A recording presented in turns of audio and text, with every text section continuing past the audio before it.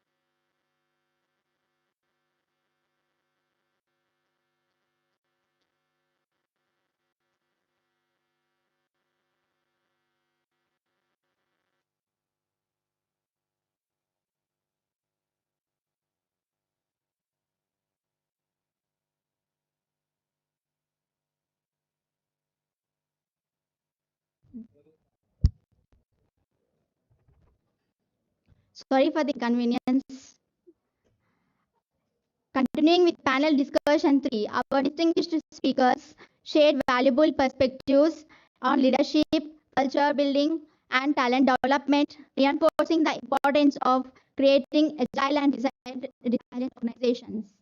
And finally, panel discussion 4 brought forward insightful conversations around innovation, entrepreneurship, and business leadership, inspiring us with real world experiences and forward looking strategies. Today, these discussions truly set the tone for what the HR SATT Leadership Conclave stands for: strategy, analytics, technology, and transformation. As we step into day 2, we continue this journey of thought, leadership, and meaningful dialogue. Today promises to be equally exciting as we dive deeper into conversations that connect leadership, vision with technological innovation, and sustainable business outcomes. Now, the panel discussions will commence. Thank you all.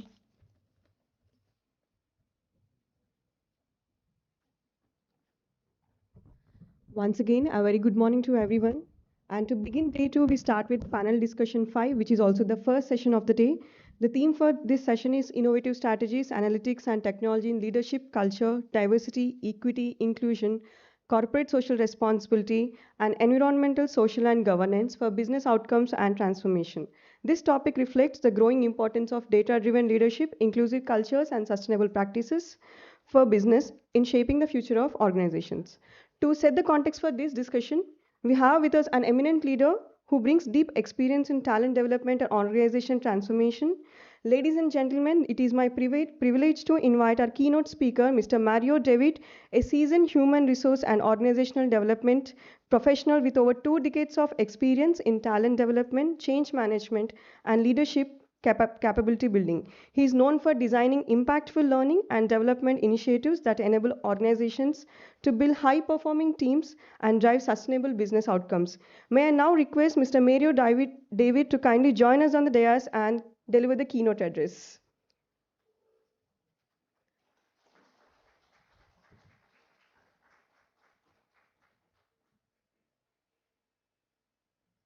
Thank you, sir, for joining us today.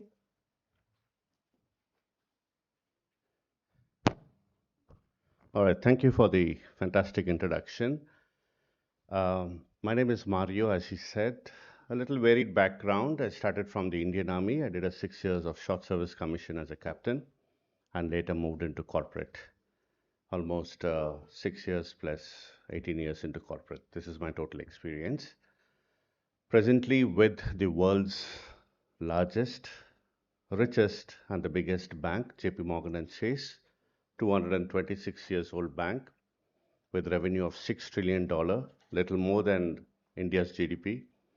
And we sustained for 225 years old.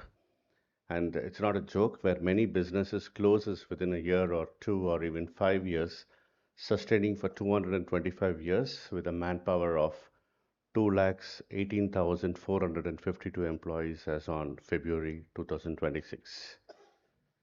So this is to give you a nutshell of the organization and the worthy to speak a little bit about why sustainability is important and above all, why diversity, equity and inclusion is so very important in today's world.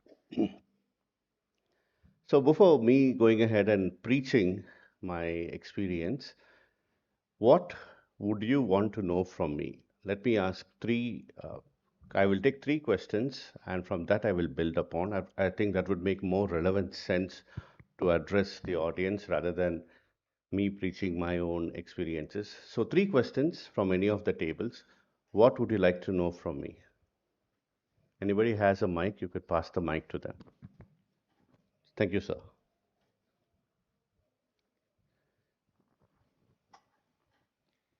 So first, I would like very good morning. You can sir. address me as Mario. Okay. I think inclusion first begins by addressing people by their name. That's my identity. Yeah. Okay, sir. Mario. Mr. Mario, I just wanted to know how does the SAT framework translate corporate strategy into specific people priorities? Which This is- framework? SAT. SAT, yeah. Okay, this is Strategic okay. Analytic Technology Transformation. Okay. How does actually it, translate corporate strategy into specific people's priority? This Okay. is what we are going to discuss today, leadership. So I just wanted to know that. Okay. Perfect. Yeah. One question is that how will this strategy, analytics, and technology will lead to people's framework? Okay. Very good question. 2 more questions we have. Feel free. You're free to use ChatGPT also and ask question because we have to live with technology. We'll we'll hear it from the other two and we'll take that as well. Let's have some diverse. Any students are here? Any students, raise your hand. I'm sure all of you should raise your hand when I ask any students because we are all students, isn't it? Right? But any students who are studying in the college who are here? You're a student. You guys are a student. Ask questions, man. Every day apple fell from a tree, right? One guy asked why the apple is falling, why it's not going on top. Because of that question, there is quantum physics, isn't it? Who's that guy who asked that? Who's the guy who asked why the apple is falling, why it is not going on top? Isaac Newton, right? So, power of questioning. Yeah. Ask a question. You guys discuss and ask a question. Sure. Uh, Yeah. Good morning, Mario, and myself Vivekana. I would like to ask because now the industry, if you look at GCCs are coming to India, uh, whereas ESG or diversity, I think we are we are under not much, to be frank, in terms of building in the organization. Okay. So how the Indian organization should prepare for this because of the GCC setup, and we are also now not, I think already existed, but in coming generation we would be in a global role, right, India? So this is my question. Thank you. Fantastic. Very profound, valid, today's question. Very good. And I like your name, Vivekananda, as well. Somebody who introduced India to the world. Thank you. Yeah, one more question. Students, you guys are ready? I'm not going to leave you all, okay? I came all the way for students because I'm very passionate about students. Ready? Ask the question. Ask. You need some time. By the time you take AI, will replace you, man. Okay. Anybody else? One more question. Very good morning, Yeah. Mr. Marius. Here, uh, I'm the PhD scholar in the School of Business. Myself, Ambati Sandeep Raju. So, what is actual my question is, so in the future of the complete AI is transforming like HR analytics and all the streams and different various organizations levels. Okay. So in w- in which transformation is going on will be going on in the future of the AI? That is a question, Okay. in the especially HR. Great. Great. All right. I will take a reference to my past career and I will start this conversation. So, in the army, there are three types of terrains that we have to learn and understand. One is, of course, the mountain terrains, second is the desert terrains, and third is the forest terrains. Because for the water, we have Navy anyway, but I was in Medium RT, Madras Sappers 326 is my unit. And to handle these three terrains, we have to undergo intense training. Let the crowd settle down. Yeah. So, number one is during this intense trainings that we undergo, we come across various hurdles. Once we came across a couple of tigers which were passing by, and that is where my colonel asked me, what is the emotion that triggers when you see a tiger? We said fear. So, how do you handle this emotion of fear when you actually see a tiger? You need to be training yourself and you need to skill yourself well so that you can handle tiger. So, today's tiger is technology or artificial intelligence, and it's nothing but it's a skill that we need to be trained. So, let's start with that note. Okay. Now, that's true. There are many GCCs that are coming up, which mean to say the world has become a smaller place. So, the golden rule is the world is a much smaller place. That means you don't know who, if somebody from the college is going to join an organization, especially a GCC, his or her reporting manager could be somebody from Poland or Czech Republic or America or Japan or any sort of country. Therefore, the mindset, it should begin with a mindset change. Because you can change your house, you can change your college, you can change your school, you could also change your wife and your husband. But if you don't change your mindset, everything remains the same, isn't it? Right? So, number one is a mindset change of diverse, how diverse is your thought process. Because as Indians, we are culturally rooted to be very, very strong in certain aspect, which means we have been brought up. A simple example, at least I've been brought up by saying, please do not talk to strangers, isn't it? Right? Your parents keep saying you don't talk to strangers. When you're growing up in an environment like that, don't talk to strangers, and today you are asking to mingle with people around, because if there is no collaboration, there is no networking, nothing works. So we are from the country where we should not talk to strangers, but it's okay to marry a stranger, right? So the point is, because the world has become small and inclusivity is so much higher, how do we break the barriers to that? I think that is the first thought over here that I want to leave. How can a student from the college, or how can a college enable students to break that barrier of a mindset of self to being more inclusive? Because if you do not understand teamwork and collaboration, you cannot survive even for 6 months in a GCC or in a corporate environment. Everything revolves. We want people to go ahead, talk to people, even though they know an answer, but talk to 5 different teams, then come with a very specific solutioning towards it. So that's the thought process number one. So that addresses both your questions. Now, second is, corporates like us, we run many hackathons, and you said you are a PhD scholar as well. We also do something called white paper publications within the corporates. And every publication or every research that they're trying to do within the corporate should have a sustainable impact, which means to say, one, of course, there would be a profitability that is involved, the return on investment. But two is, how can you do something keeping in mind the larger impact of an environment?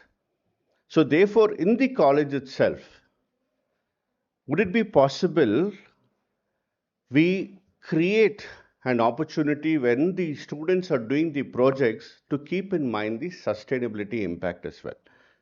Because once they come there, they're so eager to do a project, they're so eager to contribute, participate in hackathons, participate in white papers, but they do not have the thought of the environment that is there in place.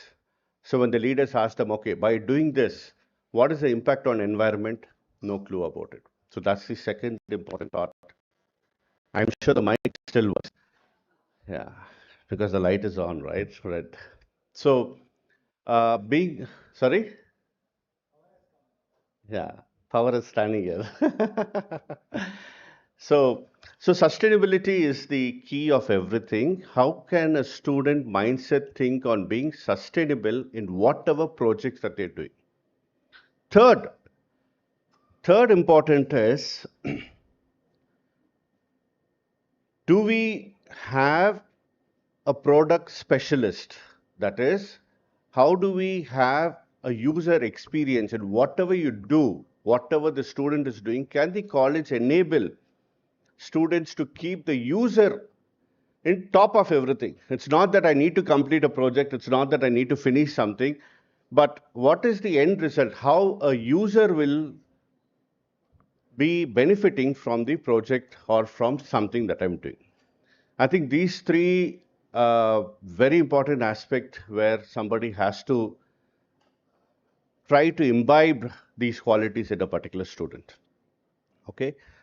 Now, on the other aspect, when we spoke about technology, you have to live with technology, which means to say there would be a core skill, which is your BSc or your BTech, whatever would be a core skill, but it's also very important to have the more skill as well, where you should be a specialist in certain particular area. You should have certain certifications in certain particular area. I think if that is not there, because the entry level jobs are different nowadays. In fact, I would not say that there would be no entry level job, but there would be a different kind of entry level job, which will be very skill specific job. So how the colleges can enable students to become more skill specific, more product specific, so that there will be a direct employability in a particular GCC or an organization. Okay, so these are the thoughts for your questions. You have two more questions, you said, right? We'll address those two questions as well. Go ahead. Where is the students' gang over there? Okay, they went to choose a question. All right. Yes, ma'am.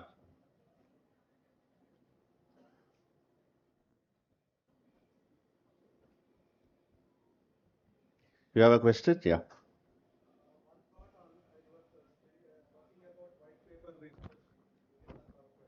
Yep.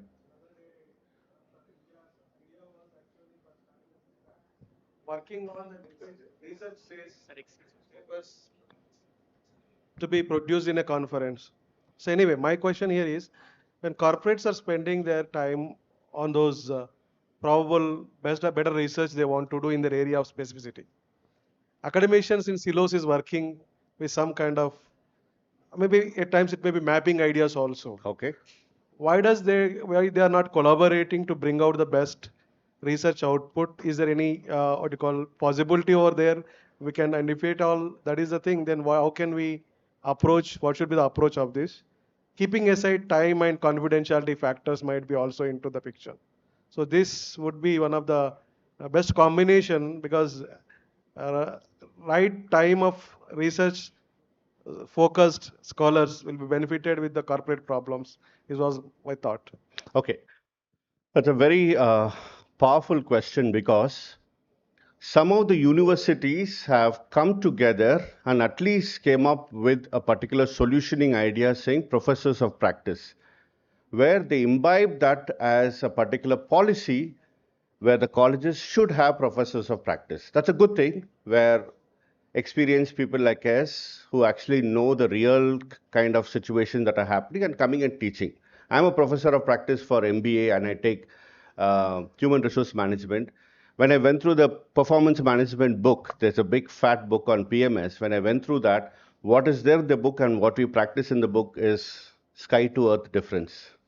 Absolutely.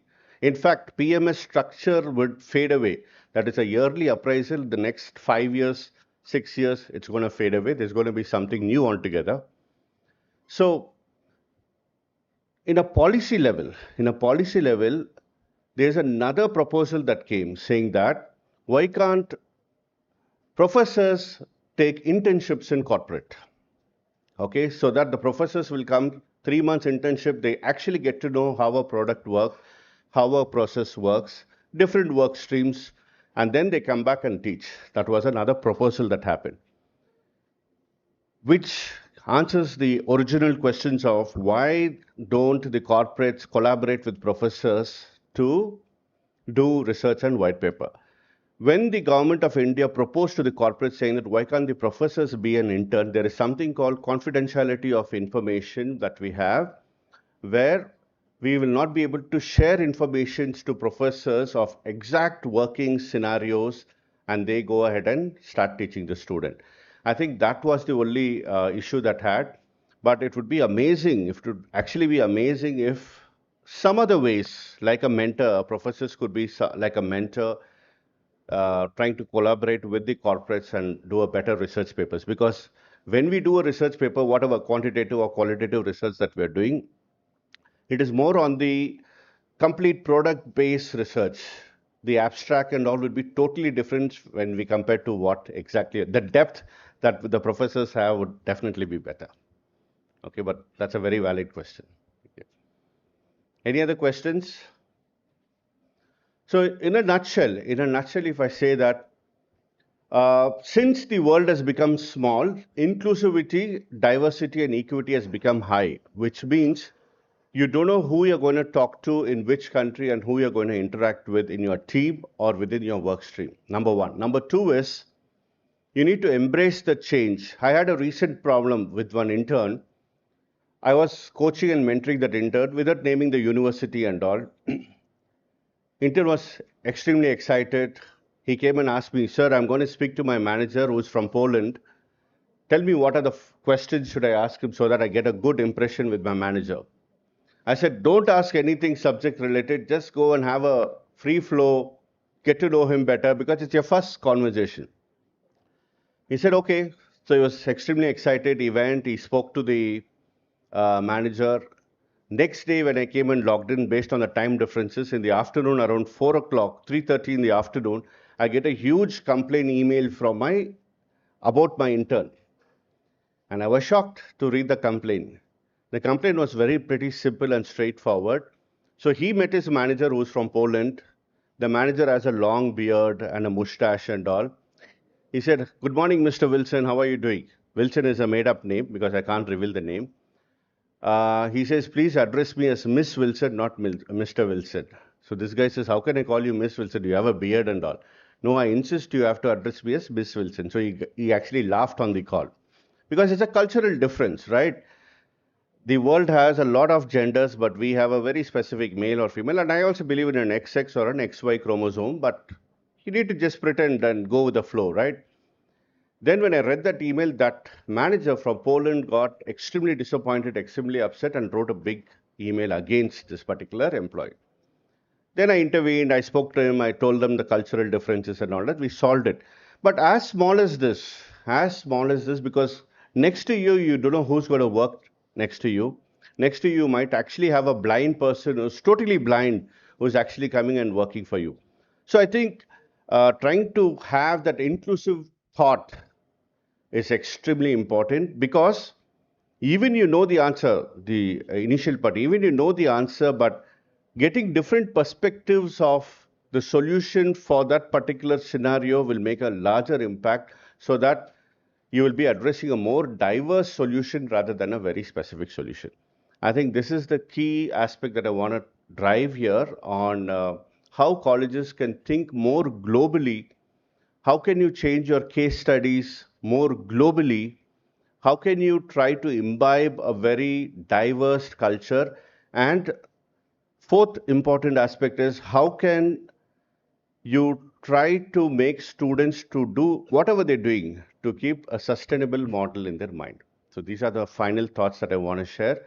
Any more questions you all have, I could take. Ma'am, you have those two questions? Done with that? Where are the students? Yes, ma'am. Sir, very good morning, sir. You are very honored from the SR University. We are pleased to ask. I am from the MBA final year, sir. So I have a question. So in many organizations, we use metrics like SAT, CSAT, and NPS to measure employee and customer experience. What government's framework do you recommend to ensure SAT-driven HR actions remain aligned with business strategy? Yeah, we use a lot of framework, but what is your actual question? What? So Relax, first what relax, chill out, take a deep breath. Yeah. What government's framework do you recommend to ensure SAT-driven HR actions remain aligned with business strategy? Okay. See, thank you so much. Okay, a very real-time question. Um, Corporates are very selfish. If I'm offering you 20 lakhs CTC, I expect 50 lakhs from you. That's the golden rule. There is nothing called, it's a contract. The reality is, it's a contract. I'll give you 20 lakhs, you work for me for 8 hours. Let me break the reality, break the ice. Anybody can break the contract. I will say, sorry, I am in a RIF, a reduction in workforce. AI has come, taken over this project.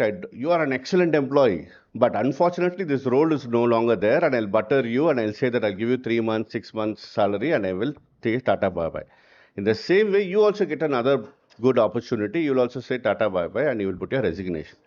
So it's a contract, number one. Contract purely based on productivity. Okay. For the product, the golden rule is productivity. For the productivity to happen, there are many matrices that are there in place. Coming back to your question, but you need to understand the genesis of it. Okay. There are many matrices in place. Why do we do a ENPS, or, for example, employee satisfaction survey? Why? Because if you leave, getting a new person, training that person, the cost is more higher than to retain a person. Simple as it. It's not that I love you, you are awesome, you have to retire here, nothing like that. An experienced person has more value add in productivity compared to a new person, therefore we want to retain. That's the golden principle. Okay. So like that, there are various matrices that we do.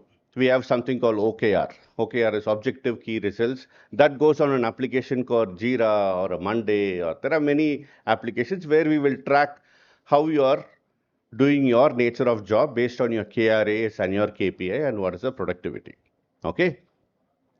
So don't fall into the governance trap of what is this, should this be there, should this be there. That the golden principle rule is how productive you are. The day you're not productive, the day that for 20 lakhs CTC, if you're not giving me 50 lakhs in return, it is redundant. Okay? So all you need to focus is how do you constantly upskill yourself? How do you constantly beat the trend which is going on into the market? If you all are focusing on that, that's more than enough. Yesterday I was in a forum, somebody asked, will AI replace trainers in one forum? AI will not replace trainers. Trainers themselves will replace trainers because whichever trainer is technologically savvy will replace the other trainers. So technology is going to be a way of life. Understand technology, imbibe technology in all your projects that you're doing. Think out of the box. Okay? Be a problem solver. Okay? Because colleges will teach you the entire knowledge, will expose you some tools. But with those teaching, how good are you into making decisions? How good can you solve problems? If that is there with you, rest everything will fall in place. That's the reality. I can also speak very nice, good English and talk about different matrices and all, but all that is a cover up. Okay? Thank you. Thank you. One, yeah.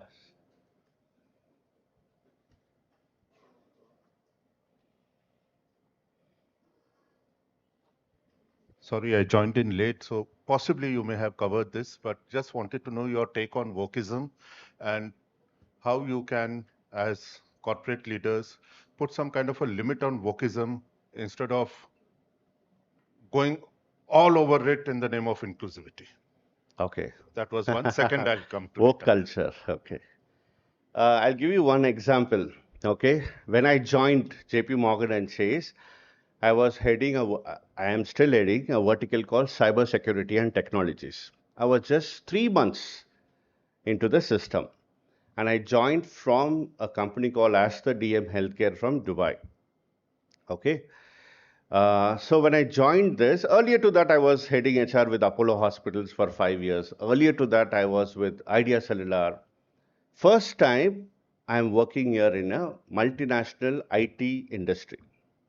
So when I joined, I was reporting to a manager in the US, and they said that now that you're leading Hyderabad cybersecurity and technology, we want you to start taking up the Pride rally that we planned. Okay? So we want you to lead the Pride rally for the Hyderabad Technology Center. I was so excited. I said, wow, amazing. Because for me, Pride rally is proud to be a part of a JP Morgan and Chase. Nothing more than that. Then they said that there is a champion from the US who's the global Pride champion will talk to you. Said, okay, well and good. So she logged on. I mean, she represents as she who gets onto a call and said, first question she asked to me is, what is gender for you? I said, gender is male and female. Then she said that I'm not asking about biological gender. What is gender in a holistic perspective? I said, in whatever perspective, for me, it is male or female, either it is XX chromosome or XY chromosome. How can you say that? She said. I said, simple. You dig a skeleton, 100 years old skeleton. After that, you can either say it's a male skeleton or female skeleton. There is nothing in between, I said. And that too coming from a strong army background. They said, again, you're talking about biological gender. Then I told her, when I grew up, as a small kid, when I go and touch and play with a lipstick or something, my grandfather used to shout to me, say that, Mario, what are you doing? Why are you playing with girls' thing? Keep that down and go play with boys. So that's how culturally I've been brought up, I told. Okay? And I said clearly, you take two males, put them in an island, take a male and female, put them in an island. After 100 years, this island will be developed. You'll have children playing around this. You will find only skeleton.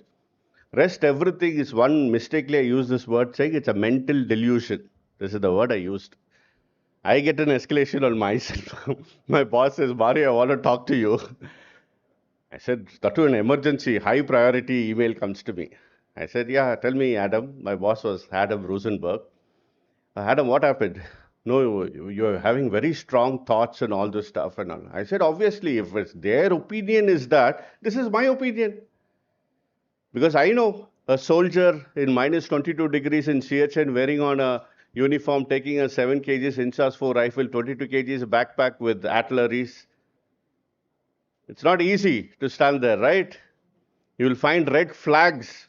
It'll be a white surface and you'll find red flags everywhere. When I was posted in CHN, I asked, what is this red flag? They said, each red flag is one soldier who has fallen into the gorge and he has died. We have to wait for the sun to come, then we can extract the body. After seeing that, somebody is asking me about different genders. It was very different. But my boss told me something. Now that you are in a global organization, whatever is your opinion, it's good, but try to be a Roman in Rome, is what he said. So I pretend now. Even if I die, I will not wear on that LGBTQ colorful ID for me. That's my opinion, strong opinion. But I'll participate. I will go there. If it's required to take 1 week leave on those weeks, I will take leave. But I will pretend and I will support the cause because when you're in Rome, be like a Roman. So this is my only thought directly. Fine. As a personal response to it, maybe that's a good strategy to find. I suppose that's what people have to do, find their own personal way instead of falling into a wave. And I mean, if Salma Hayek has to write she, her against her name, something wrong with the world, or if George Clooney has to say it's a he, I mean, what?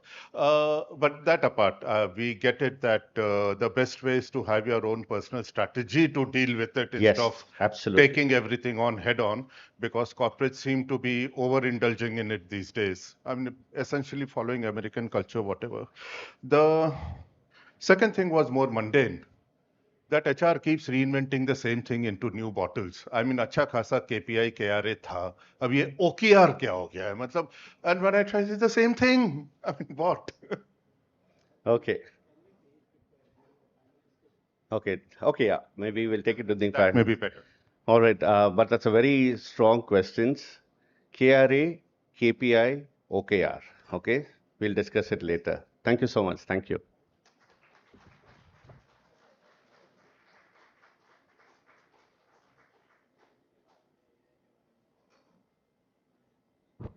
Thank you, sir, for your valuable perspectives. Now I invite another keynote speaker for today's discussion. It is my pleasure to introduce Ms. Sirisha Komireddy. She is a GCC leadership professional specializing in people advisory, HR transformation, organizational development. She is also a certified NLP practitioner with an extensive experience in leadership development and strategy. I now request Ms. Sirisha Komireddy to kindly give the keynote address. Please give her a big round of applause.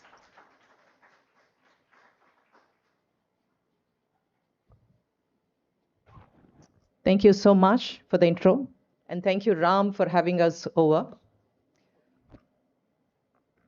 The light is too much on the face, but I'll try to manage with that. So can I ask you to bring up the presentation onto the screen? Well, I was given a topic where Ram said, can you talk about how you're innovating in the field of culture, leadership, and how are you transforming your organization with respect to DEI and, everything put into a single presentation, which is extremely hard, but I tried to do my best by bringing it up. So how many people in this group are academicians? Can you just raise your hand for me to understand? Academicians? All right. How many students in the room? All right. And how many people from the industry? Can I safely think the rest of them are from the industry? Fantastic. So before I dive deep into the presentation, which will take you through, fancy slides, I would like to understand how many of you are really thinking that you're innovating? I just want a raise of hands. And if you think you're innovating in your respective field, just a raise of hand. All right, that's a good number. So I understand that at least half the audience here who are present here in this room are innovating. Now, again, what you're innovating is different from what the other person in the room is innovating. So I'll park that question for now. Let's move on with the presentation and I'll come back to this. Now, the agenda is very simple. I'm going to cover these points, just a bit of this, and I'll also like to understand people in this room. You can also share your experiences with me because this is my lens. This is what I understand from my experience working in organizations for 24 years now. All of us, we think we are innovating, but we are innovating, and this is the inflection point for most of us. This is the moment we know that we need to get into the race. Some of us are innovating because we are told to innovate by organizations, right? So we are given a strategy, we are given a mandate by the leadership in the organization saying that, hey, bring in some innovation, right? No one has a clue what we need to innovate, but we were told, bring in something new, think out of the box, right? So that is the AI acceleration that has picked up, and everyone talks about AI. Every conference I attended to over the past few years, I think 1.5 years to 2 years, every conference. I recently came out of the ISTD, conference, Hyderabad conference, and that all spoke about AI. So every field now talks about AI acceleration. This is the moment for that, and everyone is in the race. Either they are at the starting point or the finish line, but every one of us is trying to understand what we are trying to do. The workforce disruption, there were some questions in the room. We're talking about different generations. We are working with multi-generations within our workforce. Each one thinks differently. So that is something that is happening, and we are at an intersection, I would say. Geopolitical disruptions, uncertainty that is happening. I do have a friend of mine who's sitting in the room who was supposed to get on a flight last week, and because of whatever happened in the Middle East, he's still sitting here. Thanks for that. ESG accountability, again, some of this is the strategic requirement. However, in some organization, it has actually moved beyond strategy and moved into action. So we'll just cover that a bit. Capital market scrutiny, this is another piece we are going to cover. Now, most organizations, like I mentioned, treat innovation as a lab. They're trying to find out. They have no idea, no clue, but it is treated as a lab. Some of them are actually coining a term called a digital transformation. But what is digital? What is transformation? Again, a lot of us are clueless about it. Again, most of us are also saying that this is a transformation office. But according to me, again, this is my perception or my experience says that we need 4 major shifts when you talk about innovation. The first one is ideas to execution. When you say ideas to execution, when you go into a meeting room, you walk out with 150 ideas.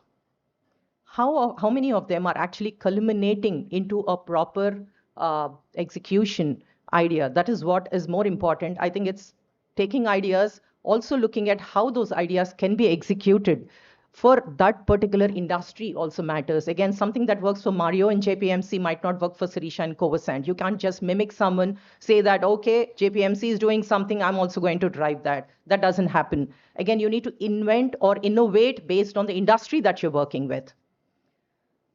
The siloed innovation to ecosystem innovation, again, we don't have to do everything. I don't have to be an expert in everything. I can always rely on my partnerships with Microsoft. Let's say I'm doing a digital transformation. I can always look at a partner and then also take that support system and then run those initiatives within the organization. If you start reinventing the wheel, trying to do something which the organization or the partners in the ecosystem are already doing, then I don't think we can make much progress and at the speed that we are looking at.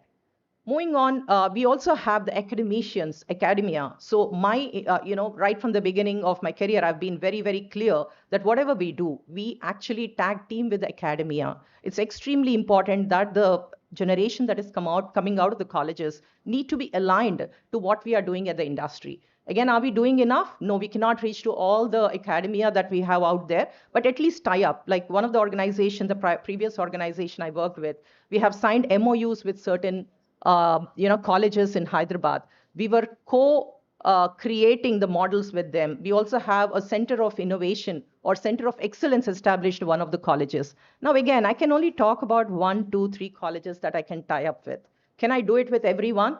No. I think the forums that we have, like Ram had created one, this is an excellent forum for us to come together and co-create or partner and take this forward.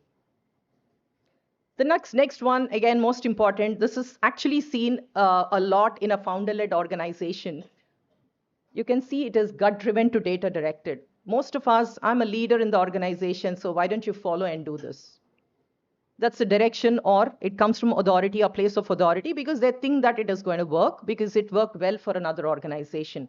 But actually, if you look at it, if you have your metrics in place, you have your data in place, you understand your organization better, you understand your business better, I think it gets pretty easy for you to plan and drive your innovation within the organization.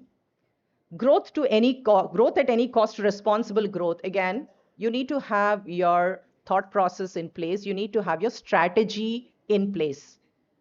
Again, I keep repeating strategy. The reason being, there are certain times when we are not in the boardroom and some decisions are taken, which is okay.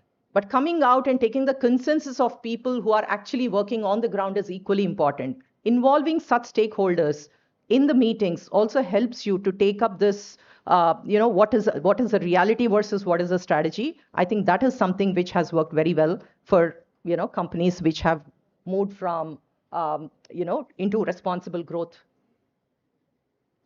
Analytics and technology. This is something which is extremely important for any organization, be it HR, be it any enabler, finance. Now, without analytics, I don't think HR is complete, right? HR today, I think a lot of students have approached me in the recent past, and every time they come to me, I say, hey, you're majoring in HR. Then they say, ma'am, can we major in something else? I'd say, please pick up analytics if that's possible, because a combination of HR and analytics is the future or the present, I would say. So that is something that I keep pushing for. Again, when you talk about the analytics maturity curve, you need to ask these questions before you actually start working on them. The first and the foremost is a descriptive. What happened? Very, very important. We start without even checking on these parameters, you tend to fail. The second question is predictive. What is going to happen? What am I going to do in the future? Is it going to stay the same? The relevance that is today can completely change to what is going to happen tomorrow. So that is something we really need to have in mind. Prescriptive, again, when you go to a doctor, typically, for the understanding of students in the room, when you go to a doctor, what happens? Do they say, hey, go for a surgery? They don't, right? What do? They start with a diagnostic test. They ask you a few questions. How are you feeling? Why do you think you're not feeling well? What is happening? How is your lifestyle? Before they actually move into the next level. This is similar to the analytics that we are working with. Not just throw anything at anyone, but then start with this model. And the fourth and the most important, and the most important is the autonomous systems that act in real time. We really need to have that in place for us to move ahead with our, maturity level. Now, again, I'm not going to spend a lot of time on this. We all know AI-driven thought process. If you look at it, we need speed, we need scale, we need to be faster than the competition, all of these things to be in place. Again, if you look at it, higher personalization. I come from an L&D background. If you really look at it, we were talking about LMSs earlier. Now, today we talk about each employee in the organization having a personalized learning plan. Why is that happening? Because each person's requirement, even if you look at a learning requirement, is completely different from their counterpart.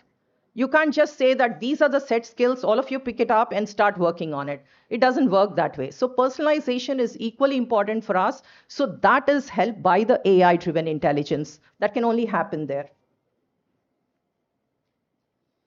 Leadership culture, the true differentiator. Again, we have to talk about culture, how culture is important for every organization. Again, this is something that you cannot ever copy or mimic another company or another college and say that this is the culture. You need to define that based on what your core values are for an organization. So I would like to just draw your attention to leaders are misaligned. I would call that out because I myself am misaligned. I don't know what I need to just put out there. When I have a meeting, I would just think out something which works for me, but maybe that doesn't really work for the larger audience that I'm addressing. So this is something that we really need to look at. Transformations actually fail because you're sitting in a boardroom and making those decisions, but people on the ground are completely not in sync with your ideation. So bring them into the forefront, have a conversation with them. I think you should take your notes into a strategy room rather than you drive your strategy and bring it down to the team and say, hey, run it.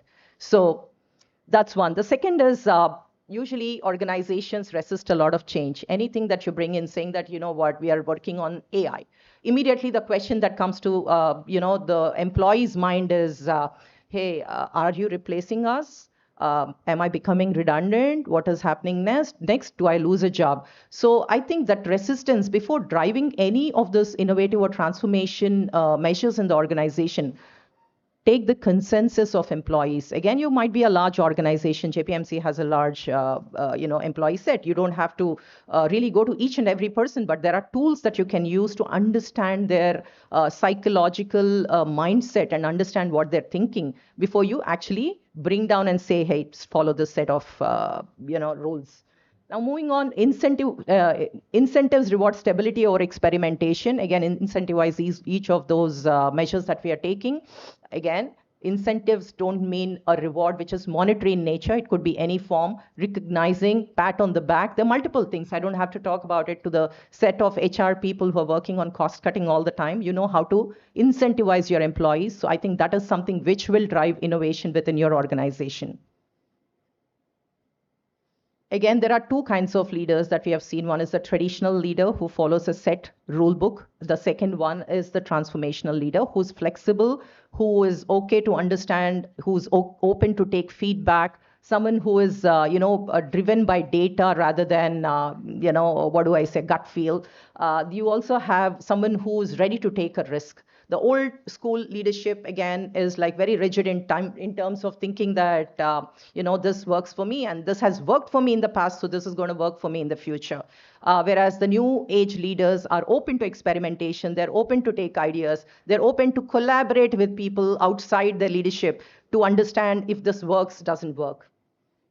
So moving on, again, we talk about leadership and culture. The new leadership equation, according to me, again, is that leaders must now lead AI-human collaboration. We always talk about human in the loop, right? We all heard about human in the loop.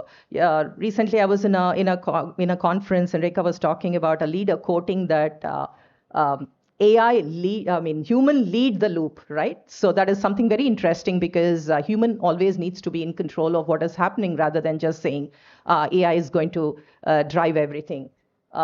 Drive skill-based workflows models, we've spoken about it. Again, personalized skilling is very important. I think something which has stayed with me over years of L&D is that competency assessment frameworks that we have built over the organization that really helps us understand where our workforce is in terms of their skill set. If they need to be ready for the future, we also need to develop those kind of incremental models, not just push it down saying that you learned 10 things today, but rather build a learning platform in such a way that they are able to do it at their own pace. It is available to them online, not like a classroom kind of a traditional setup. Also have those skill sets aligned to their aspirations. Again, I speak about it all the time. There is a 70-20-10 model that I follow when I drive my capabilities within the capability models within the organization. 70 being the organizational requirements, because we are working for a company. End of the day, you need to ensure that you deliver what the organization needs. I can't say, hey, the organization needs Python today. I'm not going to say, hey, Python is not going to work for me. You need to pick it up, ensure that 70% of that skill is imbibed in people within the organization. 20% could be the market trends. We are seeing so many skills changing in the fast evolving world that we have today. Every single day, there is a new skill which is introduced. That is something that you need to be abreast of. Ensure that all the people in the organization, or at least the technical workforce that you have, are updated on that. The 10%, which really is more like a carrot for me, it worked for me. Again, I'm not sure if it works for you, is the aspirational skill. Every person in the organization has some aspirations. While they're working for a salary, end of the day, they do have a purpose. End of the day, they want to do something exciting. End of the day, they want to learn a new skill. So organizations have not only worked on lateral growth, we're also working on the horizontal spin, where if you want to move from one department to another department, you'll be given that coaching, training to ensure that you're up and ready to take up that. next role. I think that flexibility is totally important for us as an organization or as a leader to ensure people continue to work with the specific organization. All right. Reskilling is something that I keep harping on. I say continuous learning is the only way that we survive in the organization. AI is not going to replace us, but if you do not upskill yourself on a regular basis, you don't understand what AI can do and better your game, you are going to be redundant in the market tomorrow. So that's how important it is, and the need and the time is now. All right, when we talk about the operational system of innovation, the most important thing, again, I harp on is the human skill or the human emotional quotient in terms of psychological safety. If you do not create this kind of a psychological safety net within the organization, you need to reinforce that. You can't say, I've done this today, I've opened a town hall, I had a conversation, I've told everyone, you're all safe, your jobs are safe, we're going to take care of you. That's not going to help. It needs to be part of a daily conversation that you have with your teams. Every meeting that you have, you need to ensure, you need to tell them that we're not replacing you. Humans are not going to be replaced. We are going to bring in agents, but the agents are going to coexist with you. So it's going to make your work easier, your productivity is going to increase, you're going to work at scale. These are the messages that we need to constantly and consciously send it to the team members. That will also ensure psychological safety. Cross-functional collaboration. Again, you can't work in a siloed manner. I can't say I'm HR, so I'll sit in my ivory tower that I borrowed from a friend of mine. I'm not going to sit in my ivory tower and drive everything. The transformation cannot be possible unless you work with multiple teams within the organization. You have to work, coexist with them, learn a few things, unlearn a few things, only then you survive. This is extremely important for us. Radical transparency, I spoke about it. So I would quote an example. Most organizations would have done it, but this is from my experience.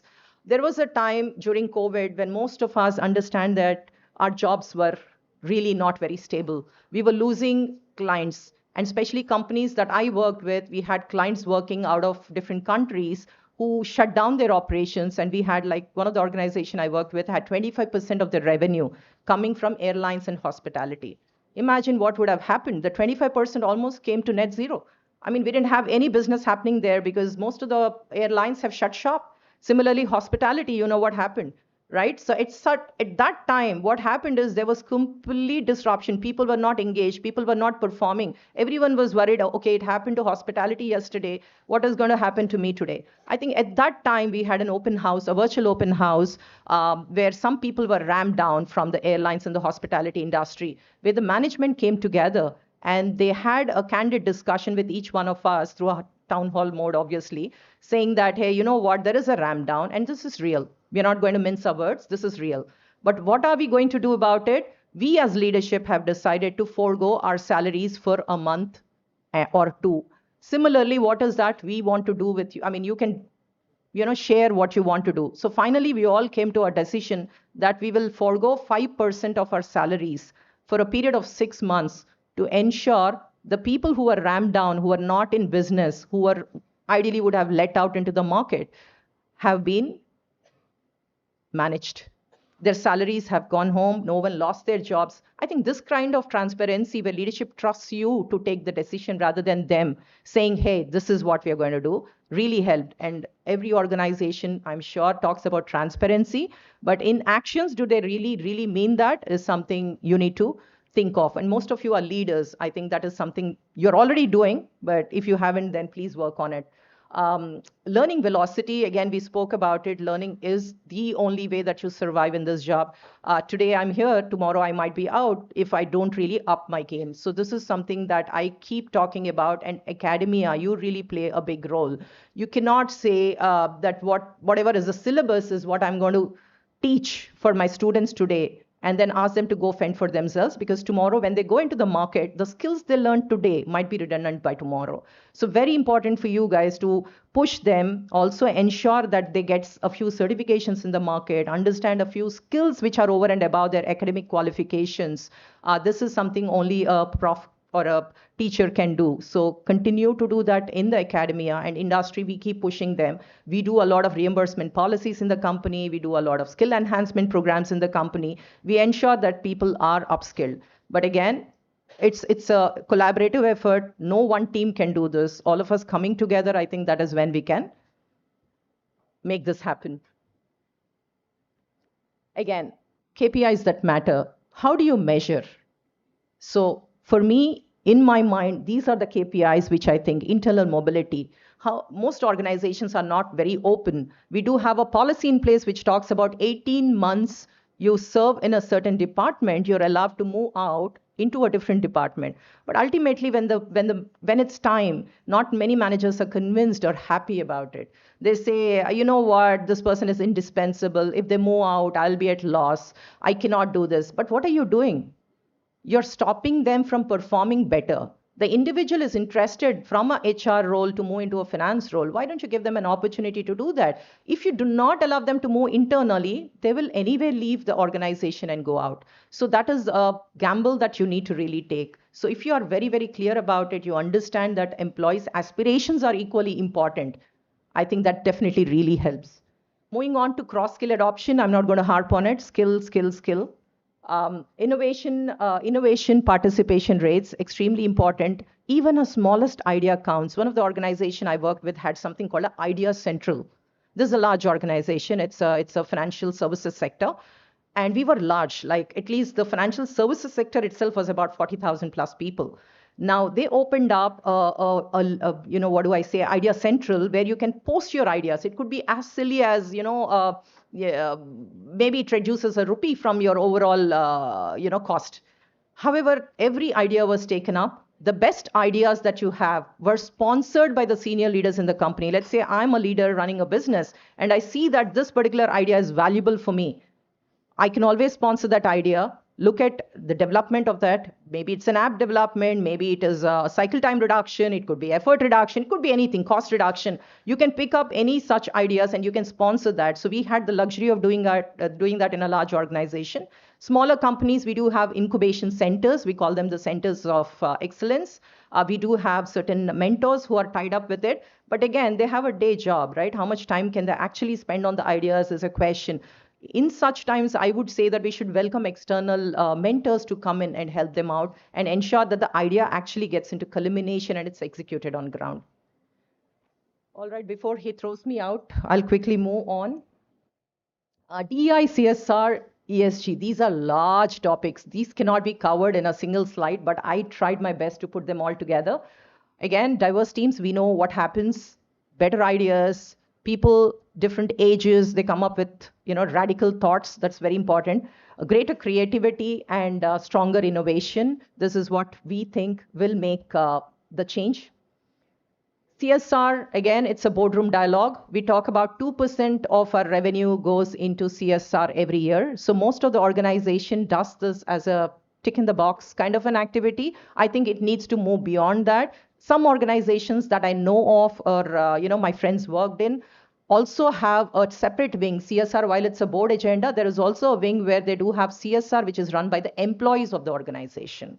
Now, it's funded partially by the company, funded partially by the employees. But if you think you have a purpose, you really want to do something from the social responsibility angle, it need not be corporate. It could be at a personal level too. So these are the things which we encourage, within our organizations. Again, digital inclusion, education and skill development, environmental stewardship. This is again mostly talked about. ESG from reporting to competitive advantage. ESG has become more of a metric now in organizations. Again, every board meeting that you have to present this information. So quickly you put up some numbers together or you work on the last day or the last month before you have a board meeting and you ensure that some metrics are shown so that you look good in the books of the board members or the investors of your company. But I think it really needs to move beyond that. It needs to have a complete transparency in what you're doing. Simple thing, again, I'm not calling out anyone. I think we all wanted to move out of plastic, but every meeting you go to, you see that every table is filled of plastic, right? Convenience. They're worried that if you have some glass in the room, that might break. But you can use steel, good old steel. But small things like this matter a lot, because every function, every wedding I go to, I can see waste of those plastics which are just sipped into and left on the tables. So this is very small, but a very, very impactful thing that you can do. Ethical AI adoption, again, AI needs to be responsible. AI needs to have its checks in place. Our organization has a control mechanism in place. We have developed an app. I'm not, again, talking about my organization per se. I'm not branding them, but we do have a control tower. While we do create agents for our customers and clients, we do have a control tower which takes care, or it also monitors what the AI agents are doing. So it's very important that you have ethical AI in place and responsible AI in place, rather than just creating agents and giving them away, right? So we heard so many hallucinations that AIs and agents can create. So we need to be very mindful while we are creating those. Sustainable supply chain, carbon strategy, we don't have to talk about it. These are things we need to be conscious about, and every person who's conscious about it can take it back to their organizations or to the society and ensure that you do those small changes in your life. I know Rekha, who's in the room, every time she goes out, I know she goes with a cloth bag. Very small thing, very subtle thing, but it's a good message. I start learning from her. Now someone learns from me. These are very small ones, but they're extremely impactful. Organizations embedding ESG into core strategy benefit. How do they benefit? They benefit from better access to capital, obviously, lower compliance risk, because you have all of those which we spoke about in place. So you ensure that there is complete compliance in place too. People can't see this, so I'm just reading it out. Stronger employer brand. And higher customer trust. Obviously, if people see that you are in place, you are compliant with your ESG, even the customers get attracted that, okay, this is the company I would like to work with. Quickly moving on, the integrated transformation model. Now, what Ram asked me to do is to put all of this together. I was just thinking, I'm an HR professional, I'm an L&D professional. What would I talk about? But actually, if you look at it, all of them cannot work in silos. You need to have them all connected. So technology, analytics, which support that, leadership, ESG, CSR, as well as culture, talks about the sustained competitive advantage that you have over other people, whether it's companies or whether colleges or whatever it is. The leadership mandate. All of us as leaders need to have a certain mandate. And you see that if you really move faster, if you talk about AI and AI is still on the drawing board, I think there is another company which can move ahead of you and they can grab the customer base that they have. So moving faster, and now is the moment. I think we're already late. I will have the technologists speak about it in the panel. Learn continuously, lead responsibly, innovate inclusively. Don't just do it in silos. Include everyone that you have who are working on that particular project to be a part of it. Another example I keep giving to the managers is when they work on a customer project. I say, did you talk to them as to why you're innovating or why you're developing a certain product or service? Typically, when you develop a product, you don't know because your manager asks you to develop a certain product or an app, you're going ahead and developing it.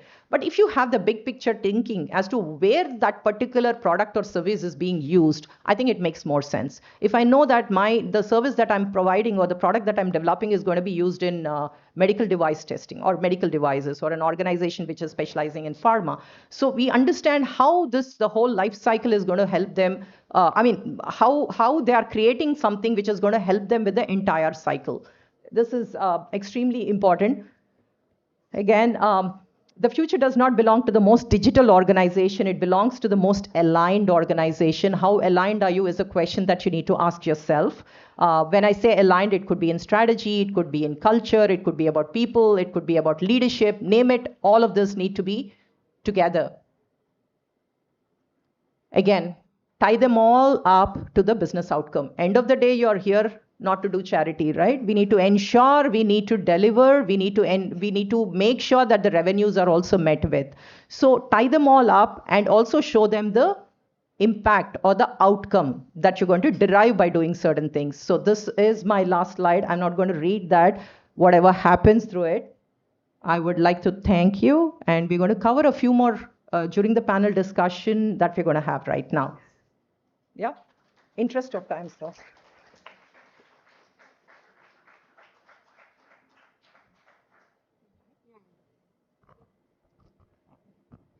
Thank you, Ms. Sirisha Komiredi, for your valuable insights. We will now take a short break for tea. Please collect your tea and refreshment that is being served outside. Bring them in, join the session. We'll resume in 10 minutes.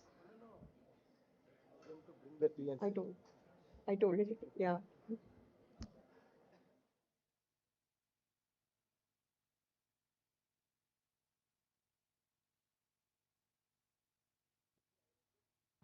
I request all of you come back fast. If we complete post lunch, we are launching People Pilot, an HR analytics platform, first of its kind platform in the country. I don't think so. Any HR professional leader, if they are using any HR analytics platform, let me know. We are first time launching in the country the HR analytics platform called People Pilot.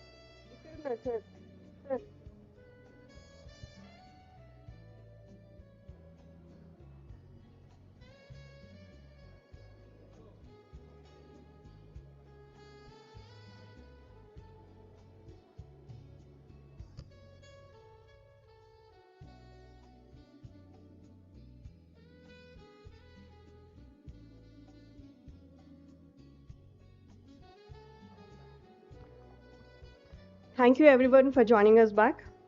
Now we'll continue the discussion for today. Now I invite the moderator of the panel discussion 1, Mr. Deepak Gupta, is a seasoned HR and organizational development leader with over 29 years of cross-industry experience across manufacturing, BFSI, consulting, fintech, and e-commerce. He has held key roles in leading organizations including Reliance Industries, RPG Group, Crisil, Bajaj Finance and Carvey Group. An MBA from JBIMS, he is known for driving data-driven HR strategies that align people, processes and business outcomes. I request Mr. Deepak Gupta to kindly join us on the dais. Please give him a round of applause. Let me introduce the panel members. Our next panelist is the eminent academic leader and institutional builder.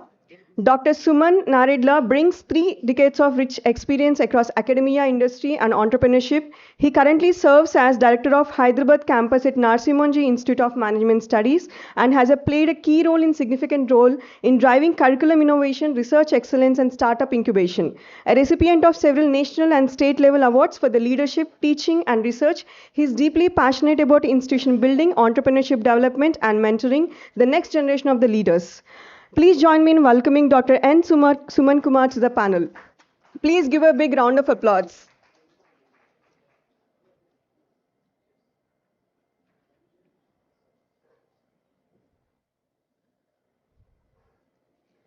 Thank you, sir, for joining us today. And sir has been closely associated with SR University with many years and has played an important role in shaping ASTRA School of Business. It is a pleasure to have you with us, sir, today. Our next panelist, Mr. Navin Samala, is a global lean business transformation leader with over 2 decades of experience, including 11 years of GE. He currently serves the global lean leader at the Connected Commerce Company. He is a master black belt from the Indian Statistical Institute, a guest faculty at BITS Pilani, a corporate mentor, and the host for global podcast, The Guiding Voice, with over 1100 episodes. Please join me in welcoming Mr. Navin Samala.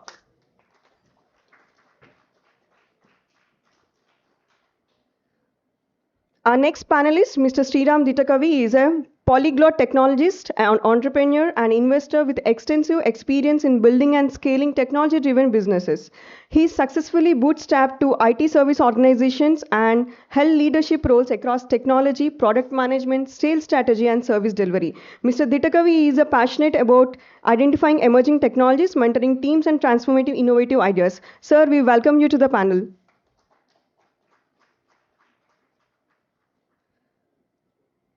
Our next panelist, Mr. Ramesh Bala, is a seasoned business leader with over 26 years of experience in sales, distribution, and marketing across industries including FMCG, telecom, mobile, and retail.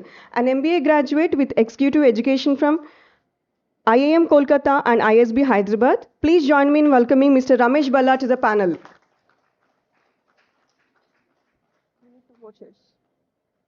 Two more chairs.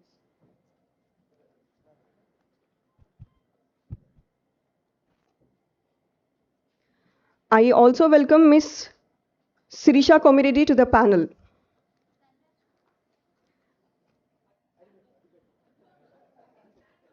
No, we have. I also invite Mr. Srinivas Vemula, technology leader striker from Chicago. Sir, I welcome you to the panel.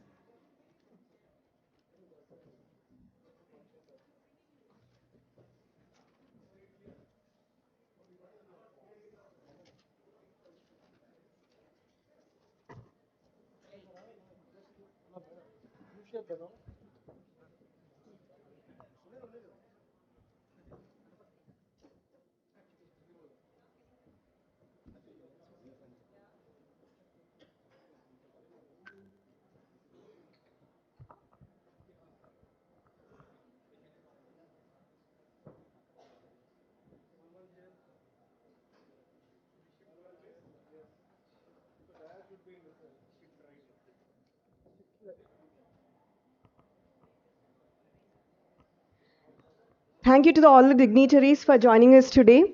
To take this discussion forward and engage our distinguished speakers, I now request our moderator, Mr. Deepak Gupta, to kindly take over the session. Over to you, sir.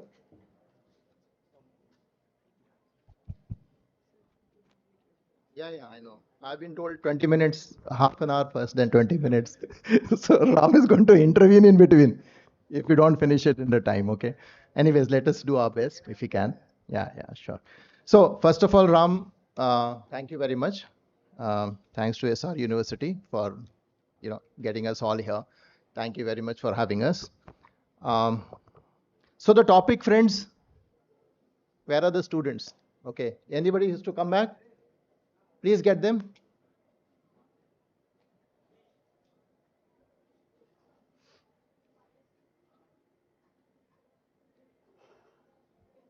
Okay जिसको बुला लो जरा बच्चों को okay, but we will not wait, so we've in the interest of time we just go ahead. So friends, the topic that has been given to us is quite heterogeneous. We have to discuss in front of you a subject like leadership, we have culture, we have CSR, we have ESG. We are trying to, so yes, there is a correlation. It all has to work seamlessly in an organization for the organization to become great. But at the same time, there are very different perspectives also. Okay, but fortunately, we have a very august panel. We have in this panel, we have great entrepreneurs here, founders of business here. We have leaders. We have practitioners, we have technology people who have run technologies, and we also have marketing gurus in the team. So it's a pretty enriched audience, and I think it would be very easy for us to try and take this concept and try and seamlessly discuss them and try and to see what meaning it derives for our students and for everybody who is present here. So without taking much time, but I'm still tempted, Ram, to just start off with saying that leadership is an area I love. I mean, I've also studied a lot of leadership, and one of my most favorite saying in the subject is as follows, and it's like a quiz. Okay, so there's been a research, okay, 30-40 years of research by someone like Mr. Ramchandra, the famous consultant, Indian consultant abroad. Okay, so Ramcharan, not Ramchandra, sorry. Ram comes in, we start thinking about only Ramchandra. So the research goes back to about 30-40 years as to why organizations who have been in Fortune 500 are not able to stay in Fortune 500 for very long. So that's a moving group. Okay, the dynamism is so much in that Fortune 500 that you find companies coming into that list and disappearing from that list at least. Okay, they would have disappeared even otherwise, but they're not there in the list. They're not able to hold their position as a Fortune 500 company, and why? Okay, so that is the kind of research that Ramcharan and his team went about doing, and they looked at data for about 30 years. Okay, so what is it that keeps you in that position for long? And the three things that came out of plenty. And the three most notable factors that came out was strategy. Okay, so are you a strategically driven organization? Are your strategies being right all the time? Okay, so they gave a lot of weightage to that. That came up as a, it flared up as one of the aspects to be kept in mind. The other thing that came up was, have you been smart enough to be in relevant sectors? So what we call sunrise sectors. Have you been part of a sunrise sector? So when it was commodity, you were there in commodity cycle. When it became IT, did you jump into that? Did you move into FMCG? Did you get into healthcare? Have you moved around as a group? Okay, so that was a very important aspect, because if you're not in the sunrise sector, currently we might say solar, EC, These are sunrise sectors. So are you a group which does that? And the third and final thing was leadership. Okay, leadership. Who's running the organization? Is the CEO or the AMD, and his leadership or his team's leadership. How good is that? Can you guess how much weightage finally the research gave to each of them? Without taking your time, I'll tell you. You might be thinking strategy. Okay, that's fantastic. How much point do you think leadership would have got? Yeah, perfect. That's the correct answer. Leadership got 83 points out of 100. 83, friends. And I was stunned when I first time looked at that research. So 83%. And strategy got barely 7%. And the rest was sunrise sector. So you can imagine the potential leadership have, it's a great driver of all success. And that's the limited point I wanted to make before I move on to my audience. We have a great audience here. We have a lot to learn from them. And my first question will go to Dr. Suman.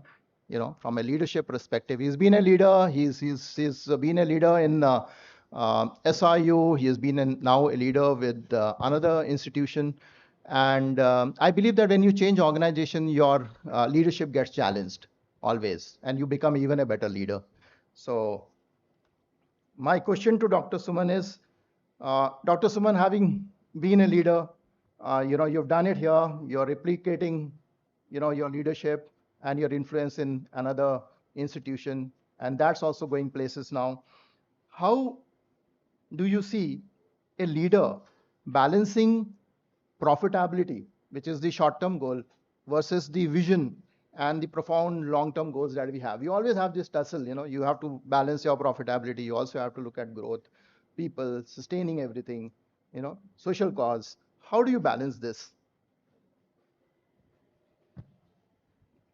Deepak, very good morning. I've been here for some time as the Dean School of Business, then now as a director for a campus in charge. So obviously in both the roles, it has its own challenges and its own basic processes and procedures to be implemented.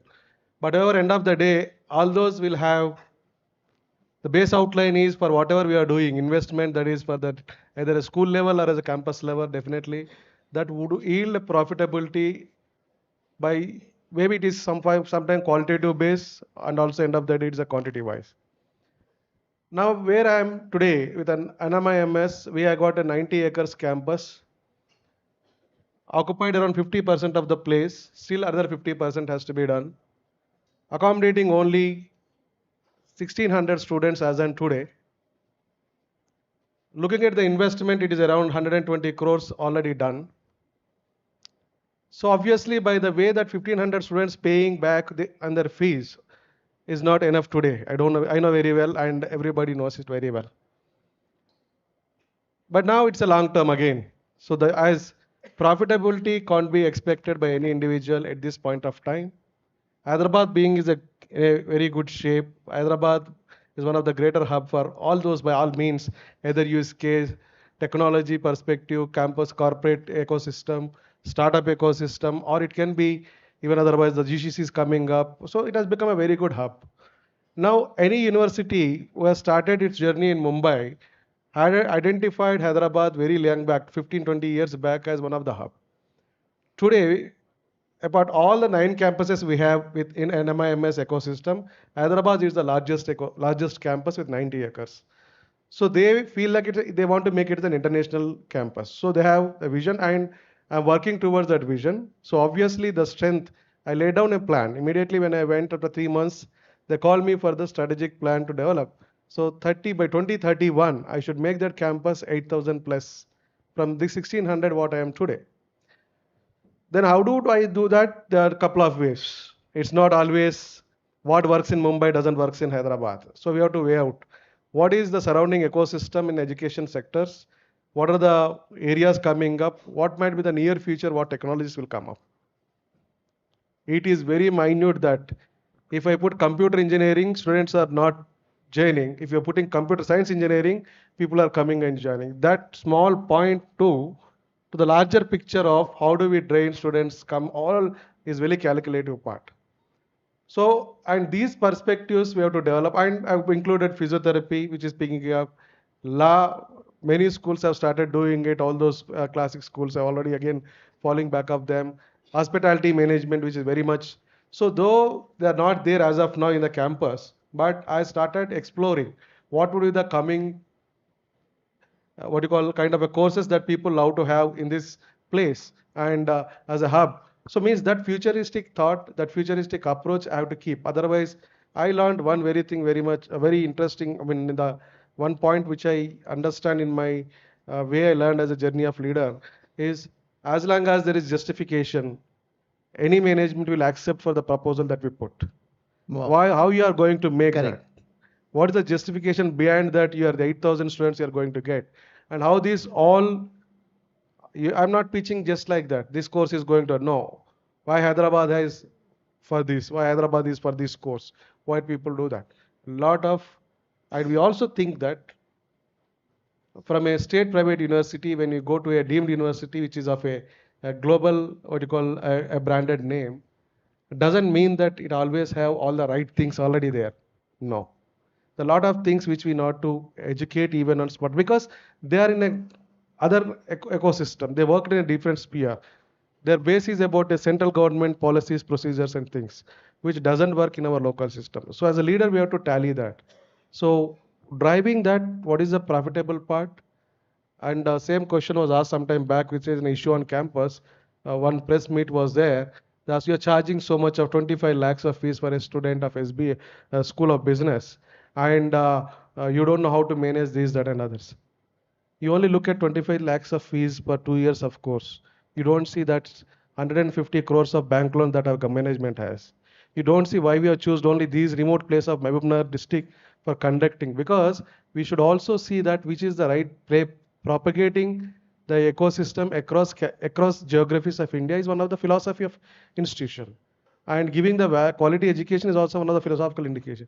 So we have lateral eminence, people with different ideologies, people with different convictions, people with different strategies, but the philosophy of management, which is reality in the Mumbai, and the philosophy of people, which is at the ground level of Telangana region, we are the Avengers to transform that into this. We have to convey this is the thought process of management, this is how we are working, and this is the future of this. And today, when I look at the balance sheet, my management asks me, end of the day, how many years it takes? It definitely takes 5-6 years to cross the break-even point.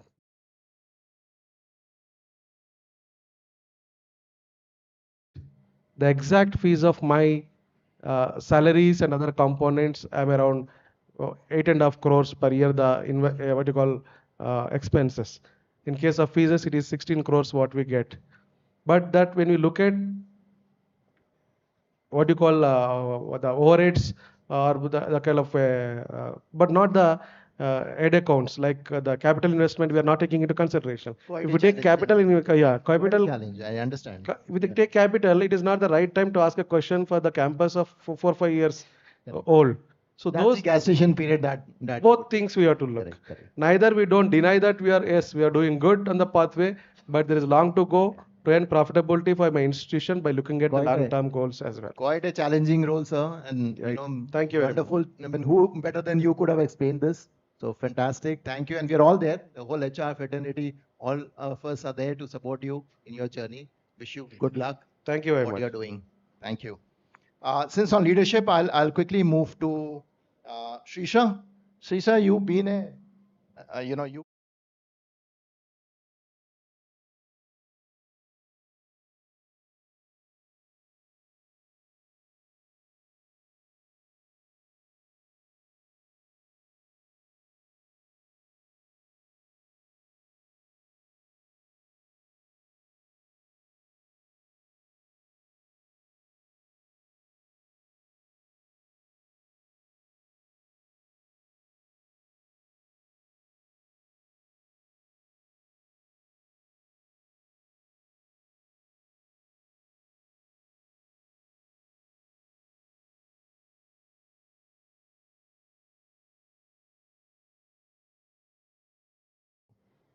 So I'll just take this narrative back to my home.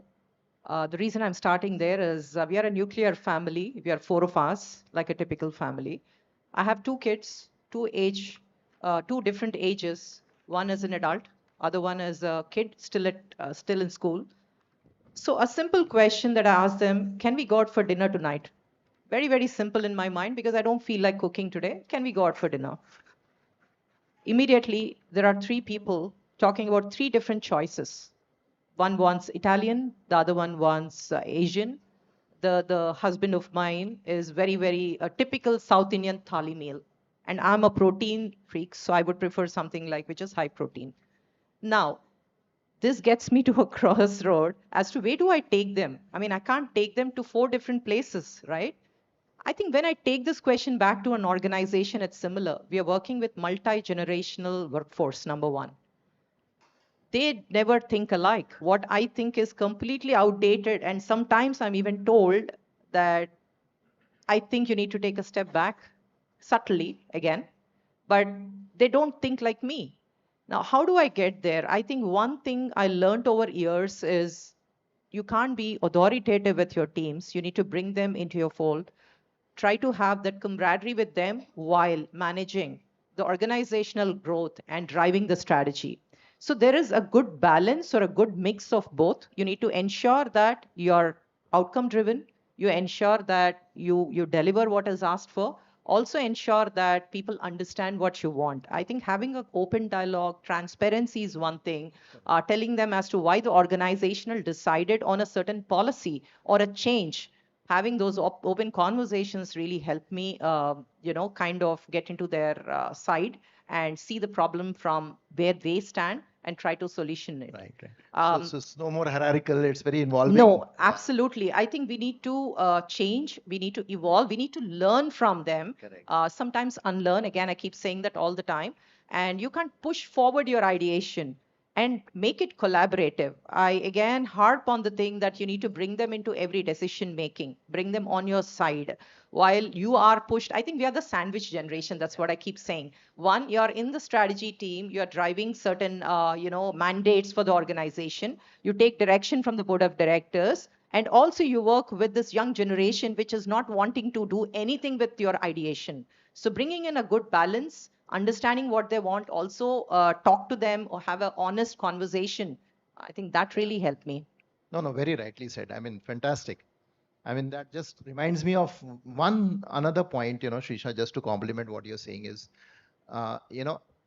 today in the age of expertise, you can't expect that the CEO or the leader would know everything, correct? And that's where we say the emotional intelligence of the leader starts playing very important role, where ego has no space. And in our ages, I mean, ego was a big thing. I mean, it was a very hierarchical kind of a methodology, and we could just go ahead with the empowerment and the power that the leader had. But that doesn't work anymore, I guess. It's very involving, as you said, very, very inclusive, very Again, collaborating. what is happening today is not going to continue tomorrow. I Correct. need to again learn, Of course. change, Yeah. adapt. Yeah. That's the way. Of course. So that's a challenge. I mean, that's how leaders are going to be. Great. Fantastic. Yeah. Thank you. So moving from Shrisha, Naveen. So you've been a transformation expert. Oh, sorry. So you've been a transformation leader yourself. You've been a black belt certified coach. You've been a mentor. You've seen transformation of the kinds, in organization. So my standard question to you would be, in transformation, which is today digital. I mean, a lot of us are doing digital transformations. A lot of us are doing AI-driven transformation. In that, how do you see the role of leaders? Has it diminished a little bit in developing the culture or giving that impetus for transformation to the organization? Is it that his role is subsided and now it's more, operational transformation? That's a fantastic question. And first of all, glad to be here. Thank you for the opportunity. I hope I'm audible. I'll just not go. Can you hear me now? All right. So I thank you for the opportunity and glad to be here. First of all, I'd like to ask one question before I go to the question that is asked to me. Who is the president that has put up man on the moon? President of the United States who has put man on the moon? Anybody? Kennedy. Kennedy, right? So Kennedy has demonstrated great leadership vision, and he has done a wonderful job during his tenure as a president. And to be honest, I still don't honestly believe whether man is really put on moon or not. Let us keep it aside. However, during his tenure as a president, he met a janitor and he asked a typical question, what do you do here? You know the answer that person has given? I'm helping this country put a man on the moon. Right? So that itself summates in terms of the leadership role, not only just putting a man on the moon, whether it is AI transformation or digital transformation, whatever transformation, leadership role plays a pivotal role. And I've been with so many organizations in my last 22 years of experience. So for currently with the fifth organization, and primarily I worked for a company called General Electric. And it is not an exaggeration if I say that people don't know about GE and the culture of GE, because GE is known as factory of leadership. Apart from that, GE is also known as a factory of change makers. Why? Because in my own span of 11 years being with the company, I've seen so many transformations. In fact, today we are talking about digital twins. You know, when GE has introduced the concept of digital twins, 2012, 2013. And we have used Google Glass at that time. We have experimented wherein somebody who is working in the oil field and trying to fix that gas pipe systems and all, diving deep into the ocean and trying to see project whatever is being visible, and the technician is guiding. So that's the kind of culture that we have experienced. And with that experience, I'll tell you, leadership is going to evolve, and it is very, very essential. And especially all of us sitting in the room, and this message is mainly for the Gen Z. Remember, leadership is not about title or number of followers that you have. People look so fancy on LinkedIn. Somebody with 100,000 followers or 200,000 followers and all. I have interacted people with just 9-year-old to 90-year-old. And I've interacted with Olympians. I've interacted with many CXOs across the globe. Only thing that has resonated very well with me is leadership is all about transparency and open communication. Just like what Mr. John F. Kennedy has done in terms of percolating that vision to the janitor level, if you also as an organization leader are able to percolate your vision down to the frontline worker, then you are going to do wonders, whether it is AI transformation, whether it is business transformation or digital transformation. And I'll tell you so many examples, and of course, due to limited constraints, I'll talk about one positive and one negative without naming the organization. Fortunately, I had an opportunity to work with wonderful leaders who are really good at communication, good at percolating that vision and everything. So one thing is I came across a leader who is textbook based, which means they are put up in some role as a head of business transformation. Not a black belt certified, not even a green belt certified, not even, forget about master black belt, not even aware of what Lean Six Sigma is all about, what business transformation is all about. Since she's part of, okay, sorry, I have disclosed the gender, but since the ex-person was part of that particular C-suite, she got an opportunity to just change her seat. And the way it was driven, right, there was no transparency. And in fact, between me and her, there is one more leader. And what she told me is, you drive the project management organization and we are resetting everything and we have to set the benchmark. And at the same time, she's telling the same message to her direct report also. And she's trying to create the particular riff. That is one side of it.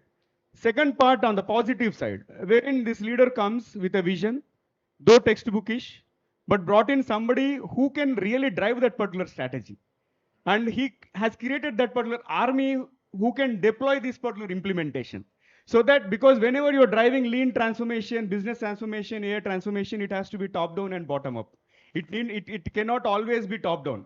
Because people should know what we are doing, why we are doing. If you are convinced, then wonders can happen. And most importantly, one of the aspects that Sirisha has mentioned, right? If at all somebody has to have that entrepreneurial mindset, we have to win together as a team. If you are having siloed mindset, you are not going to win.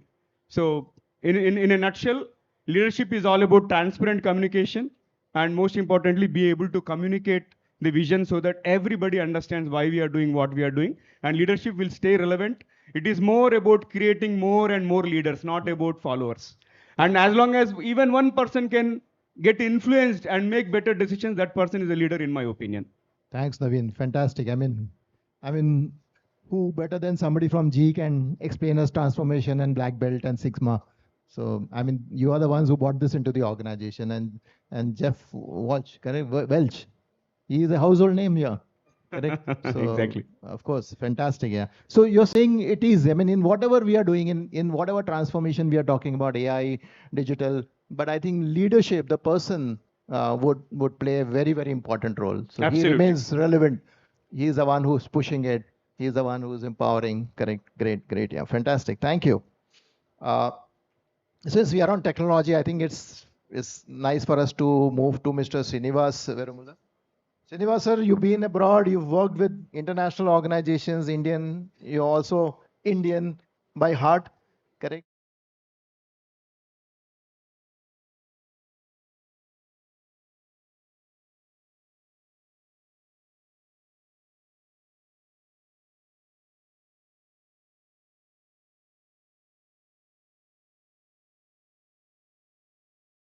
Um, DEI, so much of work happening in that area, sustainability, leadership, CSR.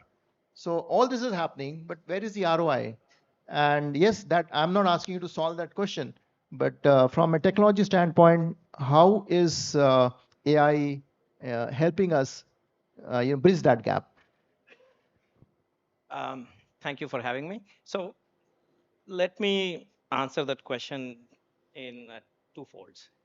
One, first I'll ask a question because this is also about you had AI in the question.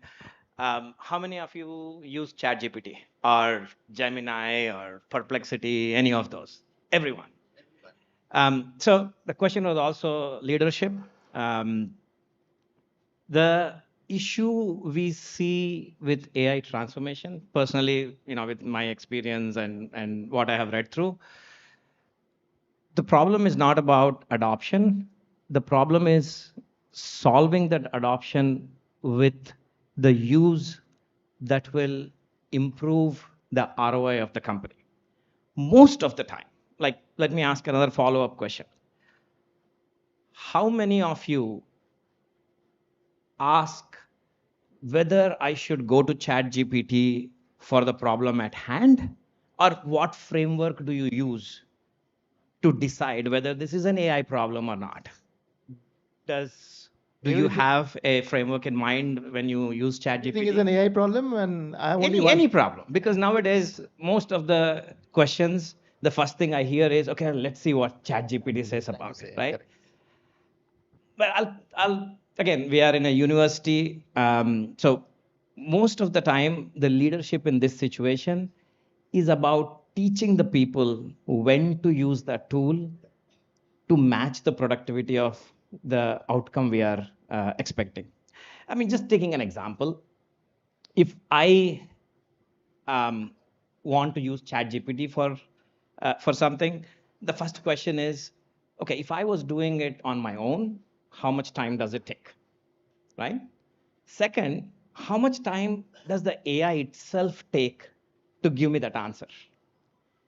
The third is, how much do I know about that AI that I can assess the probability of a good, successful, succinct answer coming out of it?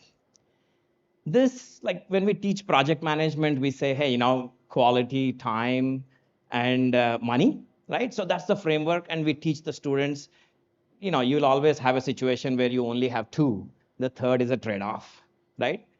Like the example I was taking, we do have a framework there. So that's a triangle, which is how much time the AI takes, how much time do I take, and what's the confidence level I will get out of the answer.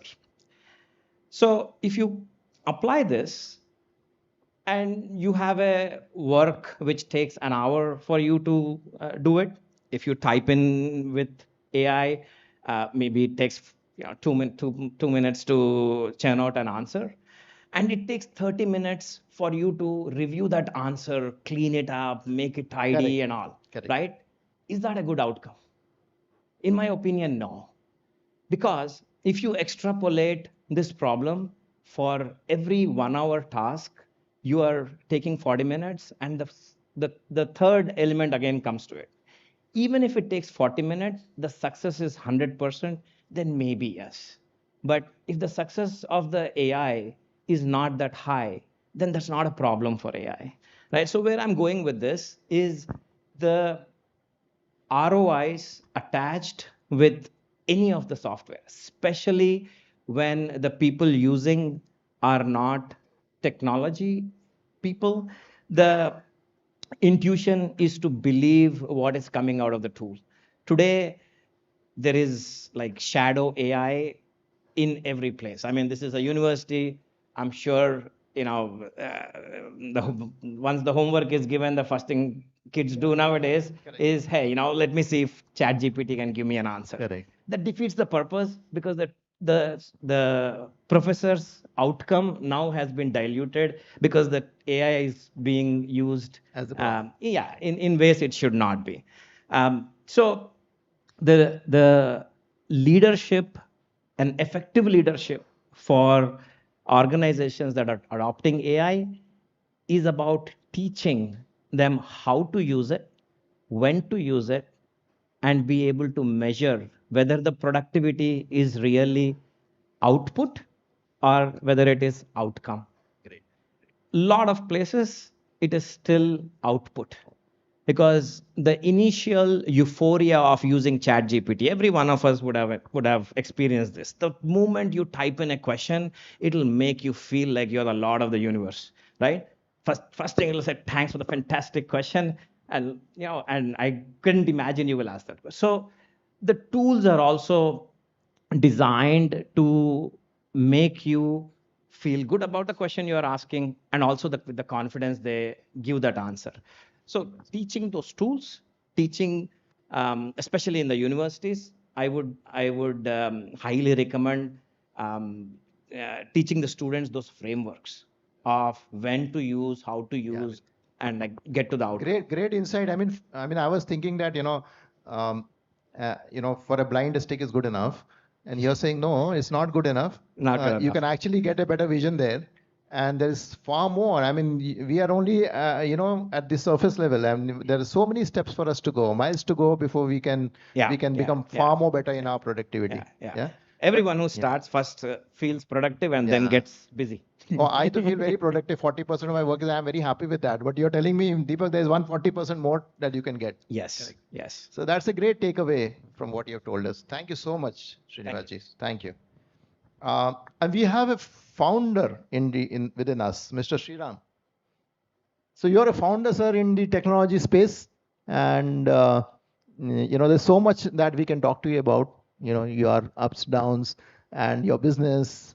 But I think for all of us here, lot of us are budding entrepreneurs, forced entrepreneurs, students here. What is your two piece of advice for people who are getting into entrepreneurship? Yeah. Thank you for having me here. Good afternoon, everyone. And also thanks for the opportunity to answer that question.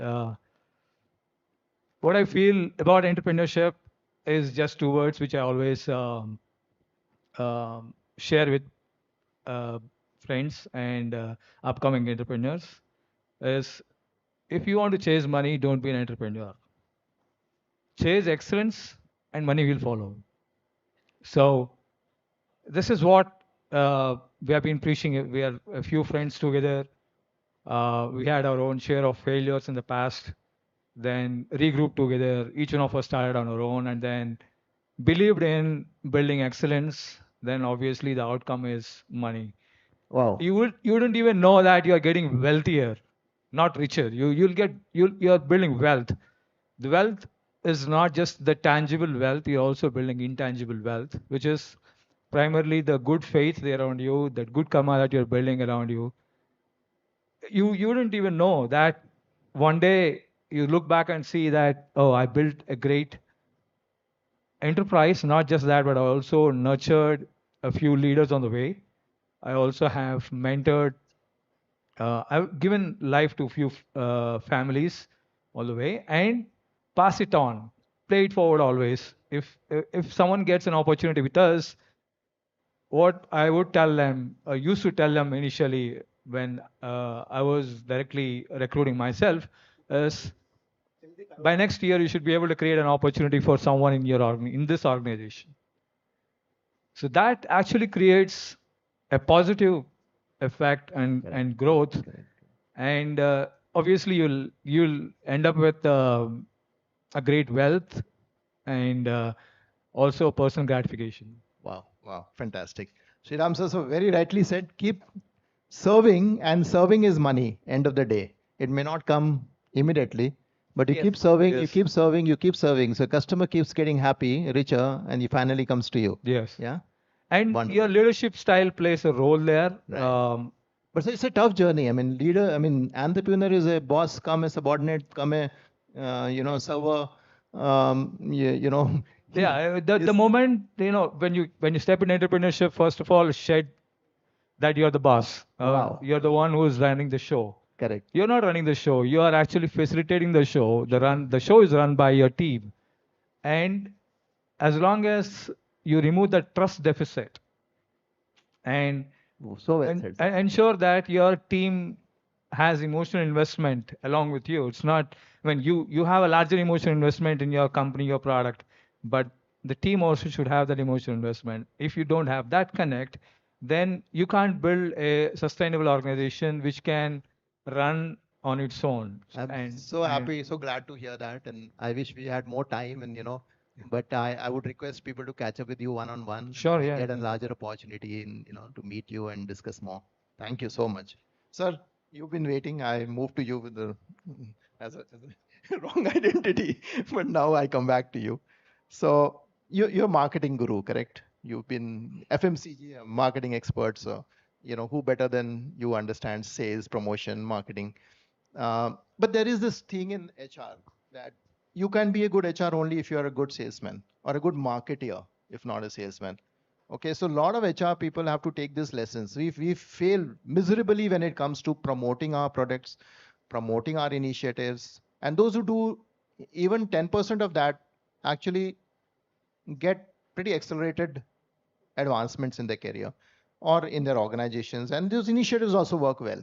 So I want you, sir, to look at it from that angle and give us a few lines about how do you think HR guys should learn from marketing. So I'm a little comfortable in standing. Thank you. Quickly, how many of you seen banana vendors in our streets or towns? Banana vendors, kela bechne wala. All have you seen? All of you bought kela from there? Yeah? What is the mode of selling? What he sells is kela, right? Banana. What is the way of selling? The product is visible. No, it's just visible. The product is visible. That's it. Kela is visible, banana is visible, but still he shouts. Right? Yes.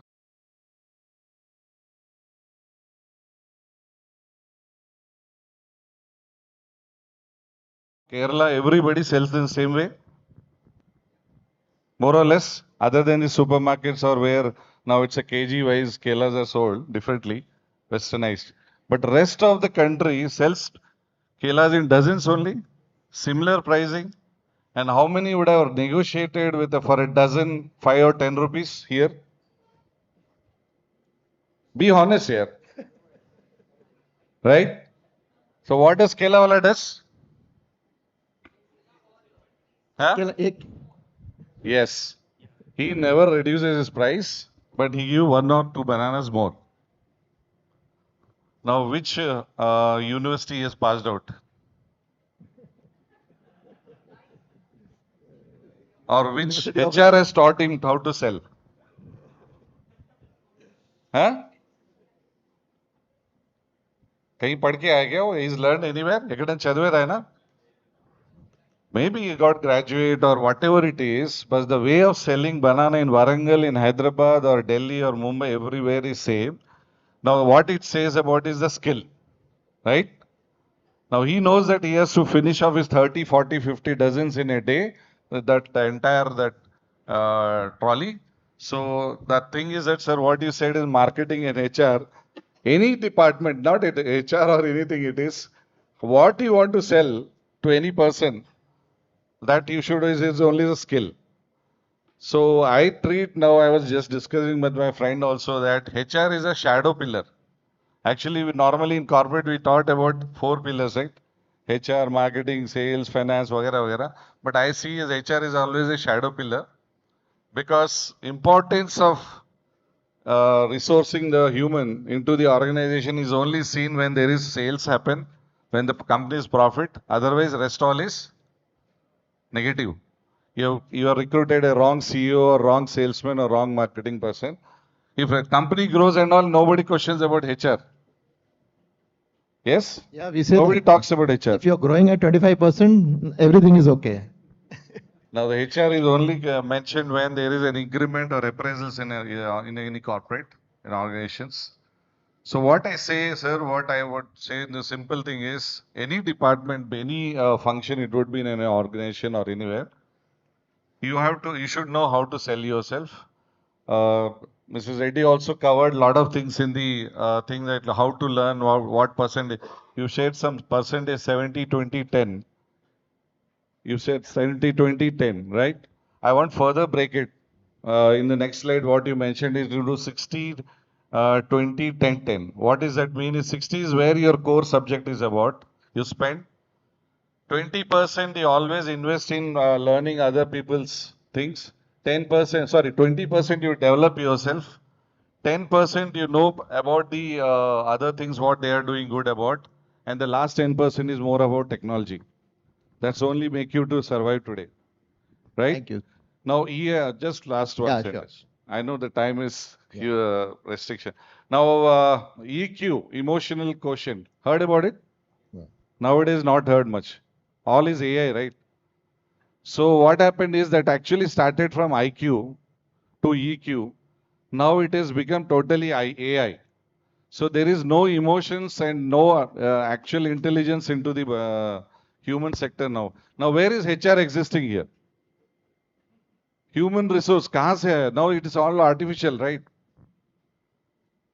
Now that's everybody has spoken about it. So where you have to put yourself is go with the technology, pace up with the technology, learn whatever the books and colleges, universities are teaching you. Learn from the gurus what they are teaching you properly because they would have experience in the past. What I have seen in 2.5 decades in my life, now I am also dealing with Gen Z in my organization. So that guy doesn't even listen to me when I keep telling in half an hour whatever I train them, try to say how sellings can be developed, and then he doesn't even bother to see. They are into their world. So this is the world, guys. Like what the important is, the basics is always what books and gurus teach us about. And only the best guys can come out very well or grow can in the careers is you're touching the pace of the technology. Okay, thank you. Thank you. Thank you, Rakesh. Fantastic. Ramesh.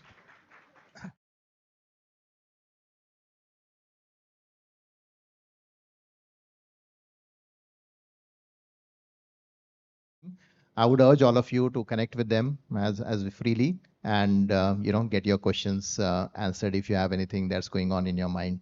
Thank you very much once again. Thank you for all of you. Thank you, Pat.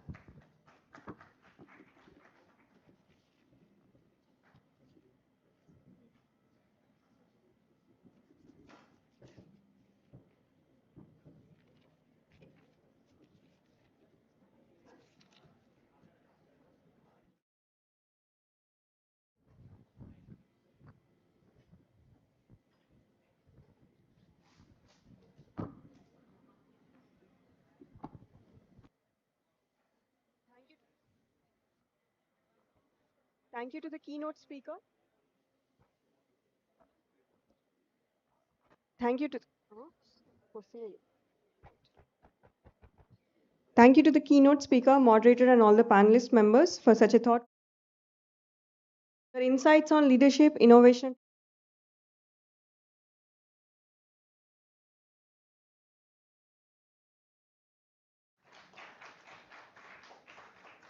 As a token of gratitude, we will now present mementos to the keynote speaker, Mr. David Mario and Ms. Sirisha Komireddy. I request you to come on to the dais. I also request Dean, ASTRA School of Business.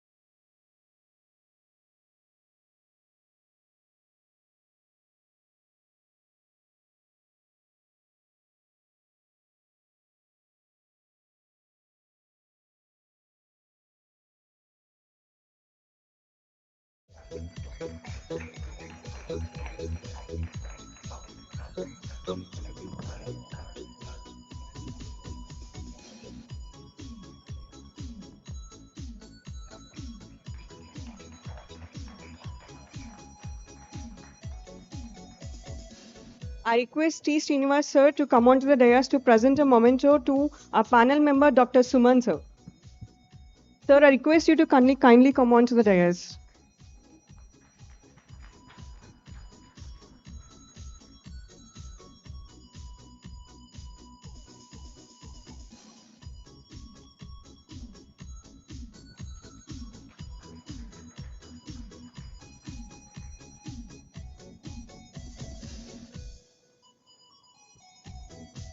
Next, I invite Mr. Naveen Samala to come on to the dais.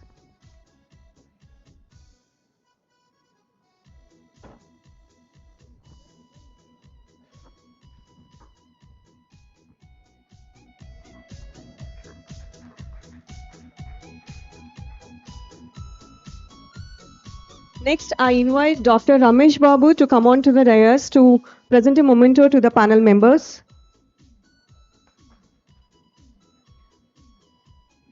I invite Mr. Sriram Ditakavi to come on to the dais to receive the token of appreciation.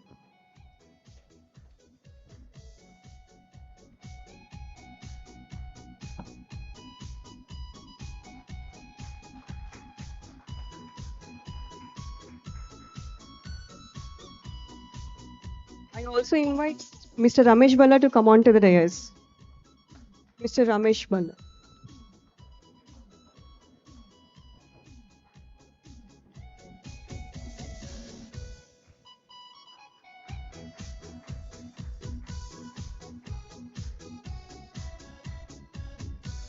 I also invite Mr. Srinivas Vemula to come on to the dais to receive a token of appreciation.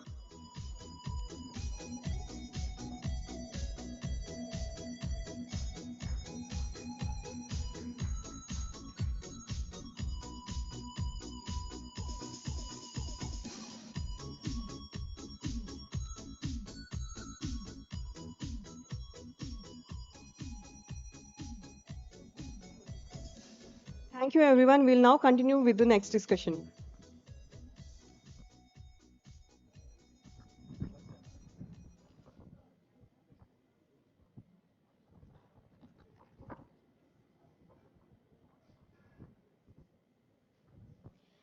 Thank you once again to our moderator, distinguished panelists of the previous session for such an insightful and engaging discussion. Let us them give round applause to them once again. We now move forward to our next session, panel discussion 6. The theme for this session is innovative strategies, analytics and technology in strategic HR and business partnering for business outcomes and transformation. In today's rapidly evolving business environment, HR is no longer just a support function. It has become a strategic partner driving organizational transformation, talent innovation, and sustainable business growth. This panel will explore how analytics, technology, and strategic HR leadership are shaping the future of organizations. To set the context for this important discussion, it is my privilege to invite our keynote speaker, Ms. Neka Narendra. Ms. Neka Ranendra is the Vice President and Head of HR at RealPage and a distinguished global HR leader with over 25 years of experience across IT, BPO, and manufacturing sectors. She is widely recognized as a workplace transformation expert, leadership coach, and employee experience advocate, and also played a significant role in building high performance workplace cultures. May I request Ms. Rekha Narendra to kindly join us and deliver the keynote address. I invite you, madam, onto the dais. Over to you, madam. Yeah, I'll use that.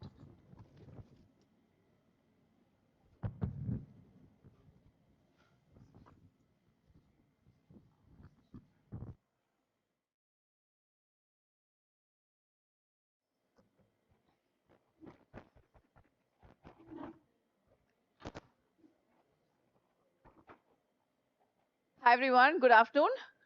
Am I standing between you and lunch? No? Okay. Great. Lovely to be here. Thank you, Ram, for having us here. And a topic which is very close to my heart.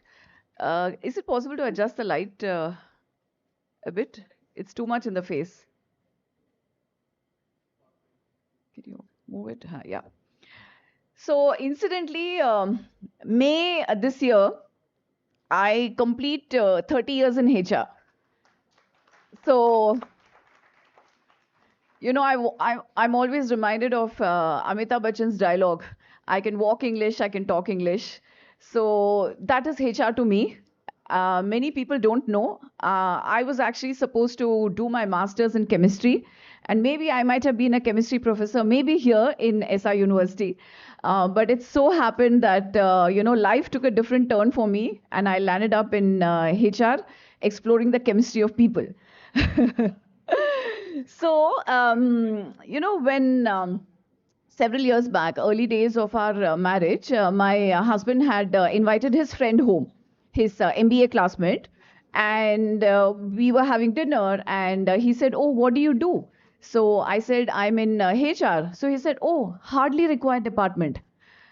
So I was obviously very angry because I told you, right? I'm very, very passionate about what I do. And then, you know, I gave him a big lecture on what HR is and, you know, spoke to him about it. And also, if you see, HR as a function has evolved tremendously. And I think I can stand here and say with confidence because I've seen it over the past, you know, 28, 29 years as to how it has evolved from being just a transactional function to today having a seat at the table.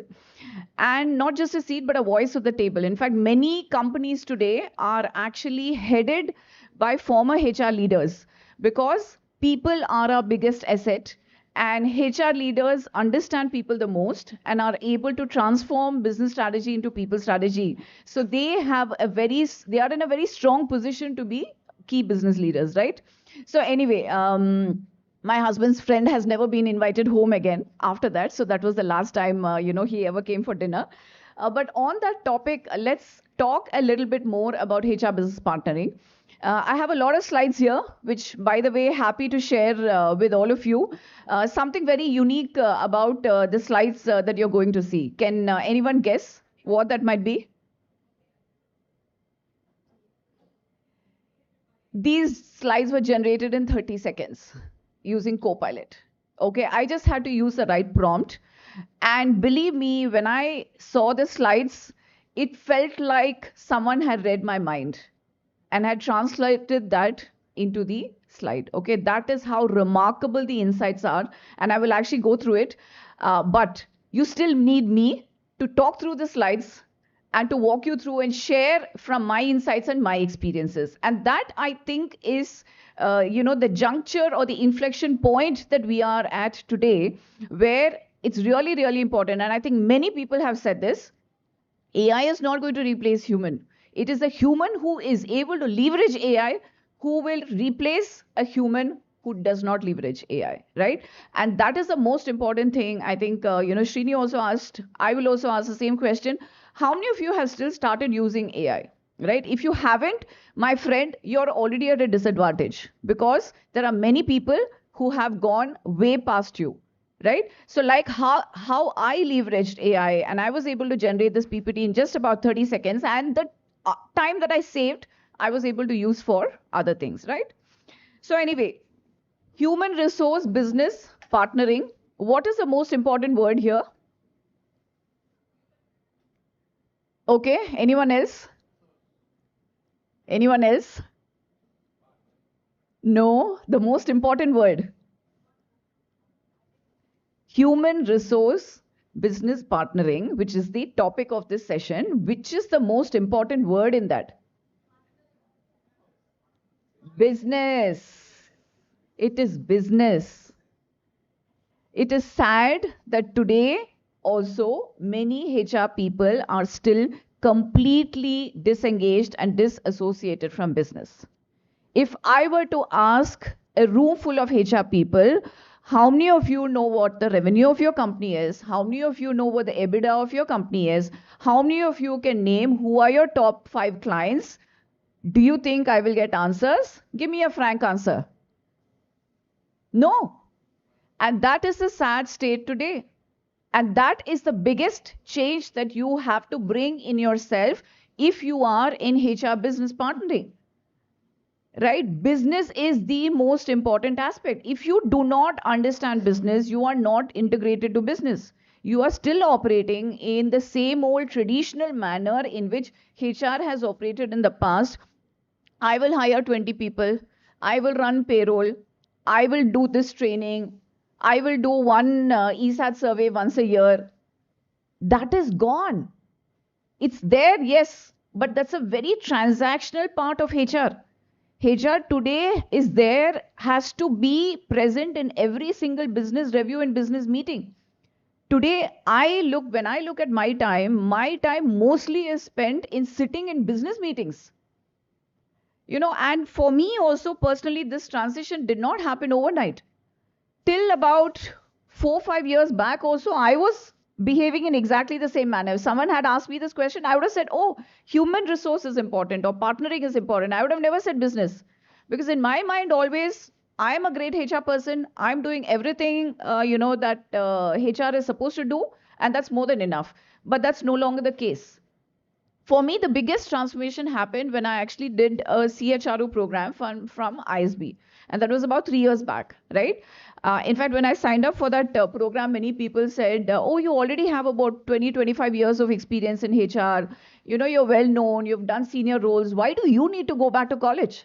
But I strongly felt that our world is changing so much. And along with that, the role of HR is transformed immensely. Right? And if we as HR, professionals do not understand it, we are already way behind others. And that's the reason why I went for that program. It was a 7-8 month program, quite difficult because I had to also manage it along with my full-time job. And do you know which was the most valuable session in that? It was a session on strategy, which was done by one of the topmost faculty of ISB. For 1.5 days, we discussed organization strategy. We discussed why organizations behave the way they do. How do they come up with business strategy? And how does that then translate into organizational models, organization structures, organization hierarchy? How does that then translate into talent strategy, into people strategy? Right? So I can go on, but that is the day when I came back and I also started understanding my own company strategy better. You know, why are we aligned the way we are? Why do we take the decisions that we take? Today, if Trump makes an announcement sitting somewhere there, thousands of miles away, it has an impact across the entire world. Yes or no? Yeah? He makes one announcement on tariff and that is it. You know, there is collapse everywhere. And what does that impact you in terms of people? We all are in people intensive industries, right? Automatically, it has an impact. When COVID hit us, overnight, there were sectors which shut down completely, and overnight sectors grew like 1000%. Zoom was unheard of, and overnight they had a huge growth. What does it mean for you as a talent professional?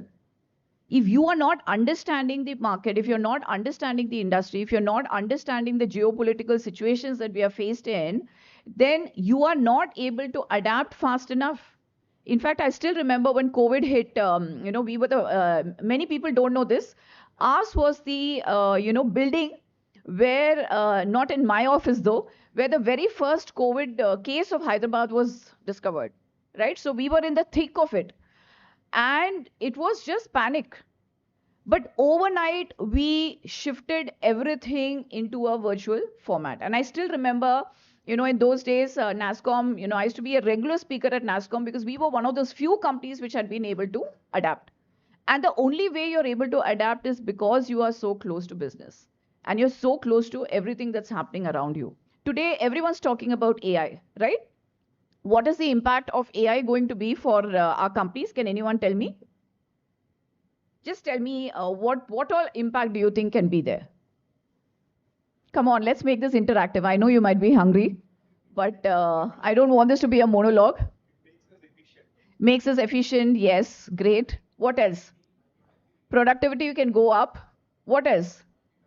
Multitasking, upskilling. You all are telling only the positive things, huh? What else? What is the fear? People will lose jobs. Yes, that is the biggest fear, right? That is what everyone is worried about. That is what everyone is talking about. What will happen? What will happen to our jobs? What will happen to us? In every roundtable that I do, in every employee forum that I do, that is the biggest question that is being asked. Now, what do you think if you are a HR business partner? How will you approach this? Anyone? Just try and answer this question. This is the situation. We all are facing the situation, very real life situation, right? Fear of losing jobs. What will you do if you're a HR business partner? How will you handle? Or at least what will you think of doing? Upskilling, yes, fantastic. What else? Coaching. Yeah. Yeah. Yes.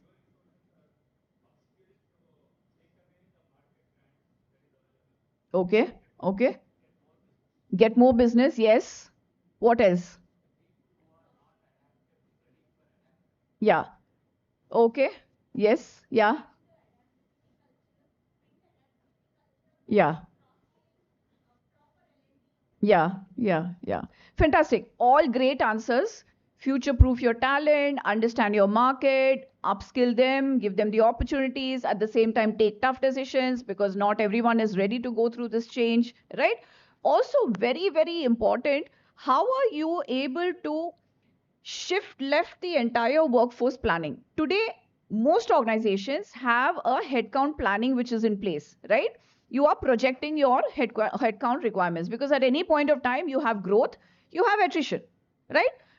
Attrition may be 8%, 15%, 20%, whatever, which you typically have to backfill. Now, if you are so proactive in being able to do an effective workflows plan, you will automatically be able to integrate AI into your workforce planning so that you never have to land in a layoff situation because you have done such a fantastic balance between your hiring and the efficiency gains that you're getting through AI. And between the two of them, you are able to land in a situation where you are doing optimum hiring for the right skill sets without having to do layoff. I know it sounds idealistic, but that is where our mind has to go, and that is what HR business partnering is about. Today, how many HR business partners are even involved in workforce planning? Most often, if you ask, HR, they say, yeah, TA does it. TA does the hiring. My job starts after the onboard.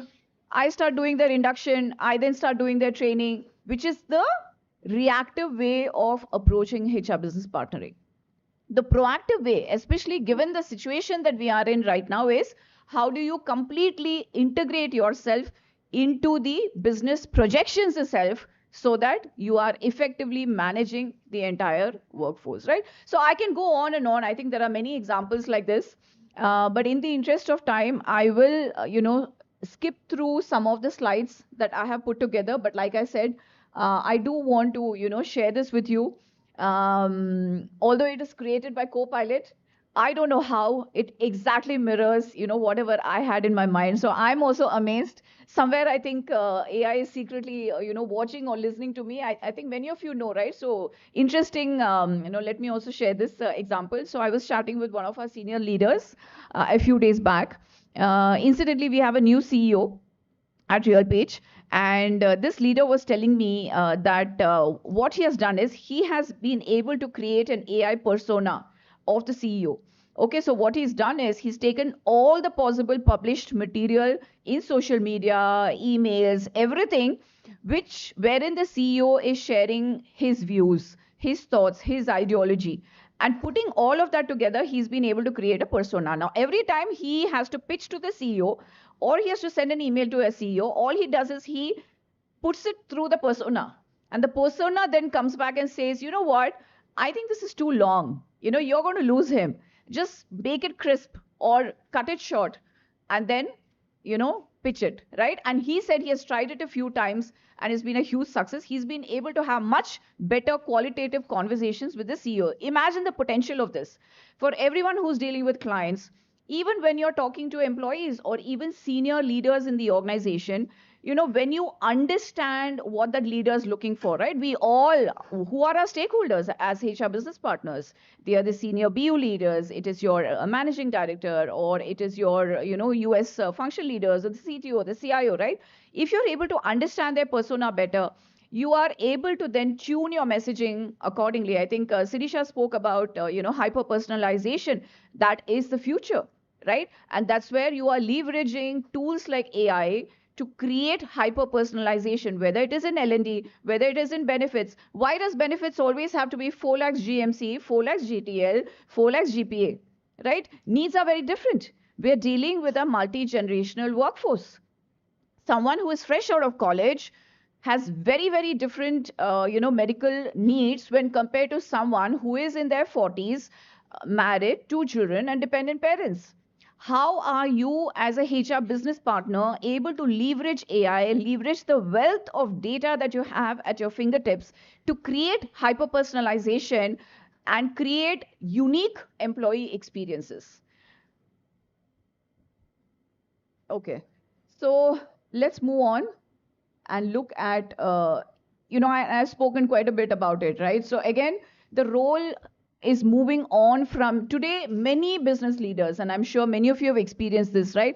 They'll always come and ask you for your insights.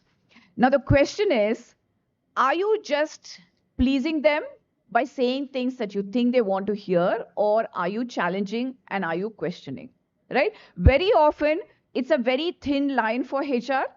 Okay, because we are seen as a people function, it's very difficult for us to do that distinction. Okay, and sometimes you worry that, okay, if I question, if I challenge, then what happens to our working relationship? Then how do I continue working with this person? But then the point is, if you aren't challenging and you're not questioning, then you're still playing a very reactive role. You're not playing a business oriented role.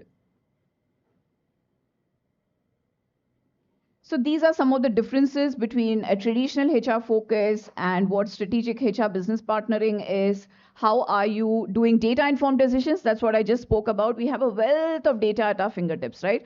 Whether you take attrition, whether you take your benefits, whether you take your entire employee life cycle, how do you then put all those data points together and you are then able to create employee personas, and then you're able to actually do a lot of prediction. You know, recently we have started something called Employee Voice. Gone are the days. I know there are still companies which do once a year employee satisfaction survey. Believe me, it is redundant. You are in the day of Instamarts and Zeptos. You know, my daughter, if I tell her to go down to Ratnadeep, which is within our community, and buy something, she'll say, oh, but mommy, that'll take 20 minutes, no? Why don't we do Instamart? It'll come in 5 minutes.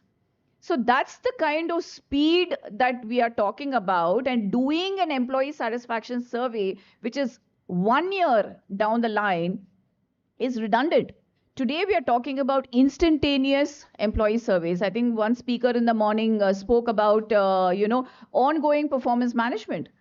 And that's already been implemented in organizations. Once a year feedback or once a year performance reviews are redundant. It is all agile. It is instantaneous. It is ongoing. These are all many things that we as HR have to drive that change within the organization, right? And business is looking towards us to, and sometimes business can be very resistant. You know, we do our ESAT surveys once a quarter, and believe me, the number of business leaders who come back and say, Rekha, that is too frequent. And I then sit down with them and I explain to them why I feel 3 months is already too late. And it should actually be on an ongoing basis, and it should be live, because that's when you're getting the best and the richest feedback, right?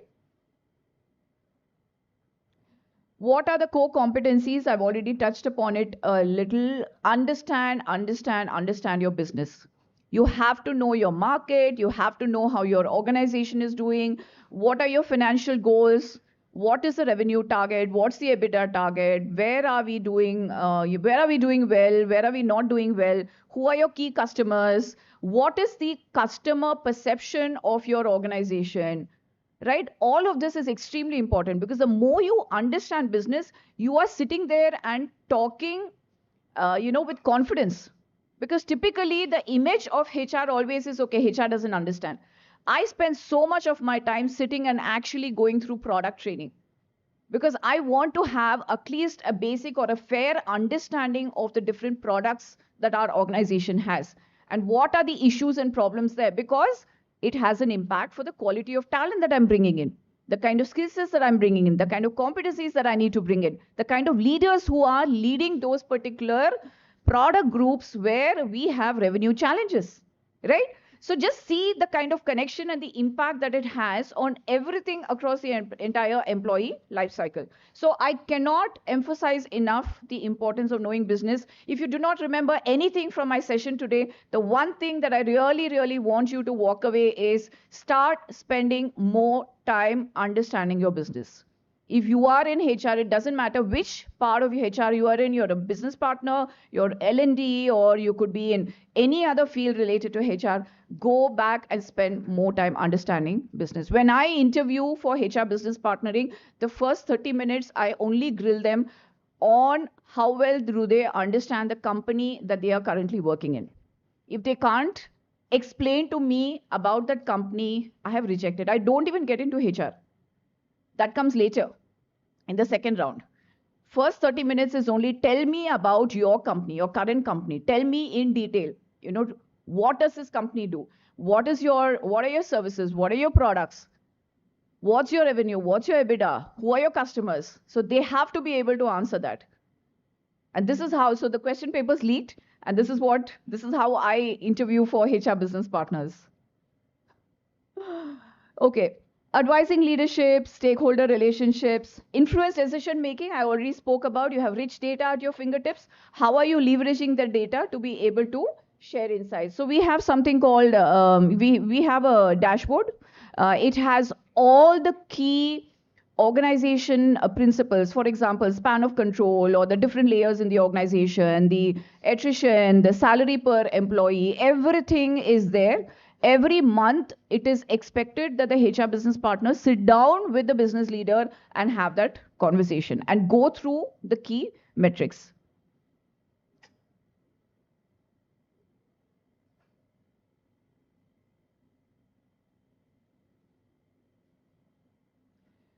See, at the core of it, obviously, building strong relationships is extremely important, right? Because if you are trying to influence your leaders, you first need to gain their respect.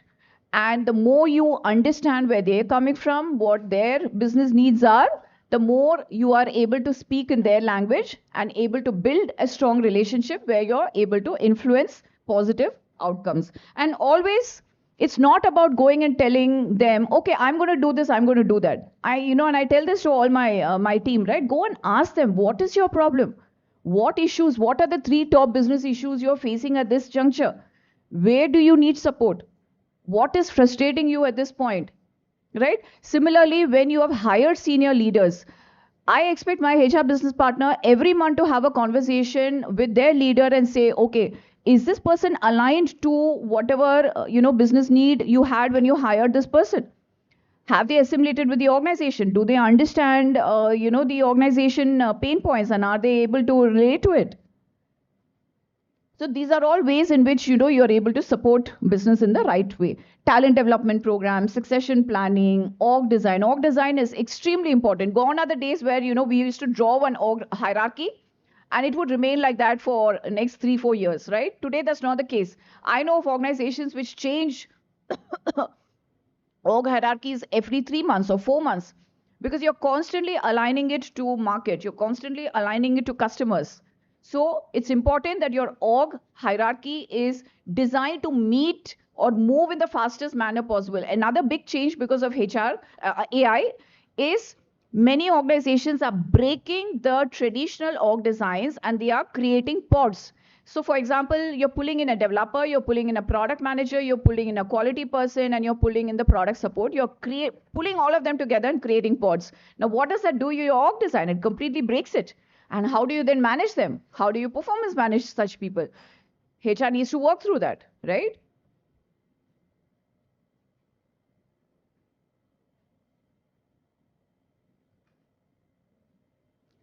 So very, very clear expectations.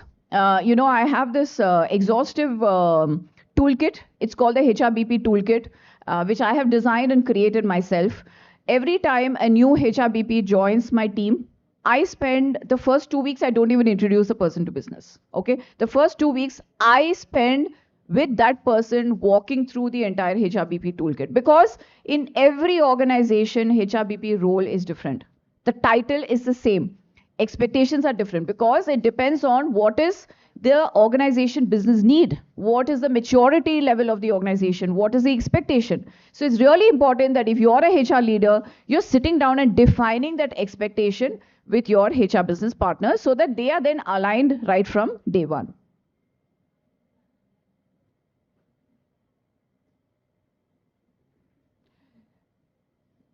There is no substitute for learning. Like I said, even today, I spend a lot of time understanding business. I was in the HICIA, annual summit day 4 yesterday. The entire theme was AI. Yes, some of it is technical. Some of it went above my head.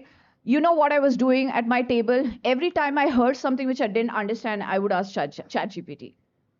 Okay, what is AI, sovereignty? What is AI distillation? What is AI something? Or what is this? Or what? Every time I heard something being said on stage, I would instantly go into ChatGPT and ask, why do I need to do this? Because I need to stay relevant. It is most important for every single one of us, more so in HR, to stay relevant. You have to learn every single day.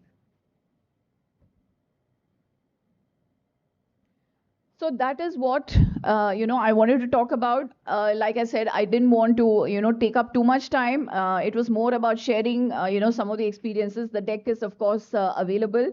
In a nutshell, business is the most important word in HR business partnering. Understand your business. Ask that question every single day. Stay aligned to what business priorities are, and then create talent strategies or people strategies which are aligned to business. 2, leverage AI. Every single one of us has to leverage AI. Usually, HR is one of the last functions to adopt AI, which is very sad when we are supposed to be role modeling it to the rest of the organization. Please leverage AI and see how you can improve efficiency and productivity in your own teams. 3, learning agility, extremely important, and setting the right expectations with your business leaders. Sometimes business leaders also, they approach HR in a very traditional manner. Oh, can you do this and can you do that? I had one business leader who would use the HR business partner to set up meetings with his team, and when I came to know, and my HR business partners also very happily setting up meetings. When I came to know of this, I was so angry. I was so angry. First of all, the HR business partner got a earful from me. I said, are you his EA? To be setting up meetings. And 2, I went and blasted the leader. I said, what are you doing? She's not your secretary. Right? So then he apologized. And, I made it very clear that, please don't do such things. Right? We still have many HR people who are busy organizing Rangoli competitions, Zumba competitions. Right? We are killing ourselves. We are digging our own grave. If you're going to still be doing such things, which business is going to take you seriously? Create a fun committee, and let the fun committee handle all of that, right? Your focus has to be on business priorities and talent priorities. That is the biggest differentiator for HR as we move forward. Thank you.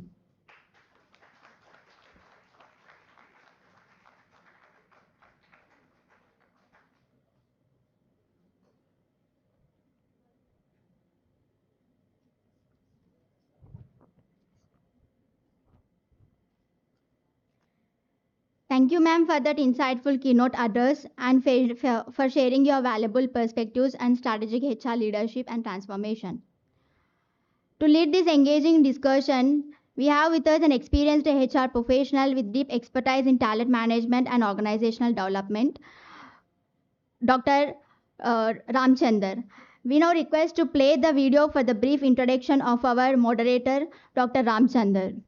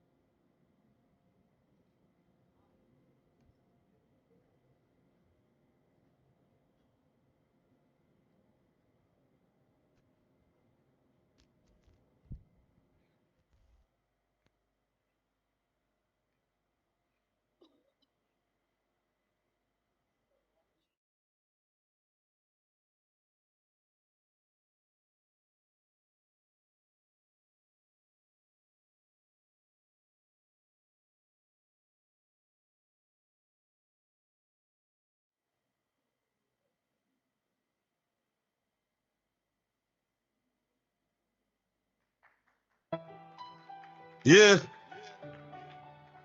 this one's for the leader who never needed a crown. HR guru in the house. Let's break it down. Do one. Yeah. From day one, calm mind, sharp vision. Reads the room like a pro with precision. Not just policies, not just rules. Building people, building culture, breaking fools. Resume stories, dreams in the file. But you see the human, not just the profile. When pressure's high and the clock runs fast, you gotta steady, learn from the past. HR guru, yeah, you lead the way. Friend, philosopher, guide every day. Coach in the storm, calm in the fire. Lift us up, take us higher. HR guru, respect on repeat. Mind so sharp, heart so deep.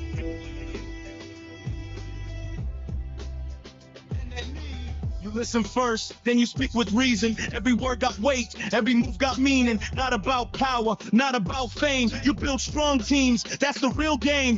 Feedback clean, never break our pride. Correct the path, but stay on our side. When doubts hit hard and confidence shakes, you remind us all of the moves we make. Yeah, HR guru, yeah, you lead the way. Friend, philosopher, guide every day. Coach in the storm, calm in the fire. You lift us up, take us higher. HR guru, respect on repeat. Mind so sharp, heart so deep.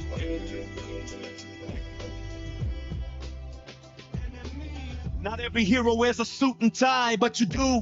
Still reach for the sky, you turn problems into lessons learned. Every challenge faced, every bridge burned, rebuilt strong. Legacy stays, the review shaped in countless ways. Not just the manager, not just the role. You inspire minds, you touch the soul. Whoa, HR guru, yeah, you lead the way. Friend, philosopher, guide every day. Coach in the storm, calm in the fire. Lift the sun, take us higher. HR guru, respect on repeat. Mind so sharp, heart so deep.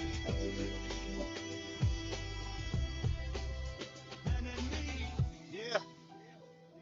This one's not just a song, it's gratitude and rhyme.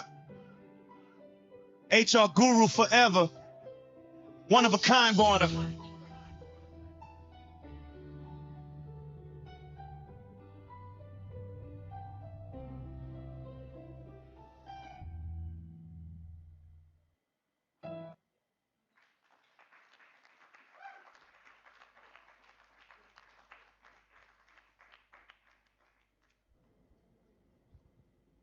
That's a fantastic journey, sir, of yours. It's great to see. Before we begin, let me brief.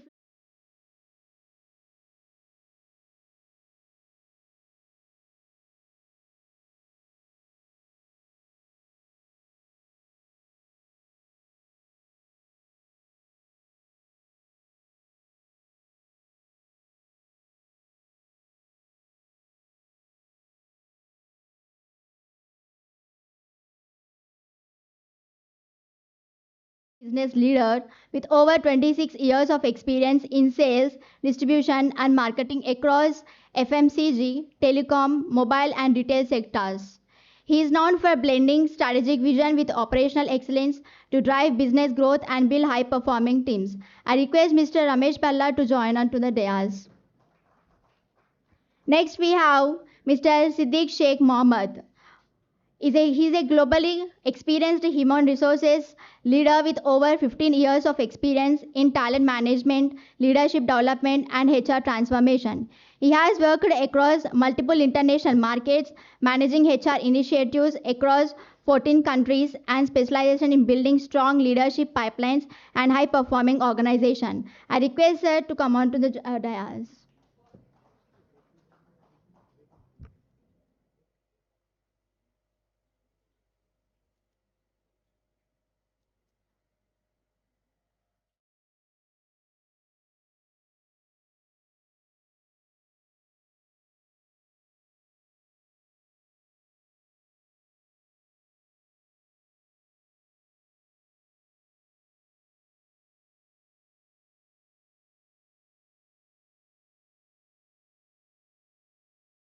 Noida, India, where she plays a key role in managing recruitment strategies and building high-performing teams. I request Madam to join the panel discussion. Please give her a big applause, participants.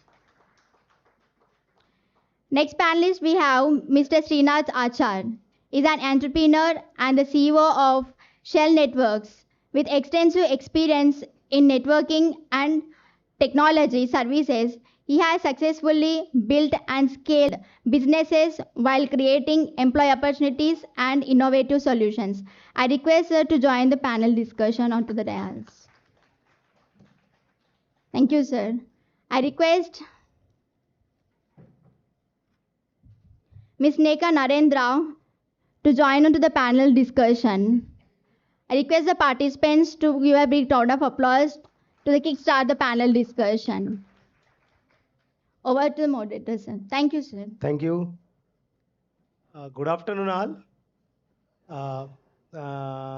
I'm sorry I'm in between lunch and you, but still, with this session, you are going to forget your hunger also. That's what Rekha Narendra did it in the afternoon. Because I know that తెలుగులో ఒక ఏంటి ఒక dialogue ఉంది, last punch అయితే ఆ కిక్కే వేరబ్బా మందైతే, last punch మందైతే కిక్కే వేరబ్బా. Already Rekha Narendra given that punch to us regarding strategy case. So I need not to give another punches. I'll try to close as soon as possible. See, when we started this conceptualizing 1 year, 2 years back, one of my close friend, Suman, actually with him I conceptualized. There's always, dichotomy sitting in any,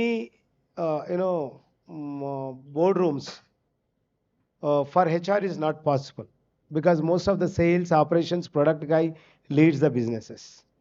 But myself, I transformed from HR to business. Now I handle strategy, product, and HR also. So I know what is the pain people undergo. That's where I took this subject. In 2 years, I was organizing entire thing, but I took the responsibility originally. Mr. Sudhir Kumar Nathani from Mega supposed to join as a moderator today, but today he is flying. He got the chance to fly in chartered flight along with the Mega Krishna Reddy. I told him that you got right partnership with him now, you need not to come. So I told him that I'll take care. So that's what I'm saying. And he just joined 6 months back. He's not taking his CHRO now. He's taking this GM. And he's my classmate. Same from Warangal also. So what I wanted is, already Rekha explained a lot of things. First, do you understand your business? And if you are in challenges, how you are going to transform that.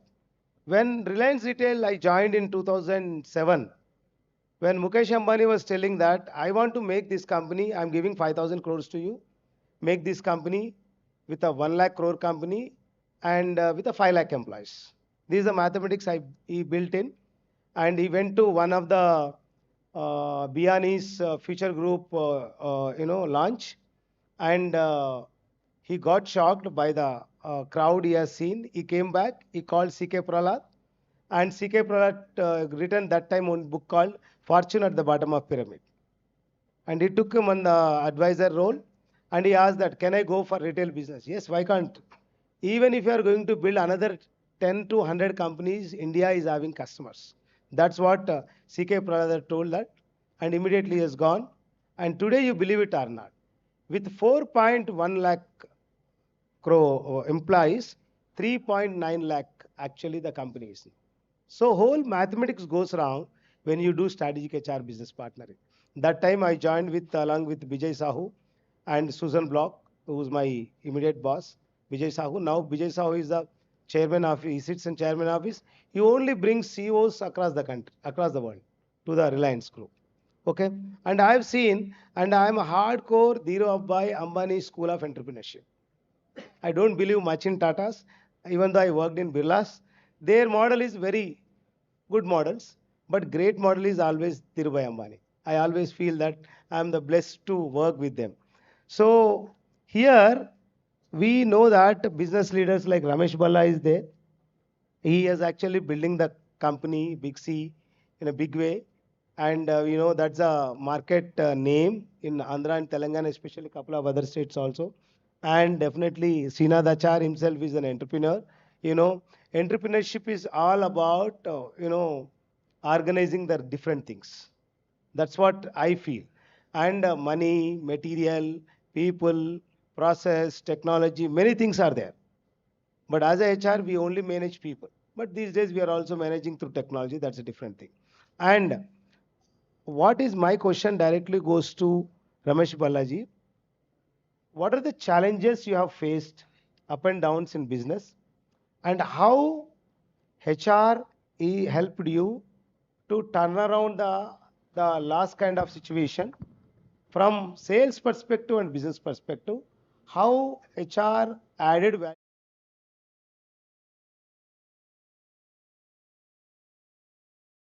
What was your experience? Okay, big journey with me. My journey with Big C is just 4 years old. So previously, before that, I was with Bharti Airtel, Samsung, Reckitt Coleman, Reckitt Benckiser, whatsoever.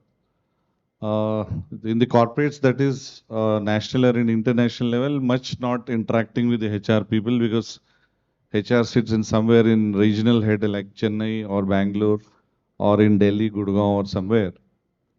But here in the last 4 years, since I am heading the business and I'm establishing the business in a different perspective, this retail chain is again 23 years old in AP and Telangana organization. So after my 23 years of experience, I joined there. Now the really HR, HR is actually I learned here after coming here. See, earlier I was just an employee, I was looking up for HR to what increments be given. The only HR I remember is only my leaves and seriously. So that's what in previous session also I said HR been always a shadow pillar. Never comes forward or looks forward. But again here in this retail chain, very difficult sector to work for. Retail chain today, the highest attrition happening in this entire market is retail. Now the opportunities are higher. The expectations are higher, salaries, expectations. With the minimum qualification, a person just even 10th or intermediate or the graduate also expects a high package. He says that I am at least qualified, give me better package than the current market, whatever it is. Here, I would say we are trending around 8 to 9% attrition today. And across retail, if you since you have worked in Reliance also, so you'd be knowing it very well. Across retail, India and entire India, it is around 8 to 9% retail attrition happening. Now, what is that actually impacting businesses? The cost. The guy learns here, joins here, even if I take a fresher into the organization, he learns for 3 months and he jumps out. He thinks that I have learned entire world and he moves up for a better package with a marginal money. So it's not seriously a big increment or so that's a big concern. Now retention part, what we are doing it here. Now Now we are trying to bring new avenues for how to retain the people. The problem is not with the people who have worked with us more than for 3, 5, or 10 years. The problem is with the new generation who joins in the month of January, or let's say, it doesn't stick till December. Now, how to retain the person? It's really very difficult, and we are just in transformation mode. Still, we are finding out new ways and avenues. And now we started putting up this year, coming financial year, we are now building up a new strategy for his half-yearly or a quarterly bonus kind of thing. So which is again, might make him to think that I should get my bonus at least after 3 months or 6 months. He will wait and he will consistently perform in the organization so that I can retain him better. Now here, what I am losing is, an organization is gaining is zero. It's nothing getting out of him because he just learned. In 3 months, he is learning cycle. 4th month, he thinks that I have learned enough and he wants to move to a new organization.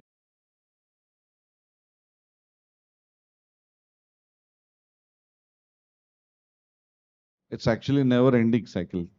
Maybe across BEM, you have much experience in HR. So for me, HR has been a learning for the last 4 years, sir.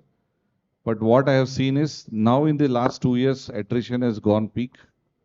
And we are not able to really come out of it. In fact, I want to learn from the HR officials here.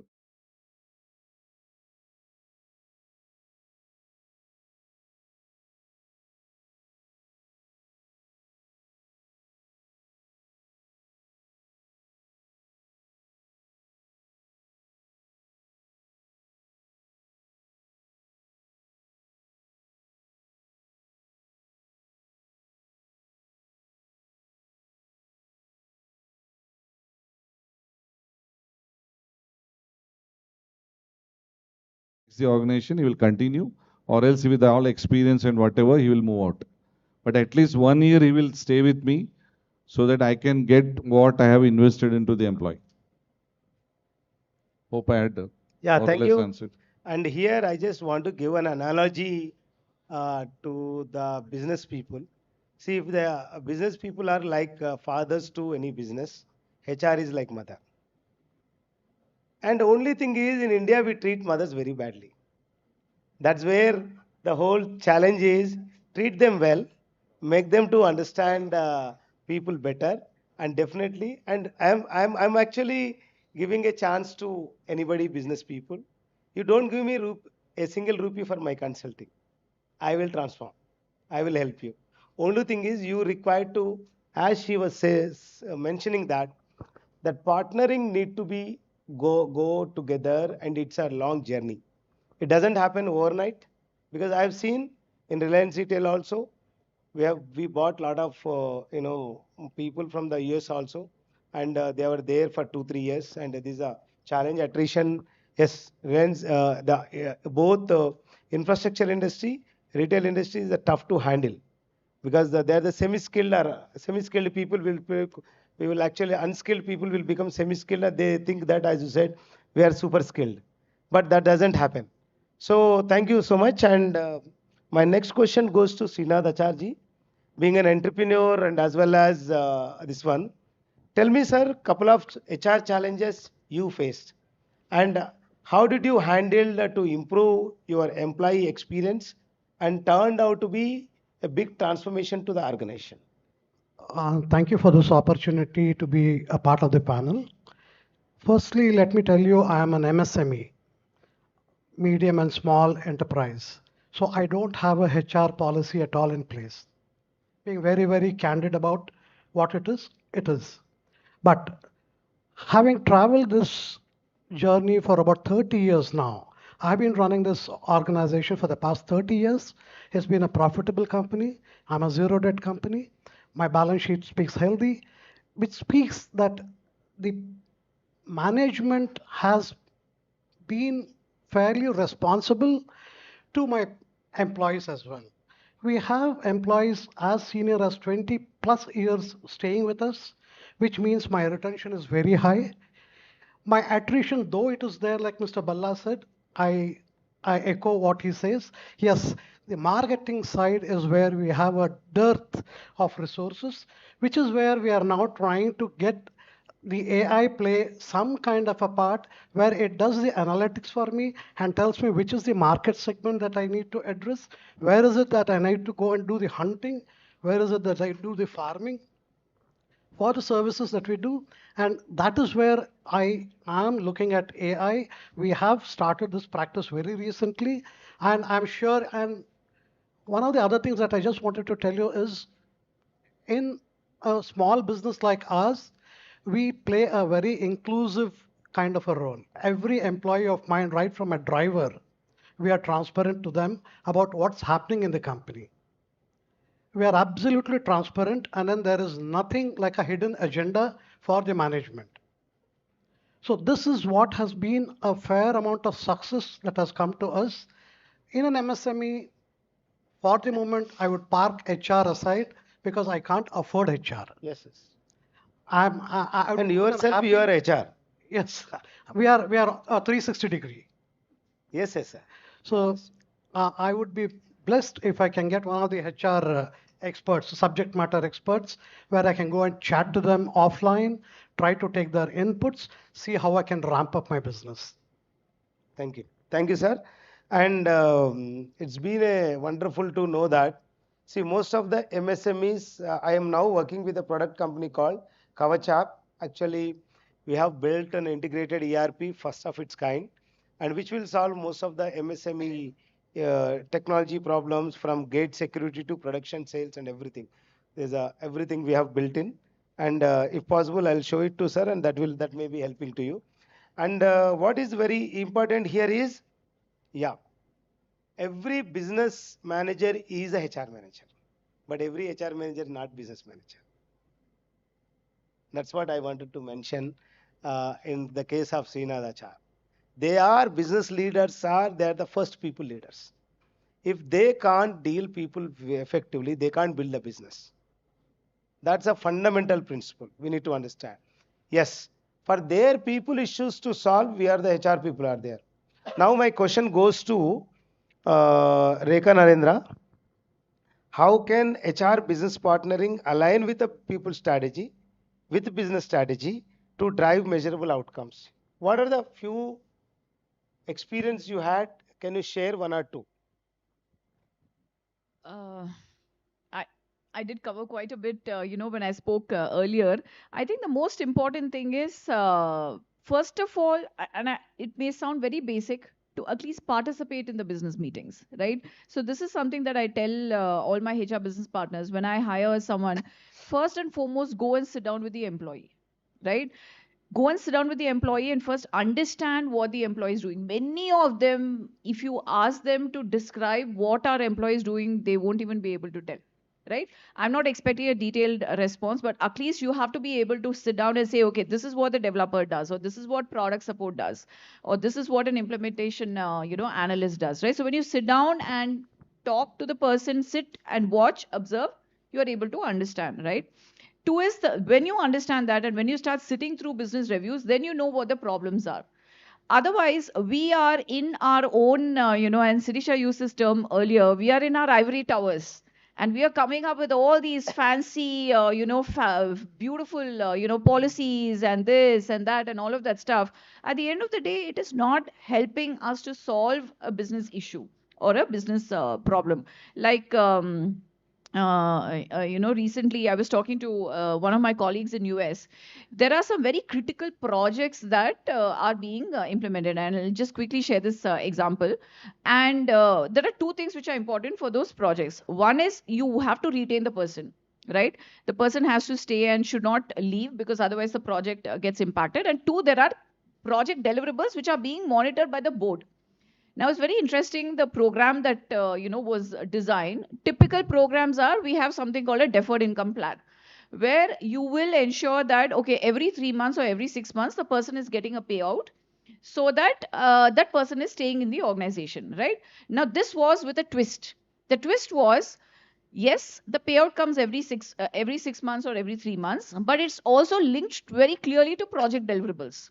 Okay, so it's not about just retaining talent. You also want the talent to deliver on the committed deliverables. Now, it goes even further.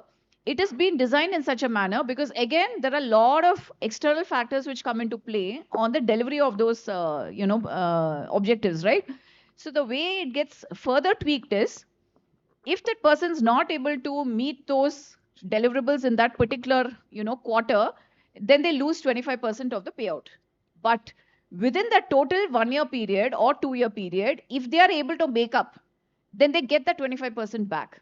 So just giving one example of how HR can very beautifully partner with business and design such programs which are helping business to accomplish their deliverables. Thank you so much. Such a wonderful insight. As said that, see, HR need to do a lot of YY analysis when the organization is undergoing turmoil. You will find the solutions. And secondly, you need to touch the hearts and souls of the people, not just minds. We always believe in logic. We studied engineering, we studied MBA, but if you want to do magic, you have to think through heart, act with the soul. That's a very, very important, and that's where most of the HR business partners fail.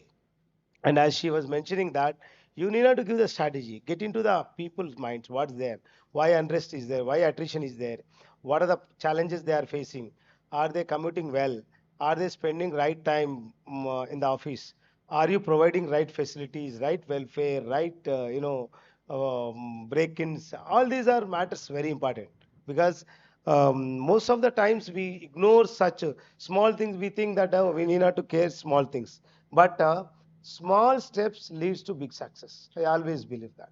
Don't do big things in the organization. That does not possible, especially like MSMEs. But you incentivize their productivity. You incentivize their innovation. Yesterday, Kumanduri Venugopal, who was my ex-CE, Chief Executive of Reliance Infocom, Reliance Retail, and Reliance Jio, he was actually telling that in the last 5 years, whatever not happened in the 30 years, 2,400% innovation is happened, which is not happening, even incremental innovation that's not happening because of AI. We are actually not there. And we, how kind of, but even I am actually part of T-Hub Innovation last 10 years. I know 95% products are there where they don't have sales. There is no person to sell. Only there are engineers, tech engineers that there are building the products, but there is no sales. But if you see, if you ask me, the sales driven HR must be there in any company. Sales is very core. Technology should be the behind the scene, but front is business. Front is profitability. Front is customer experience, customer success. These are the few things.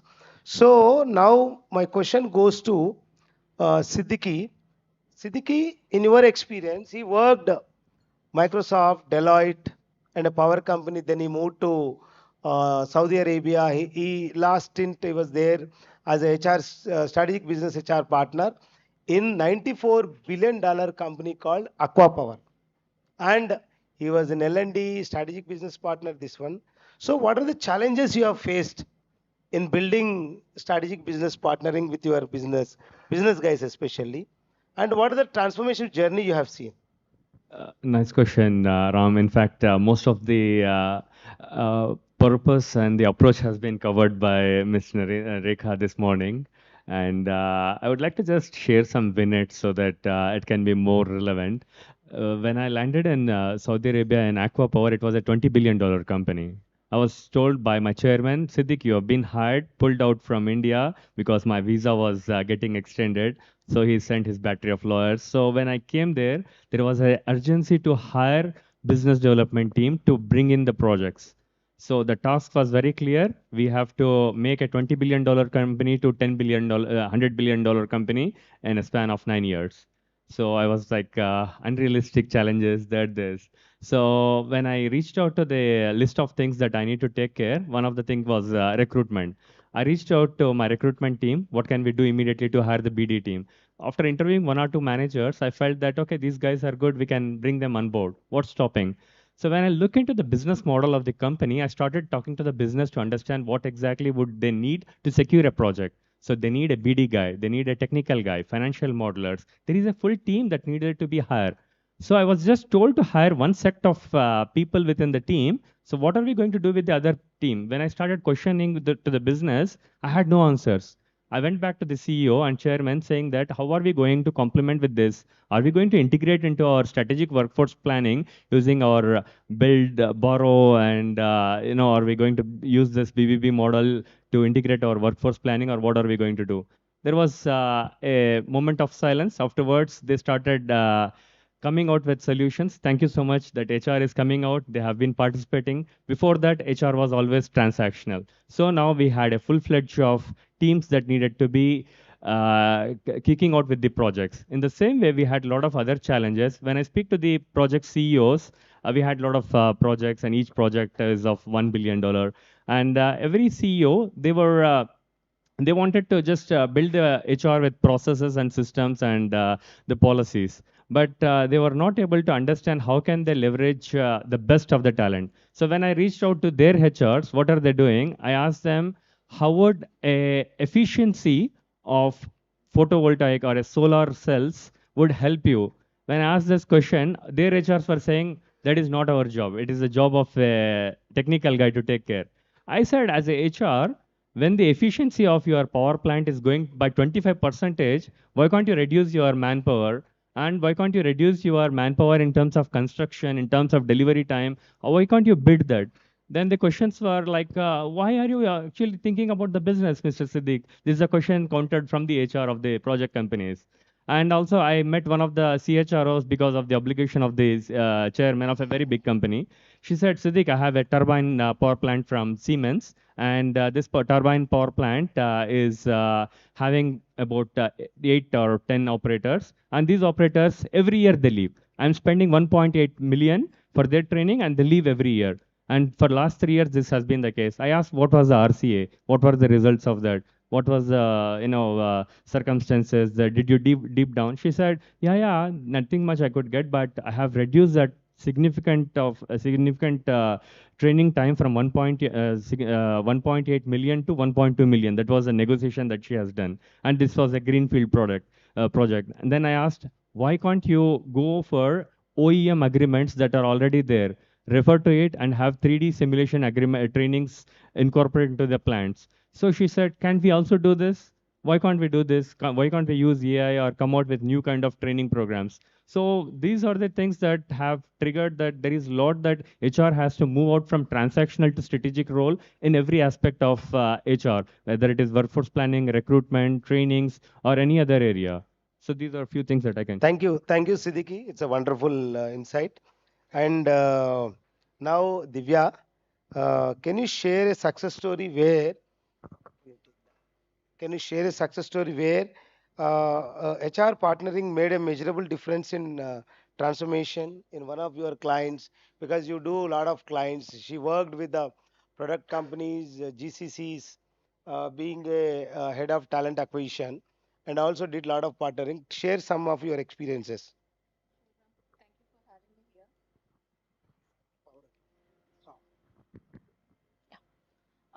In between, let me tell you how business partnership will work like a magic. Because once we are working, suddenly we got a mail like we need to do some mass layoffs in our company. So we approached the VP, why these things and all. So they said like we need some upskilling candidates. So we will remove this old people and we will hire the new one. So after 2 days of thinking, we just came up with why can't we can partnership with some digital academies. So after they have done the research and we approached the digital academy for at least 400 to 500 people upgrading. So we redesigned the total performance management system on focusing on skills and growth, not on layoff. So actually they liked that idea. So we started that one, and regularly we checked with the HR managers, senior people, how they are going through the trainers, these things and all. And we have given some tests in between. So how they are approaching these things and all. So it went well. So within 6 months, we saved the cost, recruitment cost around 40 to 50 lakhs.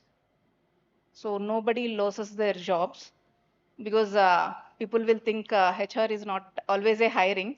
It's about that the retention also.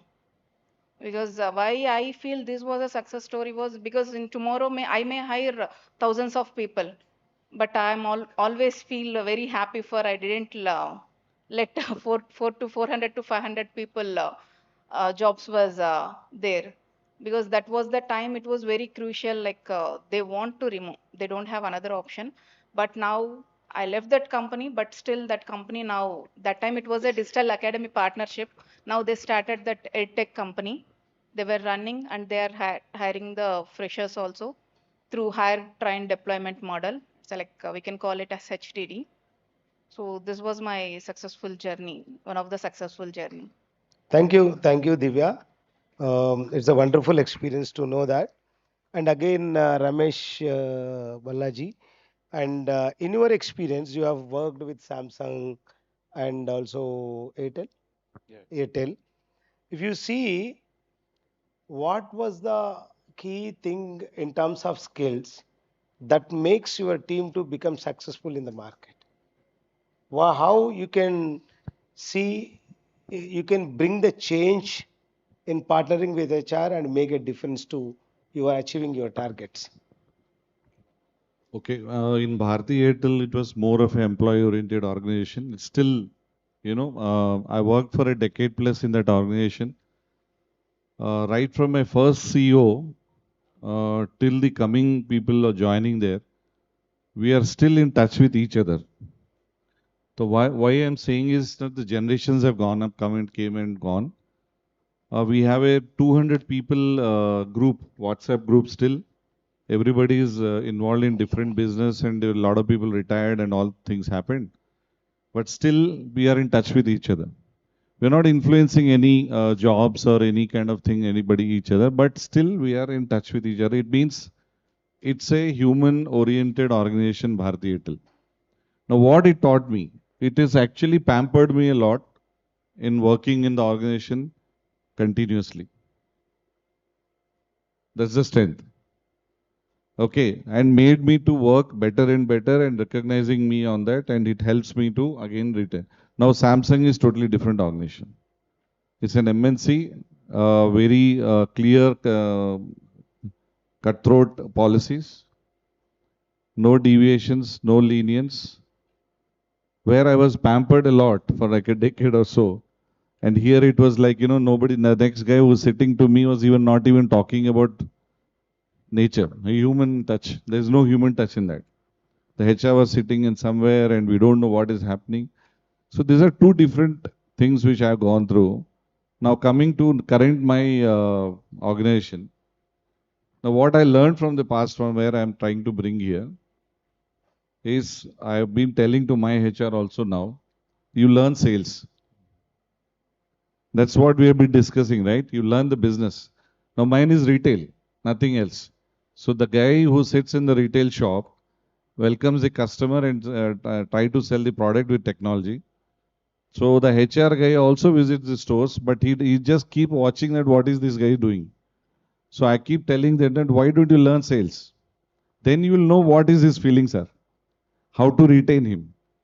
So why is it now going out of attrition or whatever reason? He puts a reason that, sir, there are too much of pressure or job, long working hours, or so and so, a lot of things are there. Now here, the bridge is only HR for me. Because always they don't see their superior. Because the superior always dominates him by saying that get the task done, and only he sees his HR. So here the learning is always, I keep telling my HR team also, please learn the sales, what is going through. Then you will understand, you can talk in that language. You speak to him in that language, then he will definitely get convinced. And so hence, the correlation will help us to make it a longer association with the organization. Thank you. It reminds me two things. One is, yes, retail. When I was working in Reliance Retail, when we want to build the culture for retail in India, because that time a lot of FMCGs are there, but there no retail culture. we started doing a project called Moment of Truth. Why customer comes in, why customer leaves, and what is in between you need to create value for customer. And myself, my boss, Susan Block, and Bijay Saw also used to visit the, as you said, retail stores, especially Reliance Fresh, Reliance Trends, Reliance Footwear. I used to handle around 14 verticals. And we used to go and sit. We used to understand what my CSA, customer service executive, is doing. Is it is responding? Because he says that this we don't have. With the moment he asked, then tomorrow that customer will not come. Simple. This is an on-ground partnering experience for HR. But how many HR people are interested to go and do that? That's a challenge. Here, if you want to make them to shift, as he said, understand, empathize your people means not Bol Bachchan. You should become real Amitabh Bachchan, undergo the challenge. You know, Amitabh Bachchan was one of the tallest actor, but after ABCL, he lost everything in his life. But again, he came back. He is today also legend. Unless you don't undergo the pain, you can't become the best of your version. Same thing in HR also. Understand the business to the extent of not just analytics, to the extent of which lever I need to move on, where actually I can increase the value proposition to the business and increase the PAT, EBITDA, whatever you call.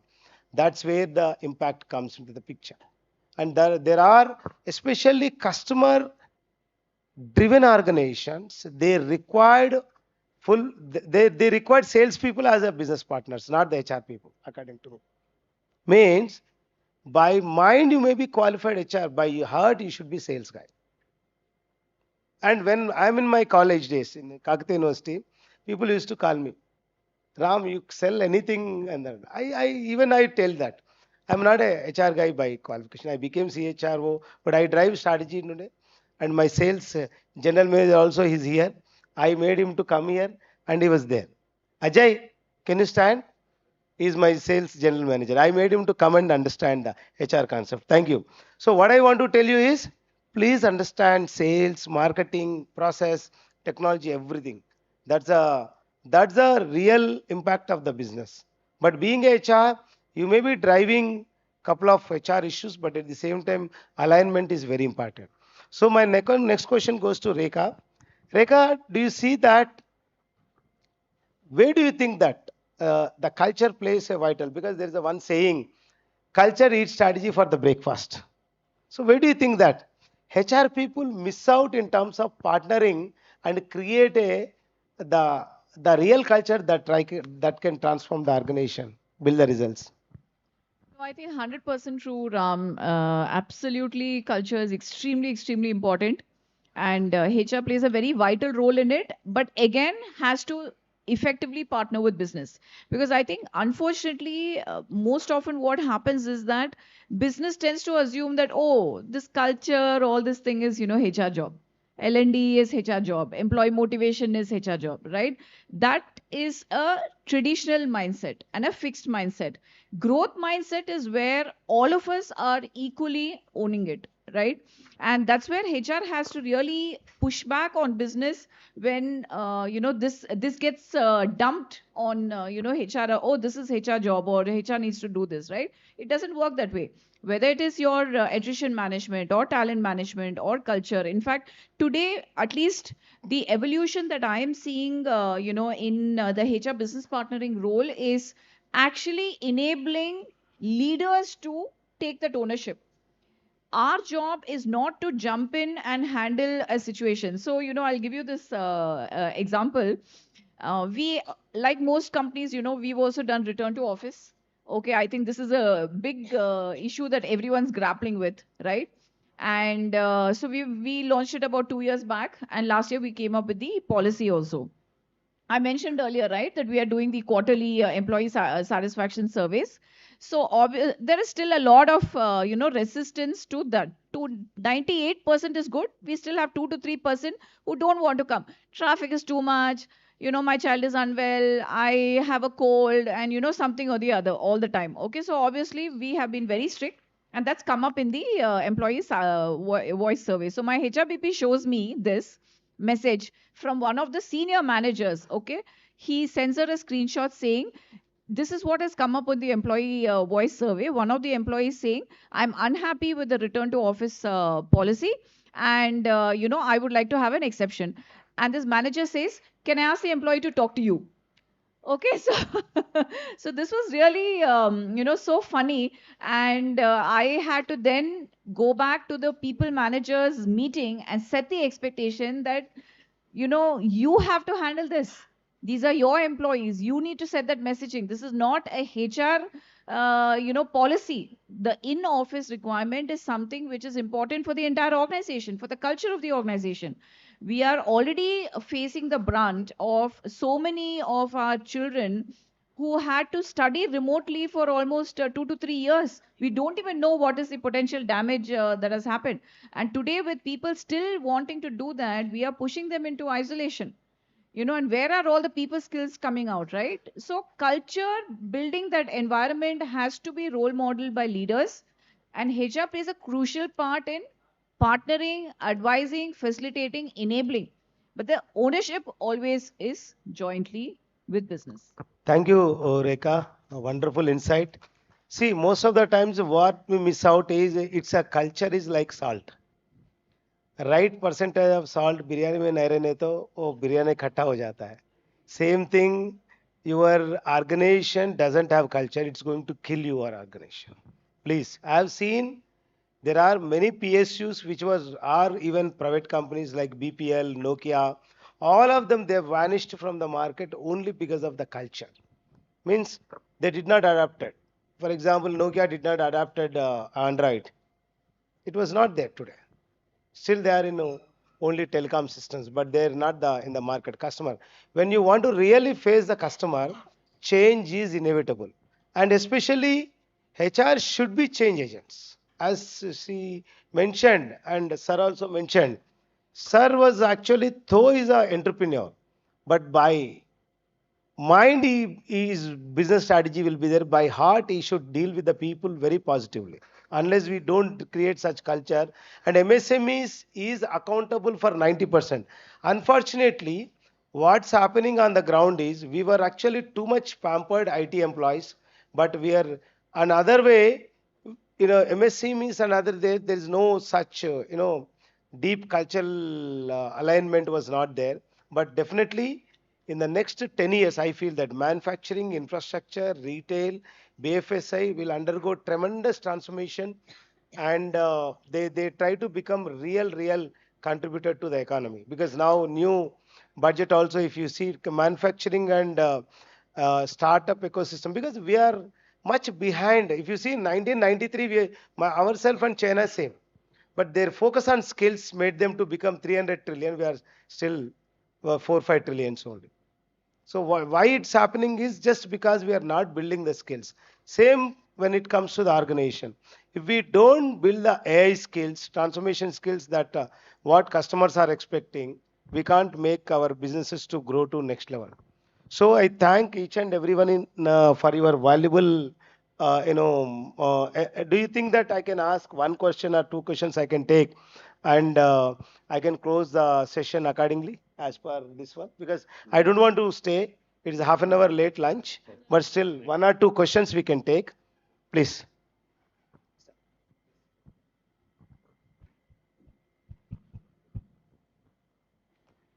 This is a common phenomenon which we observed in not just IT but in other companies, and partly related to Mr. Ramesh's problem.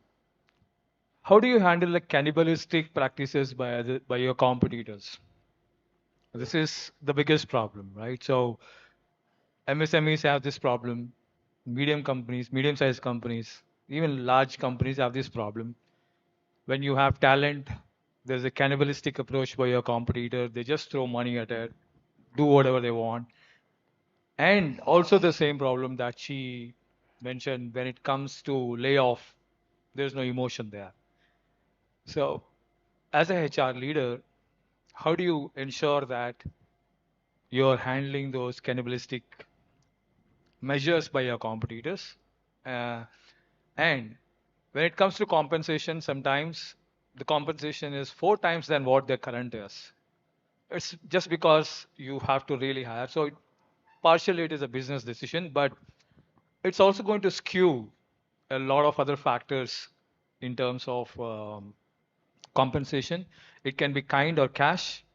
A lot of people go for cash, but kind is through SOPs and restricted shares. How do you handle this when you're? Can we have your name, please? My name is Shri. I can, sure. So two questions, I think. I'll take the first one first. So again, there is no right or wrong answer. Just from my experience, what are some of the things that we did?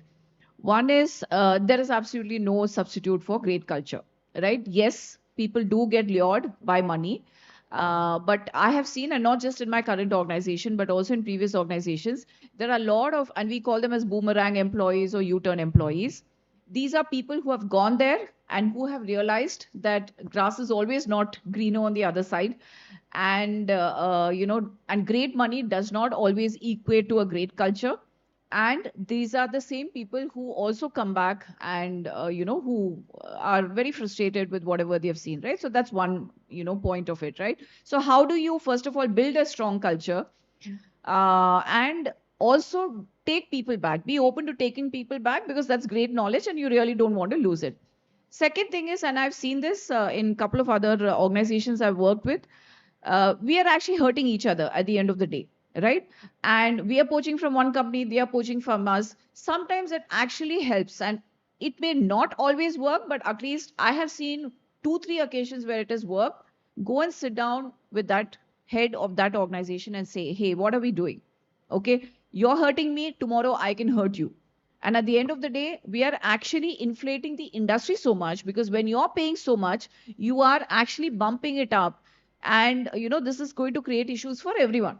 Yeah, exactly my point. So how are the leaders addressing this? Yes, Because you have to do it. This is a menace. Yeah, it's a menace. It's going to cost the industry as well. Absolutely. We are already seeing the after effects of that in Correct. IT industry. Yes. Same happens when retail was in boom in 2007 circa. Correct. Then Yeah. same happened. The attrition is something that we cannot. Culture is definitely good, but I think if you were forced by your business leader saying that, hey, by hook or crook, you have to go and get someone at 3 times the cost, 4 times the cost, because I need them to be here, how would you react? And how will you handle your business leader that this is against the culture? Okay, so I've never been in a situation like that. If it's a one particular niche skill set that we need, then yes, sometimes you are willing to pay a premium for it. But large scale poaching is definitely going to hurt all the parties involved because I would never want to bring in someone at such a high level of salary because I'm also hurting internal parity. At the end of the day, I already have existing people that I need to handle. And when I'm bringing in someone with such a big, difference with my existing workforce, it's going to create issues for me. And we this is the actually question seen that we this. ask ourselves every single Sir, day. I will, which we can discuss during the lunch. What is my interest is to, these are the nitty-gritties I also faced, and we have taken a lot of civil engineers. Then we have done outplacement also. So you should have a capability to not just bringing the people, how you smartly, when your business is hurting, place them well. That's also another strategy we have. And we can discuss this during the lunch. What I want to say, any specific other strategic level, because operational level, there are many issues, cost, how it cuts, and also culture and how it hurts. There are many things we can discuss during the lunch. I request you, all of you, get in touch with every panel member. And thirdly, finally, leadership matters. Okay, leadership. It's HR leadership, business leadership, strategy leadership, technology leadership. Everything matters. The final question. Yes, sir. Thank you. Thank you very much for this opportunity, sir. Sir, I am Sarita Peddi, a research scholar from a School of Business. I have this one question. Ma'am was rightly saying I have seen various different people coming from different backgrounds. And yes, definitely what all you have said works out in different areas. But I have this one question. Ma'am said you have to have a one-on-one conversation that definitely works. But I have this one thing. Do you think they really come out with you because you are in one such position, right? Think I'm your employee. I'm sitting in front of you. You're asking me, you're empathizing, you're trying to empathize. Do you think I would give out all my whole out and pour out? Yeah, There will please. be because I'll, because that is how you're taking up the strategies basing on one-on-one. There are be a number of the problems which will be solved, I do agree for that, but do you think they will pour out the heart for you? So very interesting, just day before yesterday, no, in fact, yesterday morning, one of my very tenured employees has been with the company for 15 years. So I met him last week because we had a, client dinner and we were just talking to each other and suddenly he said, Rekha, I want to talk to you. So then, I forgot about it. Then suddenly I remembered I pinged him and I said, hey, you said you want to talk to me. I will set up time. And I set up 1 hour, on Friday morning. And he was very happy. Entire 1 hour, he actually talked about his concerns, issues on his career growth. So the reason why I say it, and again, it will vary. It actually boils down to the relationship. If you are able to give them that confidence that they can trust you, that you are looking out for them, that you will give them a candid answer. And by the way, I never agreed to anything that he said, nor did I give any false promise. I heard him, I reassured him, I told him I understood, and I told him that I will come back to him. That's all I did. But still, he walked away from the conversation very happy, very excited. Frankly, you know what he said? Rekha, my promotion doesn't matter now. You heard me, and you are representing the organization, and the organization values people like me. That is more than enough. But it takes time to build it. Again, one size fits all does not work for everyone. Some people will be open, they trust you, they come and talk to you, and that is where you also need to have forums like Employee Voice. Like the survey that I spoke about earlier, that is 100% anonymous. So in that, we will never ever come to know who has said what, but we will come to know if there are issues in a certain team, under a certain manager, under a certain BU, in a particular segment.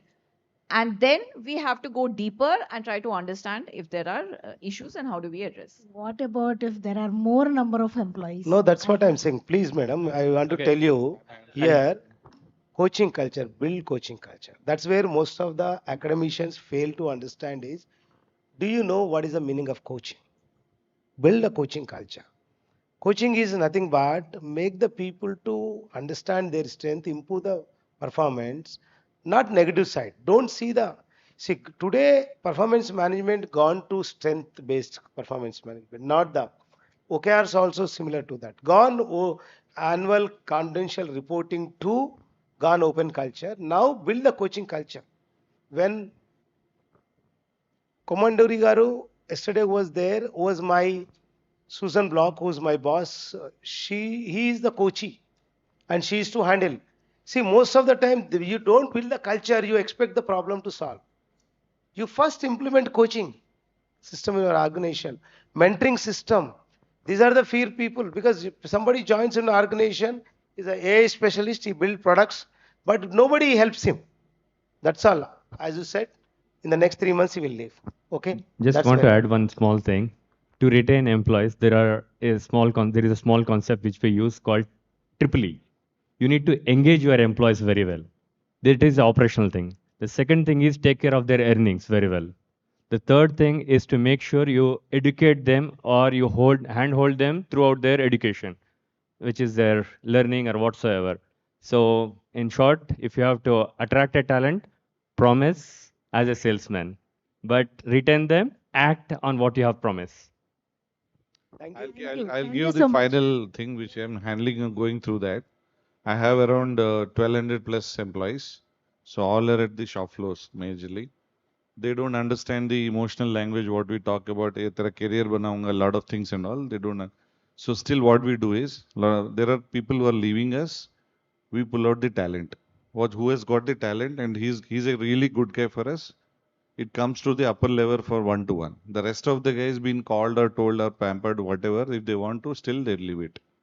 Now, what he said is exactly. Now, my business runs on totally on the incentives, because retail industry more about sales. Sales is runs with incentive. So one guy understands incentive properly, very good. He earns and he understands and the importance of it. So I pull him out and I tell him that you please tell the 10 people others how you earn. Now the other guys keep complaining, I am not getting money, I am not getting incentive, I am not getting a lot of income in this organization. This guy explains to them, the rest of the people, that how do I earn, how I am making this. So that problem is solved. Most of the time, hierarchy people cannot solve it. The ground team itself can solve themselves if the language is same. Thank you.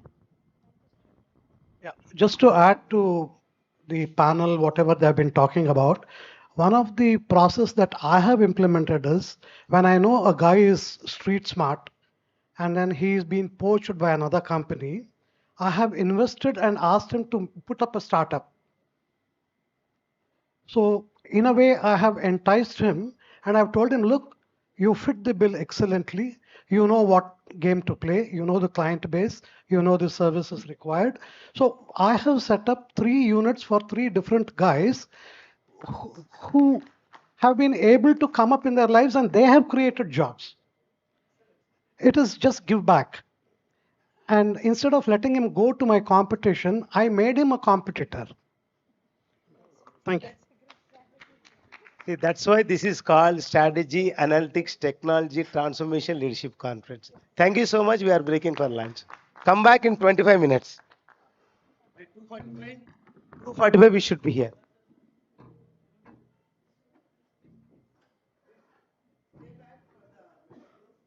Request Balaji come for the mementos, please.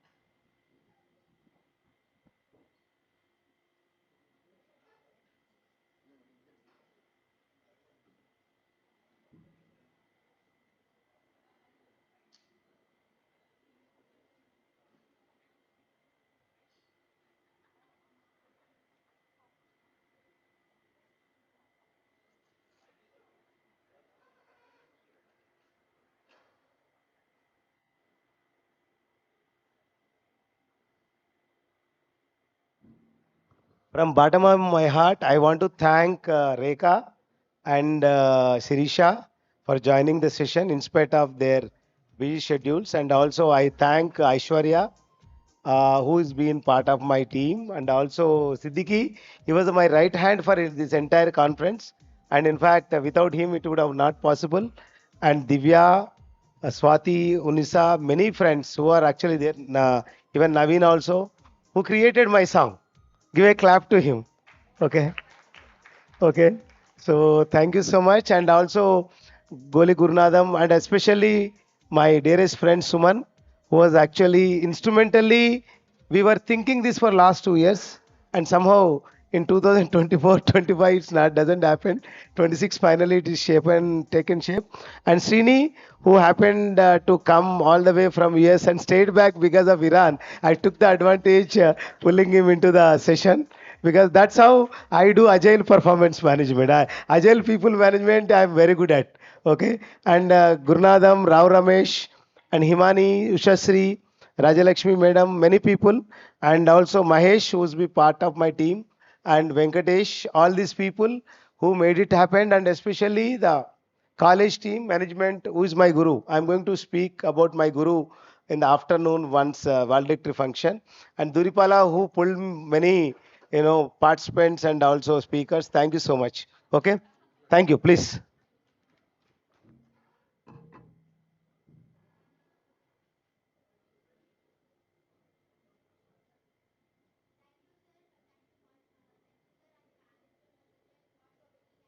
Discussion.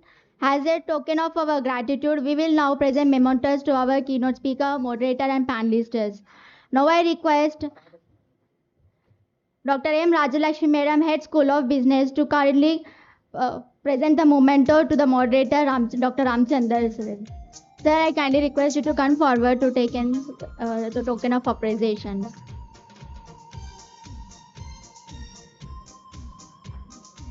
Next, I request Ramesh Balla to come forward to receive the token of appreciation.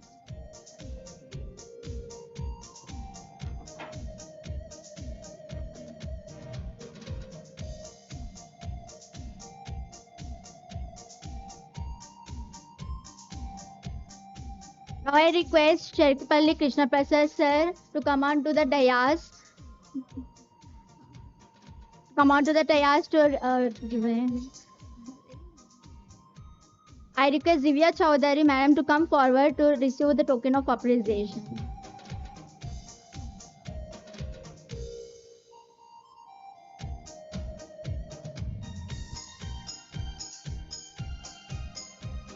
I request Krishna Prasad sir to come on to the dais to give the memento to the panel member. I request Rekha Narendra to come forward to receive the memento as a token of appreciation.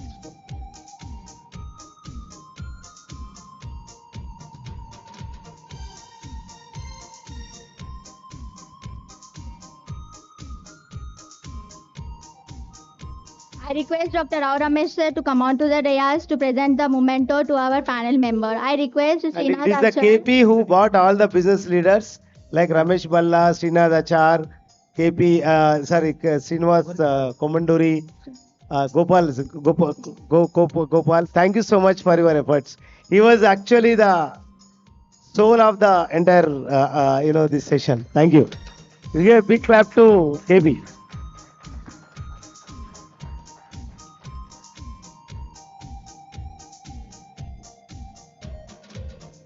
I request Sheikh Mohammed to come forward to receive the token of our appreciation.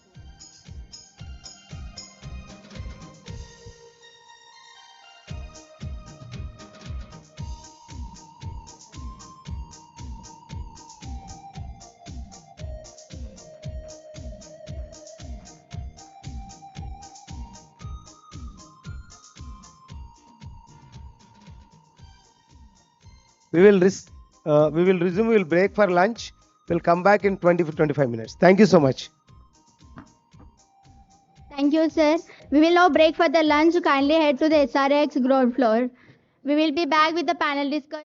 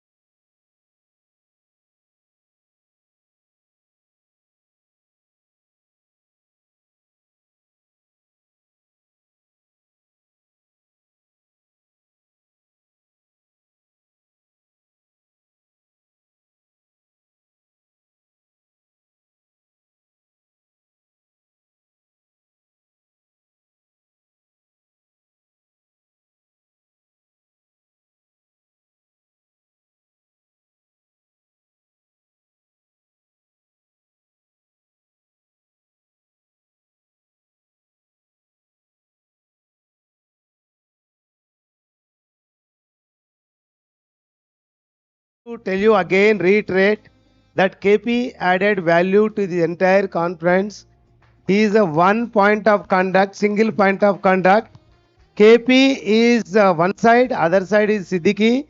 They were actually making to become merry, mad, whatever you can, but they made a difference.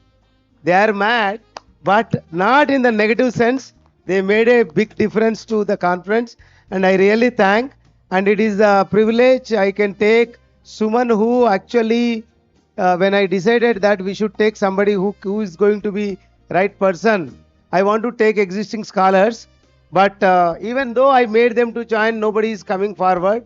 That time Suman actually told me that it is a KP who can take the responsibility.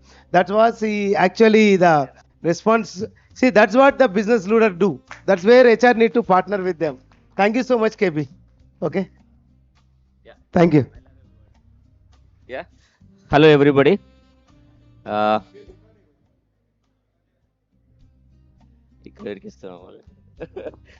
everybody. Once again, it's a great pleasure being a part of this wonderful event. Yes, as Dr. Mr. MGR mentioned, it is not a single person's effort; it's a team effort. Okay, so I would definitely take this opportunity to congratulate all the participants and coordinating committee, and especially Dean Sir, Mr. Gurunathan Garu, and Rao Ramesh Garu, and the people who have hosted the program successfully. Great job done, yeah, Ushasri and Himani. And my sincere heartfelt thanks to all everybody who has taken so much of pain to travel all the way from Hyderabad. The panelists, guests made this program so successful. Thank you so much. Thank you.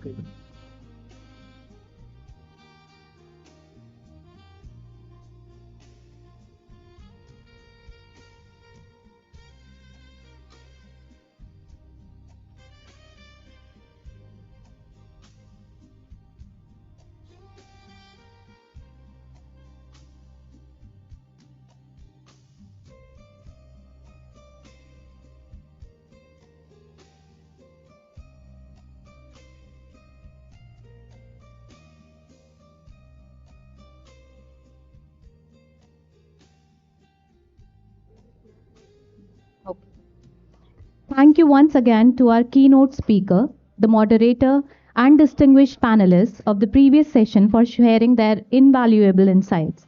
We now move to the first panel discussion after the lunch, that is panel number 7. The theme for this session will be employee engagement and experience, safety, health, and well-being. In today's dynamic workplace, organizations are increasingly recognizing that employee well-being, engagement, and experience are critical drivers of productivity, innovation, and sustainable organizational success.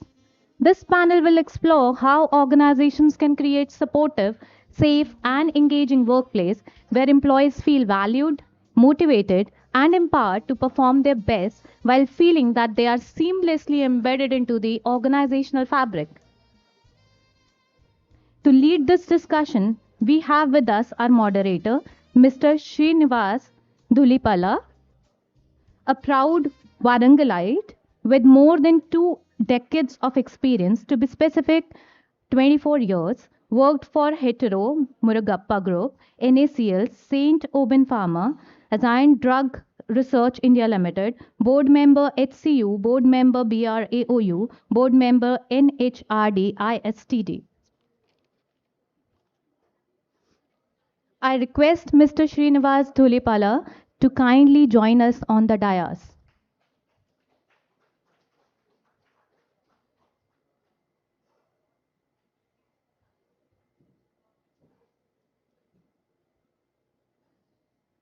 Before that, let me briefly introduce our distinguished panel members.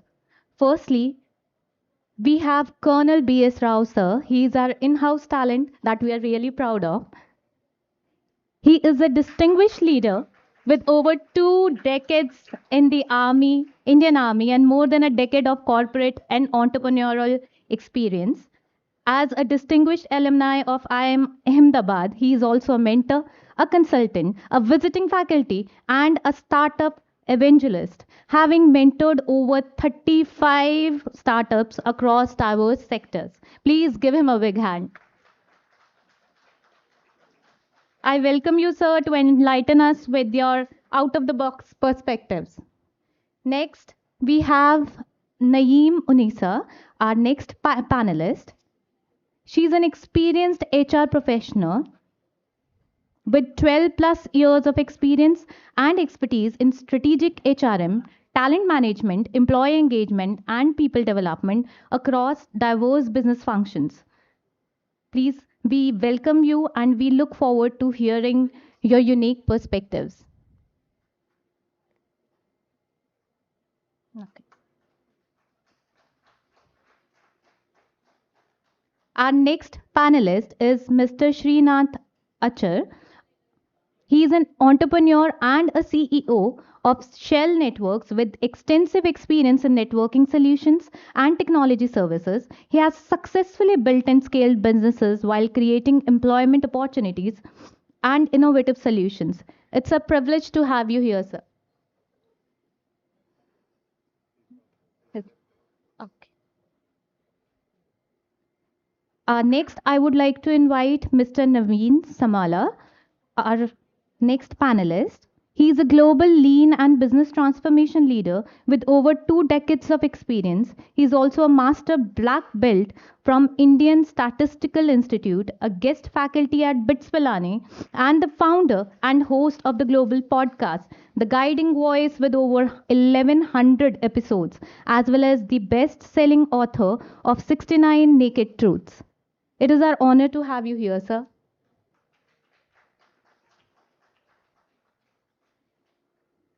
Next, we have Ms. Swati Himaja, our next panelist.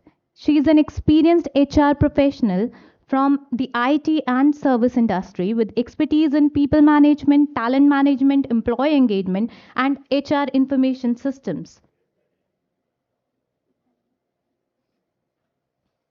Please give her a big hand.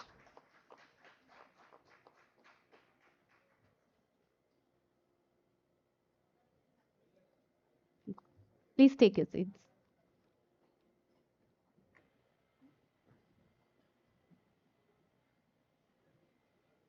Thank you very much, Dr. Nipuna, for this wonderful introduction.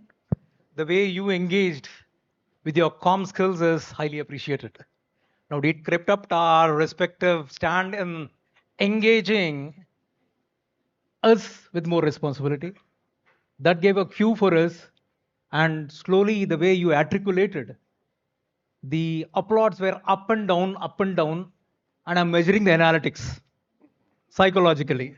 So, huge round of applause to her.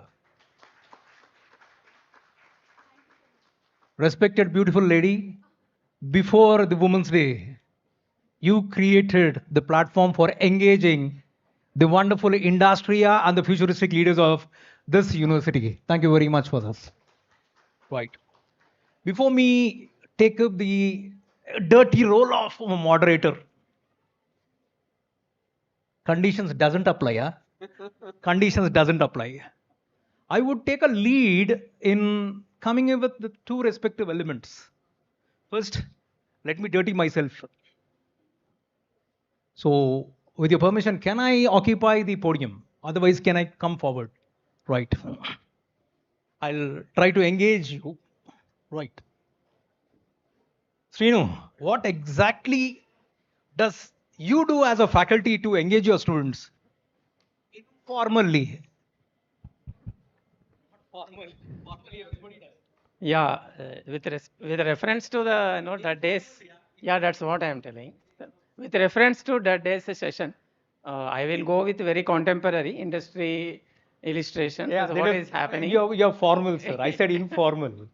Informal. Informal in the sense I will pick up one guy and I will make him engage and cherish himself that, okay, he done excellent in previous Again, class formal. or something. Sir, informal. Informal, sir. Informal. I'm coming to you. You are a faculty here. We'll come to that area sometime. Engage us there. Right. So informally, Srinu. You have done with. Thank you so much, Srinu. Respected lady, how about you? I'll concentrate on the faculty, or in-house faculty, please. Sir, actually, This is the discussion, then we'll go for the panel. yes, sir. So whenever the students are not fine with whatever we are going formally in the class, so we start a discussion of what their likes and dislikes. We get into a frequency. I go to there, I match their frequency.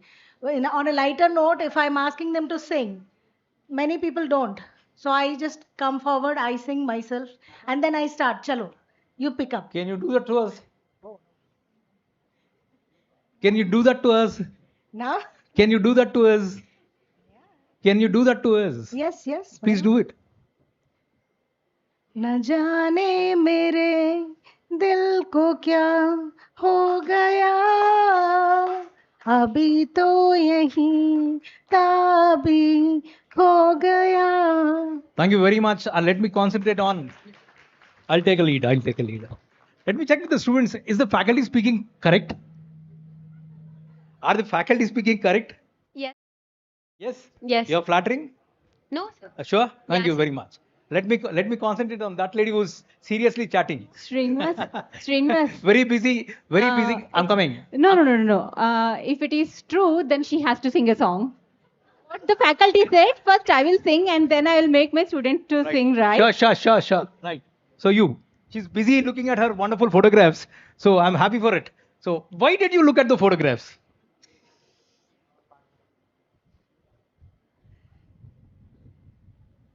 This is formal, no, informal employee engagement for your kind reference. That's why I said we start with dirty. Ladies and gentlemen, what I'm trying to tell you all is employee engagement formally doesn't agree. Employee engagement formally doesn't agree. Involving people and bringing the inferences here in getting on with.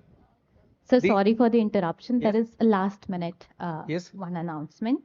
I also want to invite Professor Ravikant Regala, a renowned psychiatrist and trainer from Spurti Engineering College. And I'm really sorry for missing out his name. Kindly please come to the dais. God decides. We engage. He actually wanted to ask a question, but see the privilege here. Huge round of applause to this gentleman. Right. Ram, according to you, Thank you so much. what is the engagement perspective in an informal way for the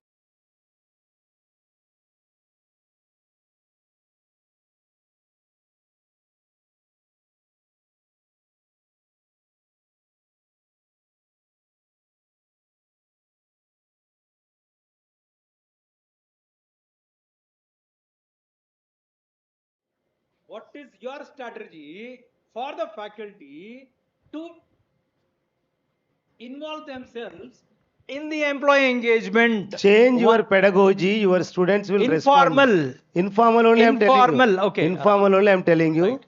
Change your pedagogy so that students get engaged to your classes and you can give the best to others. Minus student, minus wife, minus everybody, only for them. See, faculty is meant for students. You can't actually disengage student and I can't tell. I am not asking them to read.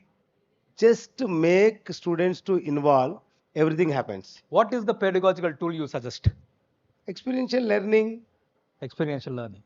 Bring a lot of experiential learning and also learning by doing. Okay. And also they should actually do some projects based and also involve in innovation. A lot of these things. They should do. Your one-liner is done. Thank you very much. So I'll come to students again. Scene.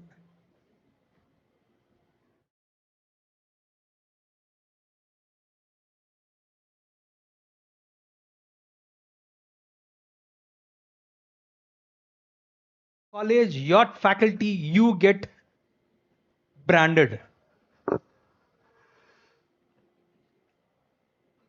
Can you repeat the question?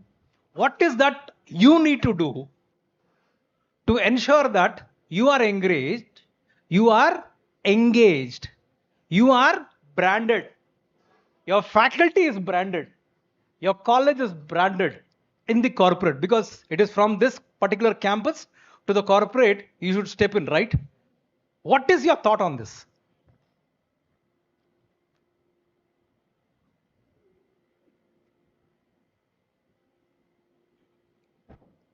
After panel discussion, we'll.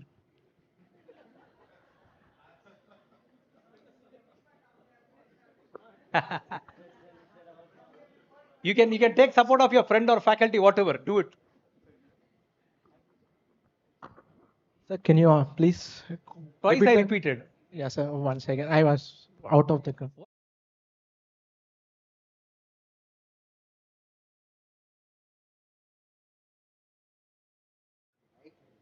This college, this faculty, and this student is engaged to get branded in the corporate from the campus. Yes, sir. Very good afternoon to the panel. And as you asked the question, sir, I want to answer in my way. Like, first we should be getting identified through giving, I mean, whatever the textbook is giving or whatever the concepts they are giving, we should be out of the box, and we should be thinking innovative way, and we should be thoroughly engaging with the faculty. That gives us the identity, first thing. Second thing, whatever the questions and whatever the concepts are encrypted in the book or printed in the book, we should be able to engage with the faculty, and also we should be able to look out of the industry what are the going on, and we should be both combined with that, and we should have an industrial experience. So this all make us to expose us as a student as a branded way, and also by asking the questions thoroughly to the faculty, they also know the things that it is going in a good manner, and they also feel that we should be more identical to the corporate sector and bring the thoughts and the ways how the corporate sector is involved in it, and they also increase the potential to treat us in a corporate manner. So these all are the things we can put our efforts to make us a branded one. Thus, you have this 7th ranking there on the wall displayed. This is your employee engagement. Huge round of applause to the students, faculty, and the college for this wonderful ranking so that you got. That made me to ask this question. Long back, mythological elements focused on 4 respective aspects. Hitam, speak meaningful, sensible.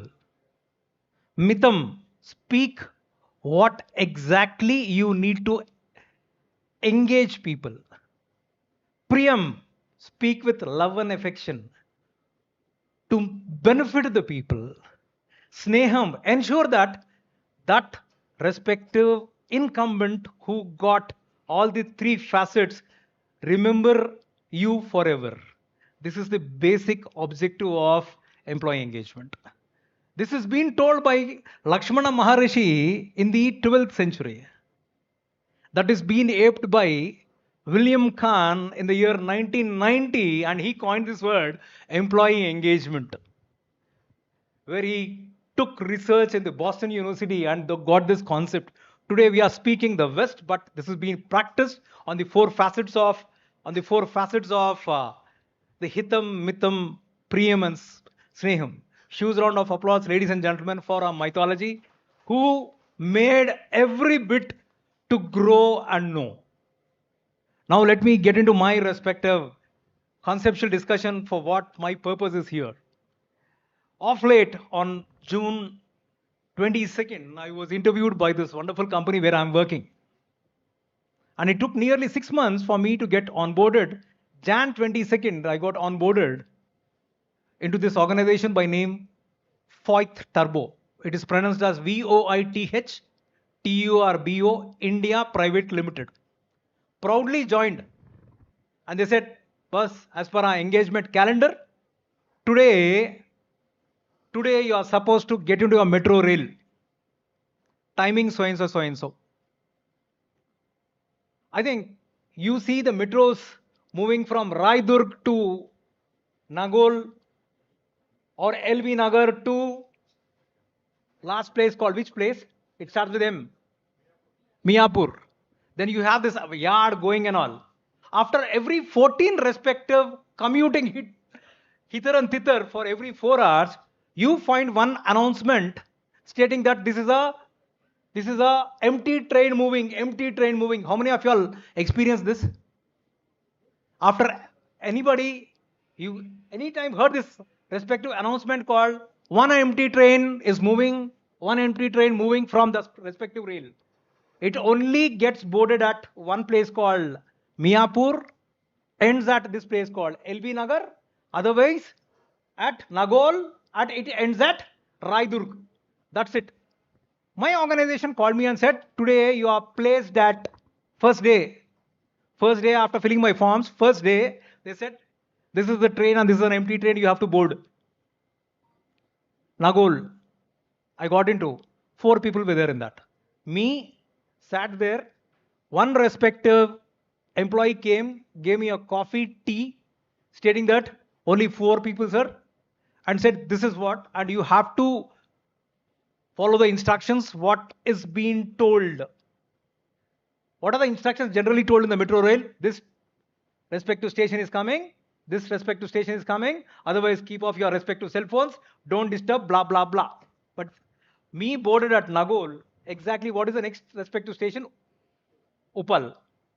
Srinivas, you are sitting in the last respective row where you have to go with the seat belt. Measure the timing from Uppal to next respective station. What is it? Stadium.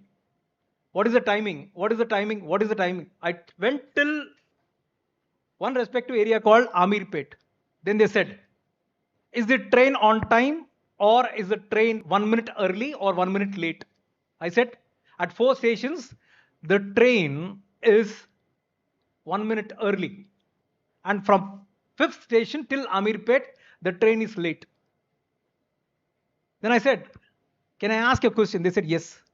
Why is that you made me to sit here? They said, boss, you are sitting with our customer. We develop gearboxes. We manufacture every part of the body except the external body to Indian Railways and all metros. You are inducted here. See the employee engagement that I gave, a privilege to any employee who joins this organization. See the beauty of this organization. 1861 established organization by Germans. Since 42 years, it has been established in Nacharam, Hyderabad. And my induction started there. Then they said, one gentleman would be boarding and he'll be your buddy.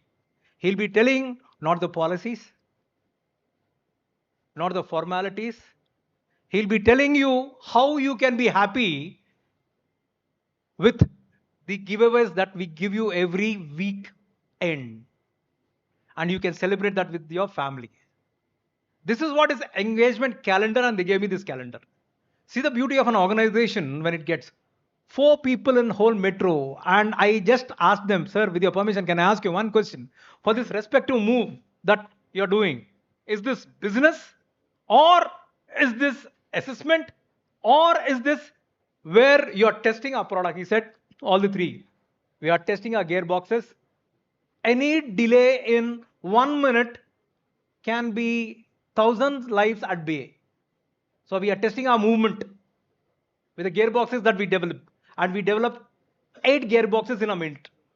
See the movement that a respective metro arrives, departs, arrives, departs, arrives, departs. Vasu, please come to the subject. Sir, I'll come to the subject. No, please, I request you to Sir, this is interfering. No, my request to focus on the subject. Let the panel question can You come. gave us 30 Please. minutes. 30 minutes is, Yes. 15 minutes were over. I'm coming to that. Please. Thank you very much. So what is happening here is the lives are taken into consideration in a very positive way. One movement here and there will lead to what? Accidents. An engagement calendar for an employee is driven in a very scientific manner. This is the respect that the Germans requested the organization for our wonderful Indians. A best practice that is being practiced. Thus, this organization is taking care of every metro that is existing in India. And our beautiful respective train that we are testing now is Vande Bharat with sleepers. I give an example of where I'm working. So proud to say that these practices are driven by the government of India for the safety of our people. Thanks to the government. Now, let me get on to my respective, one of our panel members who served this nation. Sir, how was the Indian Army, all the three forces, engaged the safety of our Indians who sacrificed their lives at the border? So everybody serves the nation in their own different ways. So I've served in a different way. That's about it. So you want to know how we keep our soldiers engaged, or is that what you were asking? One soldiers and how the leaders motivate. I mean, the Okay. lions are motivating the downtrodden. All right. So it's an entirely different culture. You see, first, how an army stays motivated. People may think it's because of the hierarchy or because they do things because orders are passed and all that. No, it is a culture. It is the culture that is the strongest.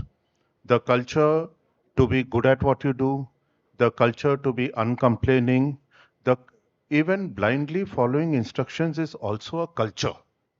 And it is the imbibing of this and this culture of brotherhood and then, of course, the culture of nationhood and patriotism and all that. But those come subsequently, which is a given. Everybody's a patriot. You don't have to join the army to be a patriot. Everybody's a patriot. But it is the working, what is the difference between army working culture and any other working culture is a blind following of orders, the blind faith in your buddy, the blind faith in an instruction that is given, and the absolute necessity of what you are doing and how important you are for the country and the nation. So this culture thing, so when it comes to strategy in an army, if we are talking of, say, strategy, analytics, and technology, strategy in the army drives culture. That is the basic thing. The other things that are taught to an army person, depending on his trade and his area of specialization, he could be a signaller, he could be a rifleman, he could be a driver, he could even be a cook, or he could be a medical person. That is departmental training. All right. So strategy drives the culture of the army, and along the way, there are analytics, which normally what in the corporate world is stronger with. You'll have your pulse surveys, you'll have your frequent feedbacks and periodic feedbacks and appraisals and all that. The army also has its own system of understanding the pulse. Their analytics are not driven by survey forms and by one-on-one. They are driven as a next step to culture. It is interaction. So, a officer, a leader, a soldier, you will really not find much difference. What you all see in movies and everything is a different thing. And of course, there is an hierarchy. I'm not saying there is no hierarchy. There is. But on ground, when we function, you will notice that there is absolutely no. What is the meaning of shoulder to shoulder? So shoulder to shoulder is what we are. And so we'll eat with them, we'll dine with them, we travel with them. So we understand pulse points. Those are the analytical points that we get. That is our way of doing analysis. And that analysis gives us insights into what are the people thinking. I mean, is there a disturbance somewhere? Are they not aligned to what we are thinking? Is there somewhere that the communication has gone wrong and they don't understand why they are doing this particular activity? Based on that insight, then we step in to rectify that particular gap that arises out through and so our way of analytics, our way of analysis, and our way of gathering the insights. And that is why even in the corporate world, we do various kinds of analytics surveys, because that is what gives us insights. And finally, the technology part. Technology, we don't use much technology when it comes to rectifying our insights, because for us, everything is a personal one-on-one discussion and close coordination. Compared to the corporate world, you will use technology you will use technology to cover up what you have learned through the insights. So there is dissatisfaction because collaboration is not enough. So you have tools to do that. Now these days, this work from home is somewhere, one person is somewhere, manager is somewhere, director is somewhere. So you'll have some tools to cover up that gap so that his dissatisfaction is taken away. So basically the same thing, but we do not really use too much technology when it comes to having an engagement. We don't have technology-based engagement tools, which corporate will have. But the process remains the same. So we use strategy to create the culture. We use our own way of analysis to get insights. And then we do the transformation. We may ignore the technology bit when it comes to us. Thank you very much, sir. Ultimately, it is a trust factor.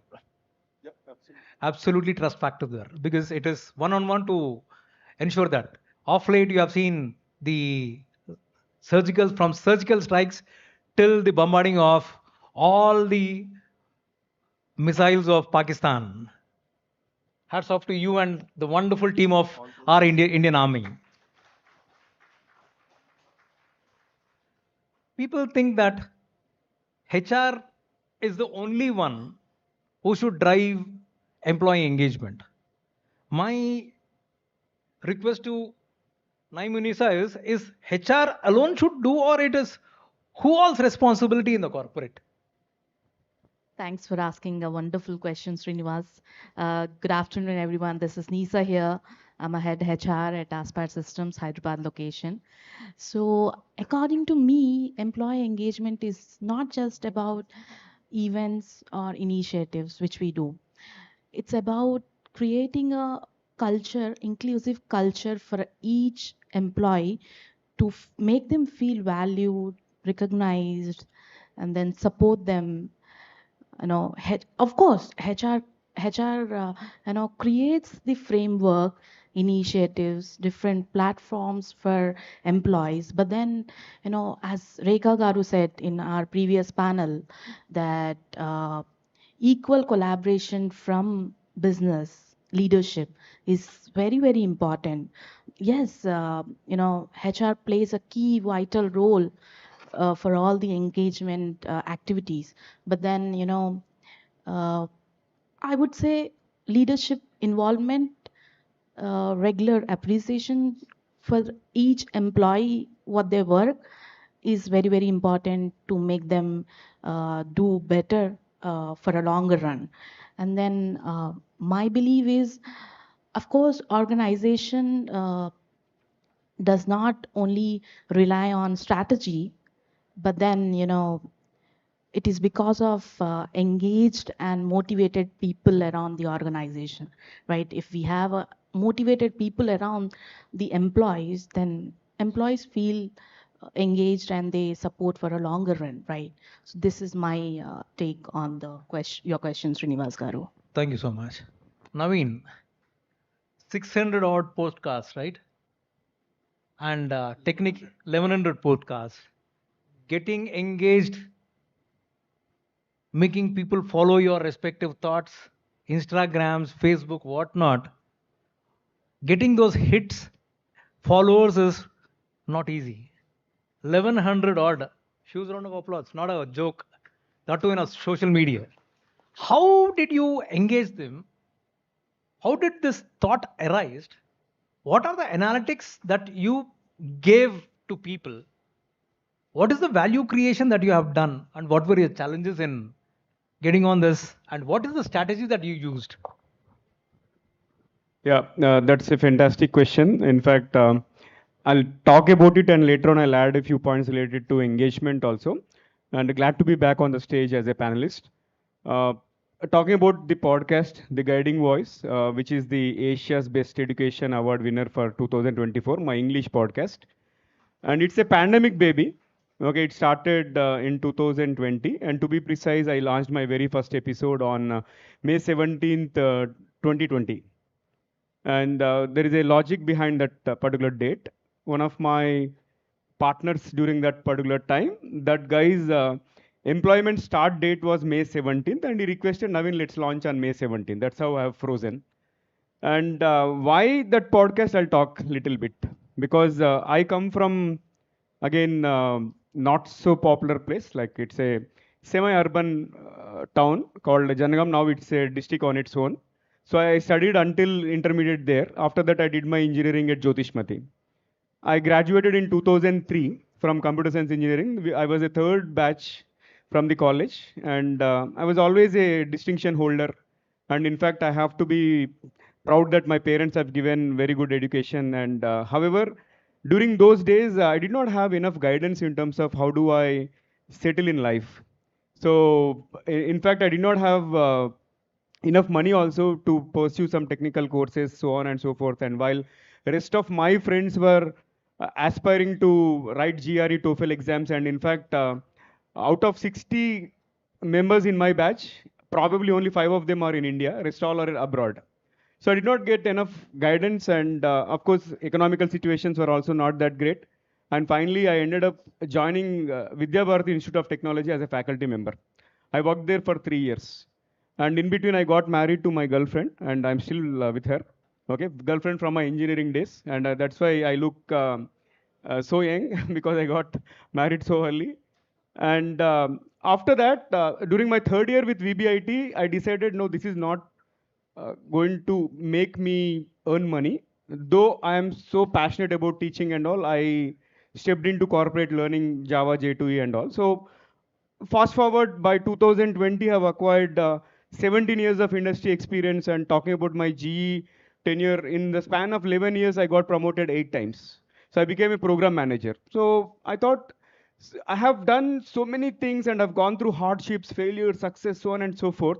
I'm here. Imagine if I had the right guidance at the right time, I would have been somewhere else, probably 2 or 3 levels more than where I am today.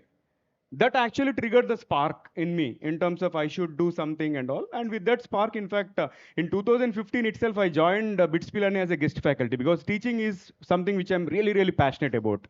Because teaching is a noble profession. Unfortunately, in India, teachers are the ones who are underpaid. That culture has to change. Then things will really be good for the country as well. So one point in time, I felt, okay, I have to do something different so that my sphere of influence should not be just limited to the company where I'm working for, so on and so forth. And I thought, okay, how do I do differently? And during the pandemic, fortunately, I attended a course on podcasting by Bijay Gautam. And I immediately signed up for that course and finished that within a week's time. And I called my erstwhile partner, Mr. Sudhakar. I said, Sudhakar, should we do podcast? Then he said, why? See, I'm visiting a lot of engineering colleges, but even if I visit every engineering college every other week also, or every week, it will take my lifetime to cover all engineering colleges within Telangana itself. How do I reach millions? Then I thought, okay, podcast is a medium wherein I can reach not just people in Telangana, Andhra Pradesh, but across India, but across the world. And fast forward today, I have listeners across 140 countries. And that is how the idea started. And then during pandemic, fortunately, many people were sitting at home, and my success rate was 100 out of 100. Whoever I reached out, if I felt their thoughts were really good on LinkedIn or something, they signed up and they came to my podcast. Initially, I thought of doing only 1 podcast per week. Later, I increased the frequency to 2. And fast forward 2022, I launched my Telugu podcast because people said, hey, you are doing it in English and so many global leaders are coming. But what about people from remote places like you and me? Then I started Telugu in 2022. In 2023, again, Hindi came into picture. And then 2023 end, I did Kannada. Likewise, in 24 end, I did Marathi. Last year, I launched my 6th one, which is Gujarati. Is it going to stop here? No. And going back to the numbers in terms of attracting people and all, when your purpose is strong, universe will conspire to help you in terms of providing all the resources that are required. I'm really fortunate because people around me, now I have a pool of freelancers who are working. I pay them very nominal amount. And in fact, for somebody who has worked in radio industry and all, they are serving as a host on my Gujarati show. And she has already brought in Padma Bhushan, Padma Shri awardees and so many people. Likewise, I've come across some wonderful people. But purpose is something which has attracted all this particular thing.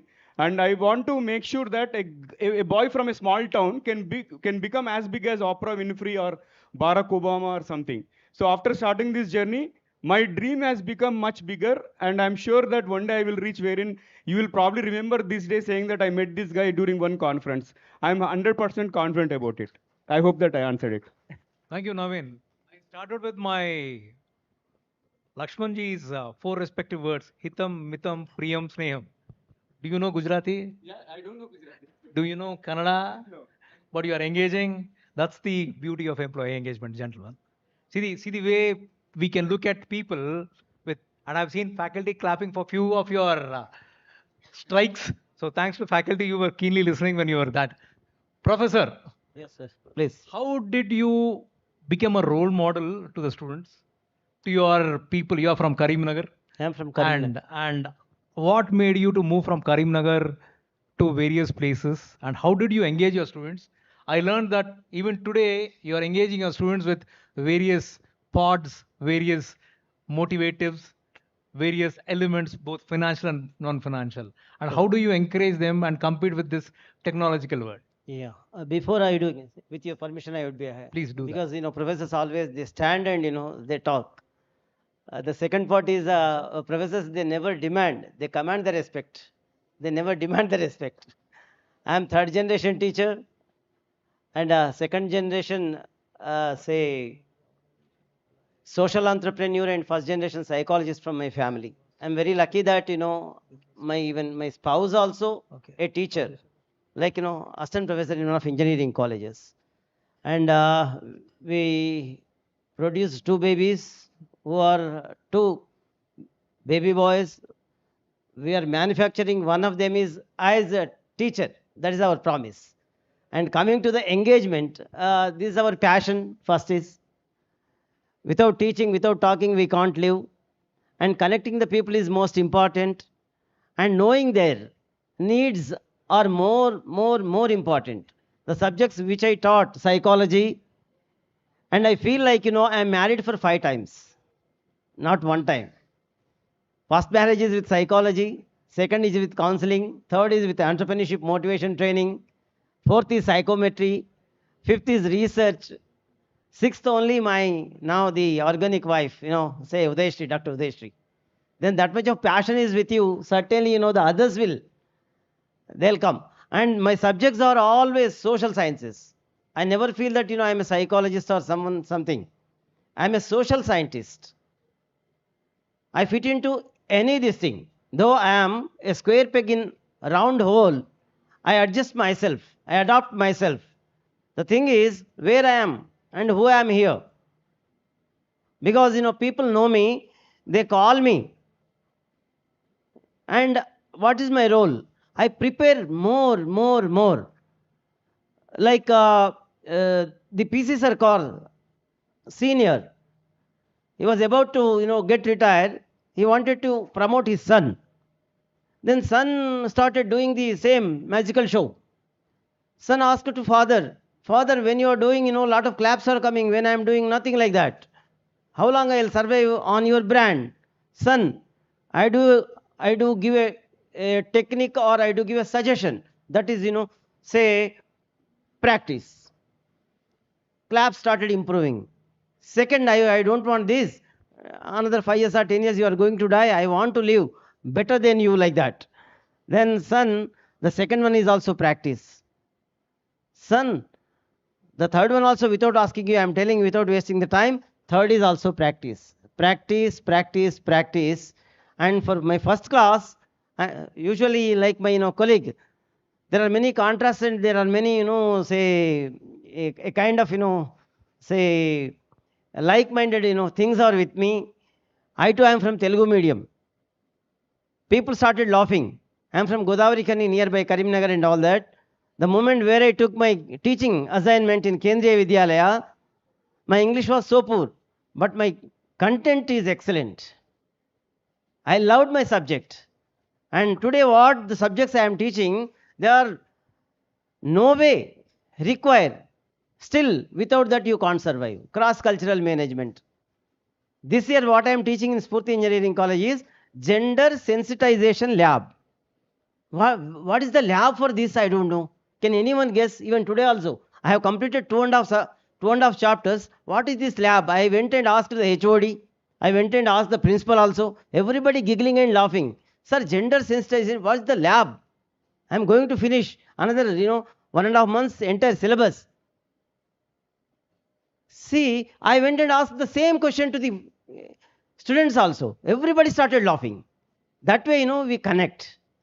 Change management, performance management, organizational behavior. Only the thing is, I'm married to these many subjects in the sense you cannot separate me from these many fields, is my, shrewd saying. That's what. I didn't come here, whether they call me to the dais or not, whether they may be calling me as keynote speaker or not. I negotiated with Rao Ramesh. Are you calling me or not? Otherwise, today there is a big program back in my college, Women's Day. I don't want to miss that program. I don't want to give sari cut face. Then easily you can connect. Now also, small exercise we can do. Keep all the phones, keep all the biscuits, chai, samosa. See, every time only Madhya Pradesh, no Uttar Pradesh. Just now we had meal. Again that, small, nice smell is coming. That is the what, sir. We Indians, show me one candidate here. Anybody has got less of your circumference of, Madhya Pradesh, more of this. What you use, that will grow. Show me. What great things are we doing? What you use, certainly that will grow. That will become sharp. Thank you, Professor. One candidate. Please, sir. Thank you, Professor, for wonderful insights and looking thank you very forward. much, sir. Thank you One very thing which I would love to appreciate is, we are getting married for 5. Is our topic is please, sir. I'm telling you, our focus should be employee engagement, innovative employee engagement strategies, analytics and technology for business outcomes and results, not the generic science. Yes. Please focus on that. Let's conclude accordingly. Right. Please. Himaj, thank you, Professor. Great initiative. 5-time marriages is not a joke. Marriages are made in heaven to show the hell, but this is a different facet which I looked out. Very good engagement. Himaja, generally, employee engagement is a supportive initiative is what organizations take place. But if you connect that to the key performance indicators with a KRA, what would be the best strategy on this? How do analytics come into picture? What is the happiness quotient that you create for the employees? What is the spirituality that you bring from employees to the employer? Your focal point on this. Yeah, thank you, Srinivas, for giving me this opportunity. Yeah, good afternoon, guys. I don't want to say good evening with the smell of the samosa, but yes.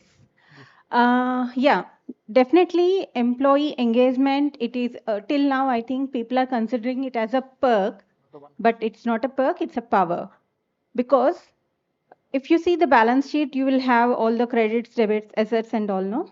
So, what is the biggest asset of any organization? Any guess?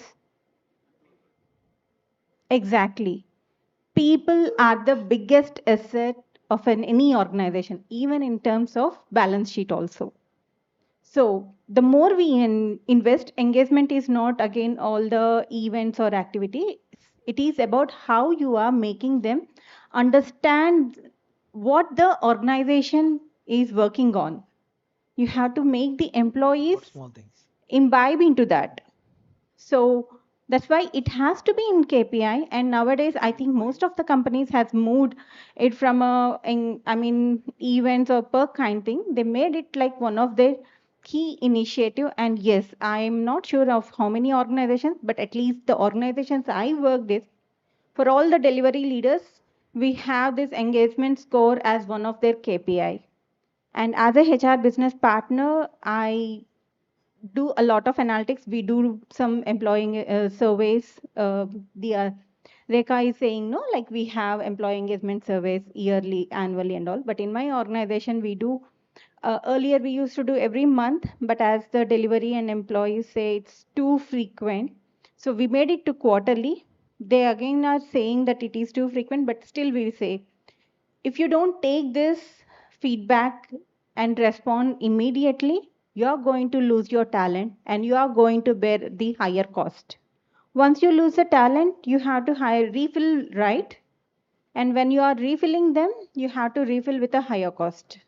No one is coming without 30% hike in the market, right?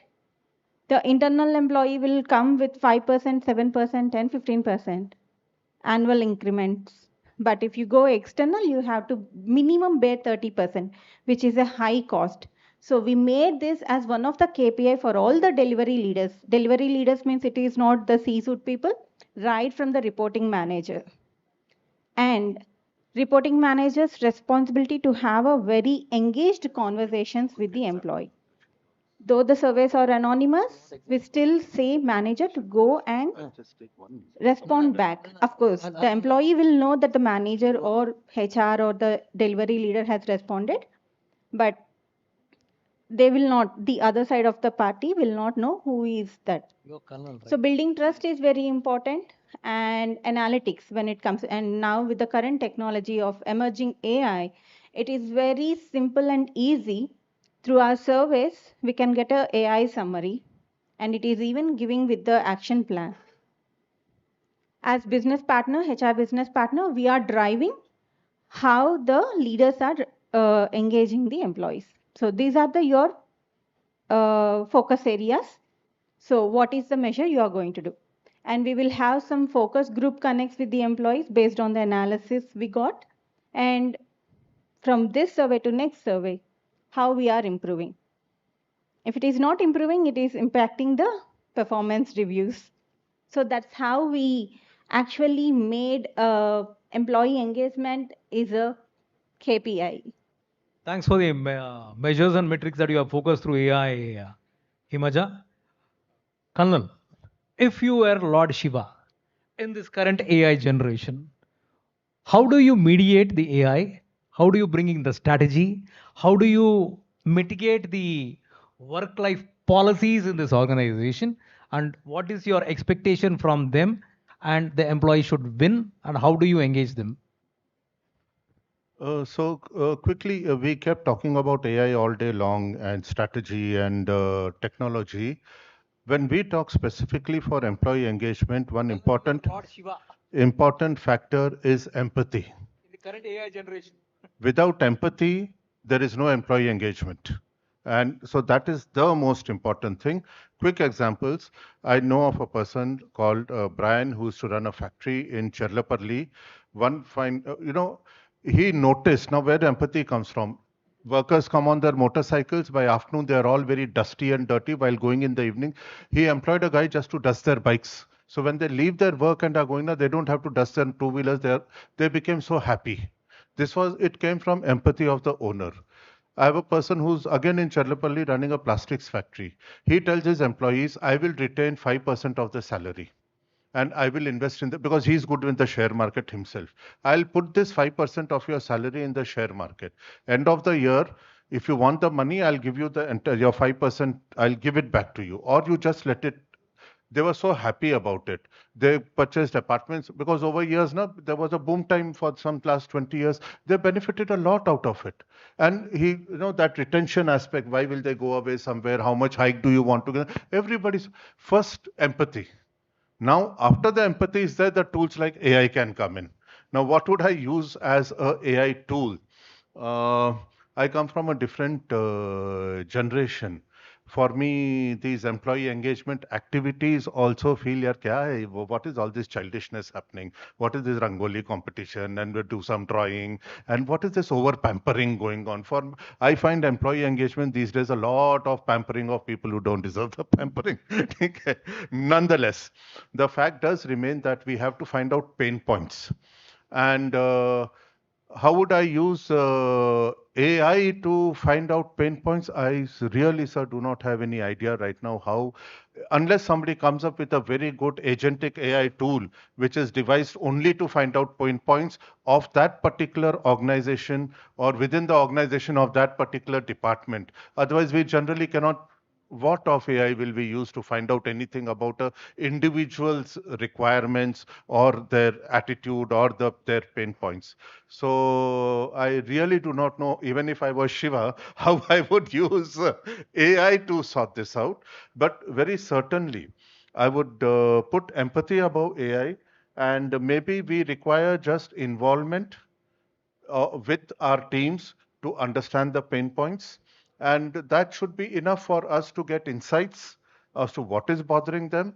And then whether you use technology or not, you can still deliver, engagement aspects to them.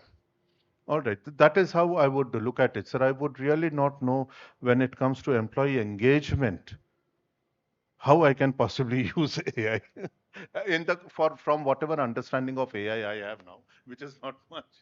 Empathy is a missing black box in most of the lives, both you take corporate or personal lives.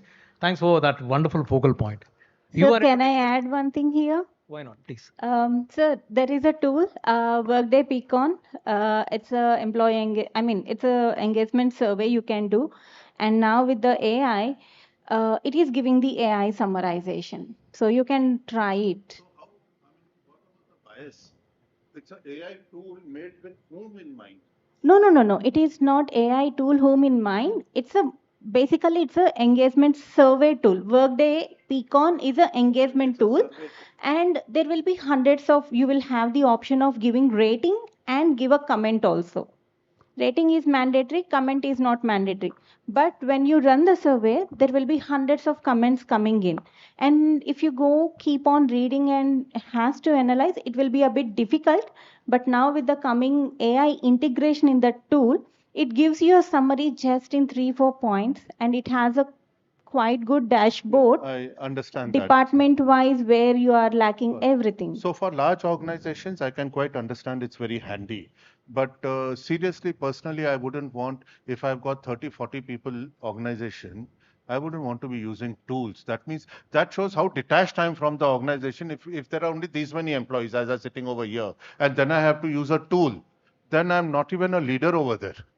If I don't get that, but I do get it that if you have 500, 800,000 employees, then tools are certainly required. Maybe And now AI you have can gone use Google Yeah. Forms or Microsoft Forms which you have and ask AI to give the analysis. To add on to Swati, with the help of survey, we also get the mood score of a people, right? So with the help of survey, we get the mood score, like how we can connect with them and address them, right? Mood management, NPS, EMS, EAPs, and all are the fancy facet words that are coming up to our player here. If you are Ravana with 10 heads, because you are into multi languages in your podcast and all, which is that AI tool that you suggest to the new generation to be better than you? I would not suggest any AI tool because AI is going to replace everything but human creativity. So retain that particular factor. And one thing I would like to add, one main crux related to employee engagement is, imagine you are invited to a party. Okay, and the host is not at all looking at you. Okay, and there is a signage out there for lunch, dinner, drinks, whatever it is. And finally, since you came there, you did not cook at home, you had your food, you left. Would you go back to that host once again? Right? So employee engagement is as simple as that. As long as your employee gets connected to the organization's organizational goals, vision, and everything, and as long as we are showing that empathy is one word which has been spoken a lot about it, but in simple terms, I'll tell you. Let's assume your employee is supposed to deliver an outcome, and that person did not deliver the outcome. What happens suddenly? And his or her phone is also not responsive. What do we think? Automatic stories start creeping in, saying that that person is non-responsive, or doesn't care about the priority, urgency, so on and so forth. But hold on another moment and try to call or drop a message saying that, hey, can I know, is everything okay? That particular statement, is everything okay, is going to yield or turn around the entire situation. Then that person will open up saying that you never know what kind of situation that person has undergone, right? And talking about that Rangoli stories and all, those are all not required. As long as employee feels connected and part of that particular organization, and if you treat your employees well, they will treat your customers well. That's it, as simple as it.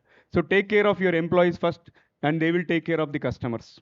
And honestly, I don't want to leverage AI for this particular aspect, because all of us, okay, who, I mean, especially you guys are into HR domain and all, you are the ones who are having that particular connectedness. Continue that. That is very, very important. If we make it artificial, if you are relying on any mood score, sorry about that, but that is going to ruin our situation further. We need to be connected as human beings. Let us not lose that to machines, please. Thank you. And the fastest of the 10 Ravana heads, that's also done. Professor, one single line you have to tell. You got a chance today. What is the best thing that you want to change in yourself to engage yourself? Only one line, please. Only one line. This don't stand. Even that is also not a. Now we are engaging in only sitting. Without This is a request. standing, without Professor, this can't standing, be. sometimes we can't. This is how engagement actually works in corporate, Professor. Sit down and speak. Only one line, but only one line. Always I concentrate on P by PC, production by production capacity. Production by production capacity is greater than 1. You are entrepreneur. Production by production capacity is 1. You are a loyal employee. Production by production capacity is less than 1. You are not at all surviving in the organization. You will be removed. Thank you, And Professor. For this, I have Only a one stipulation. line. For this, I have a Professor, I stipulation said given. one line, Thank you. please. Thank you very much. Thank you very much. Thank you very much. So, ladies and gentlemen, wonderful lookouts and insights from my panelists here. Huge round of applause to them. And the takeaway is employee engagement should lead to happiness using the best strategy at a contingent time. It can't be aped. It can't be copied. It can't be leveraged. It is within where create one single word called empathy. Remember that it can be enhanced. Thank you very much for this wonderful opportunity, dear organizers. Dr. Ram, Dr. Suman, and the organizers. Thanks for this wonderful time spending with us. So looking forward to. Thank you. We are thankful to our esteemed moderator and distinguished panelists for this insightful and engaging discussion on employee engagement, experience, safety, health, and well-being. The concept Nourish to Flourish was really brought to life through this discussion today. Your shared experiences have truly elevated this conclave, leaving us with invaluable takeaways. We, the ASTRA School of Business of SR University, extend our deepest appreciation to our moderator and esteemed panelists, and as well as the lovely audience. Please give a big round of applause for all of us. As a gesture of our gratitude, we are honored to present mementos to our panelists and moderators. May I kindly request our dignitaries to come forward for the memento presentation ceremony.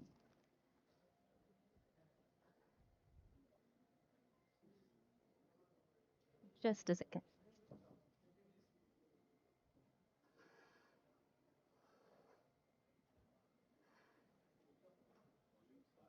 Give the moment to Suman sir to call him out. No? Lakshmi ma'am has.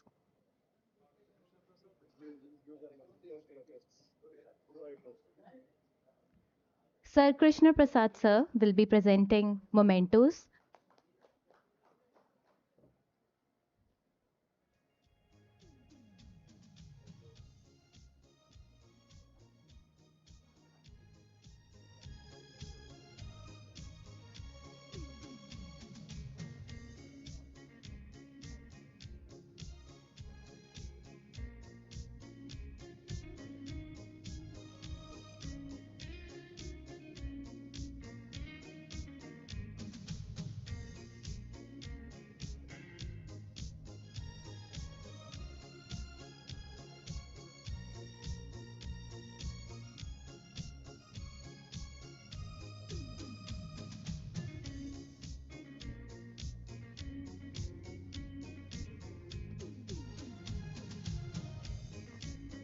I request Dr. N. Sumit Kumar sir as well to please be on the stage.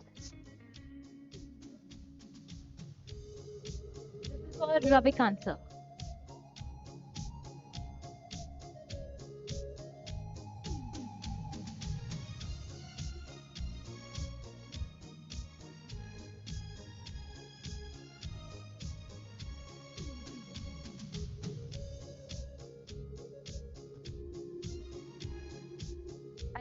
Dr. N. Suman Kumar, sir, to please present memento to Naeemunisa ma'am.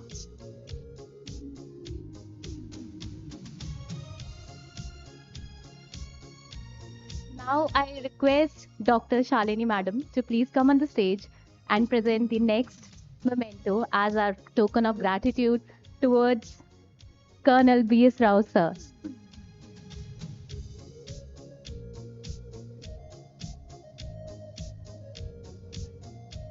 Thank you so much, ma'am.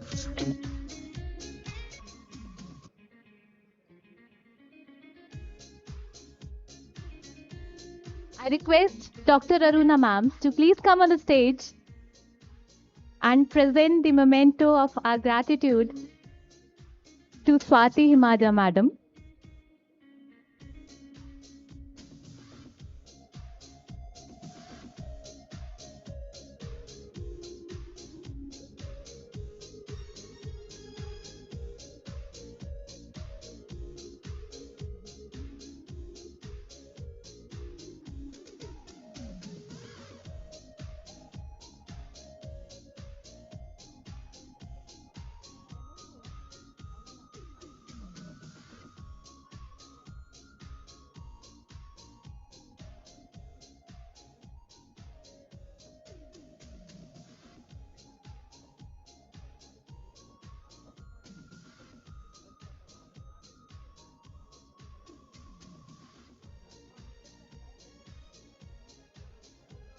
Yes.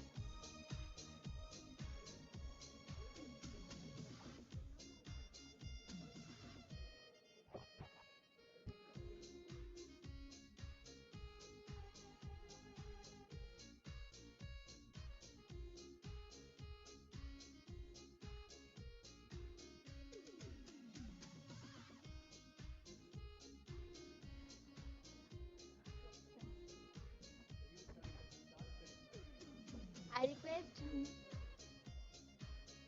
Dr. Nupur Sharma madam to present a moment of token of appreciation to our moderator, Dr. Srinivas sir. Srinivas Dulipala.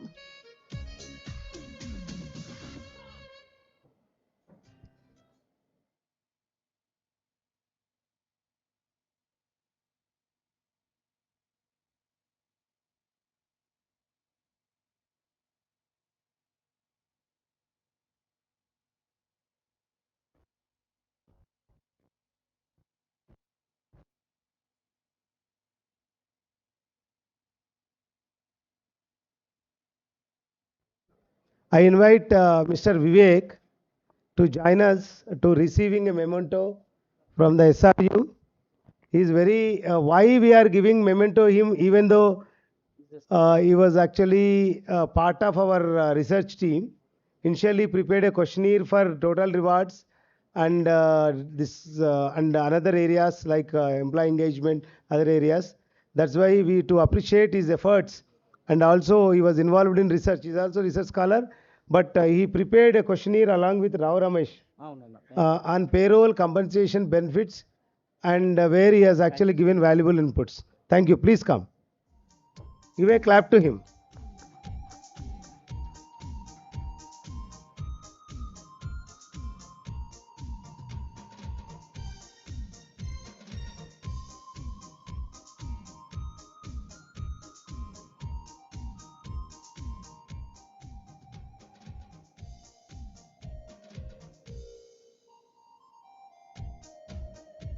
Thank you, and thank you, Vasu.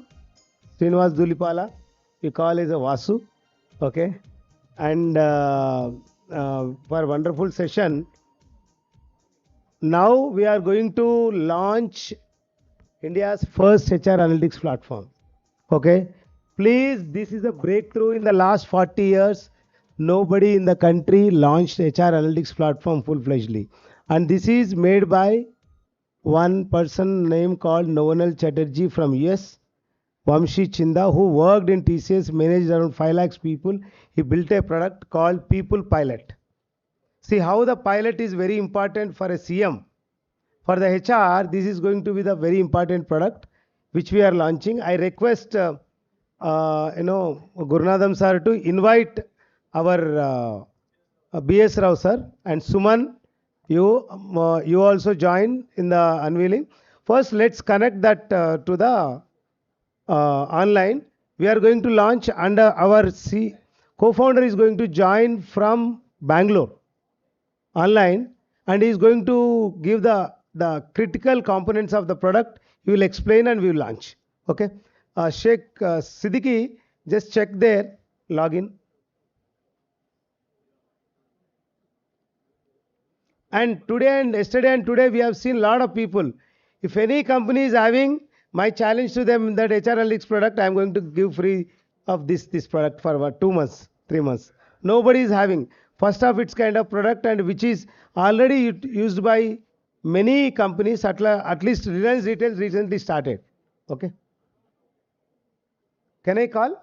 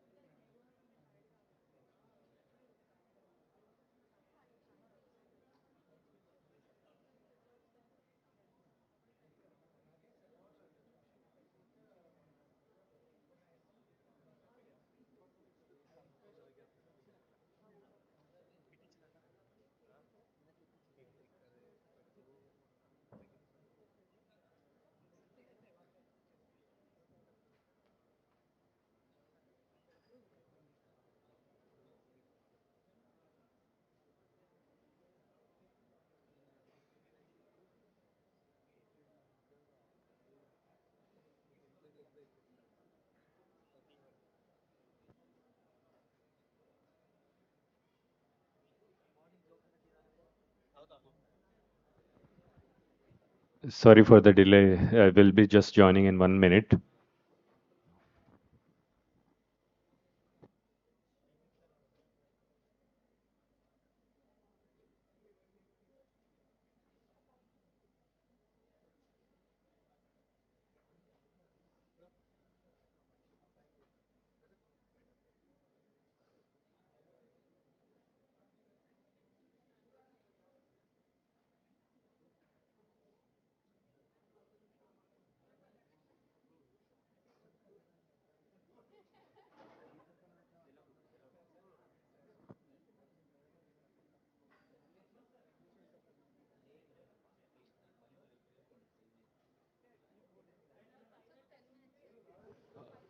We have Vamsi. Vamsi, can you hear us? We can't hear you, Vamsi. Vamsi, are you with us? Can you hear us? I can hear you. Oh, we can hear you. We can hear as well. Fantastic. Over to you, Vamsi. Without any delay, we had a brief introduction of the product that is going to come. I'm sure you'll take the demo from here onwards. Thank you. Over to you, Vamsi. Perfect. Thank you. Thank you so much, everyone. Thank you, Dr. Ram. and SRU University for giving me this opportunity. Siddiqui, I hope I can, I'm audible there, right? Yeah, you are audible, and we can hear you very well. Please go ahead, Vamsi. Thank you so much. To brief about Vamshi, Vamshi is actually a mechanical engineer who worked for TCS for more than 10 years, and that too corporate HR analytics branch. He was working with Novanel Chatterjee, who is actually the TCS head HR at USA. Both of them, both Novanel Chatterjee as well as Vamshi, built this product. And how much time it took for you? And he worked actually initially in HR analytics of the TCS. TCS is the largest employer of the country, and they built this product. With that experience, they have built this product, and now Vamshi, it's a Vamshi's time to speak about the product. And we are happy to launch this People Pilot HR Analytics product. Thank you, Vamshi, welcome. Thank you so much, Ram. I'll probably give a small context of why we are doing and then what we are doing here, right before giving a quick snapshot of the product, the UI and etc.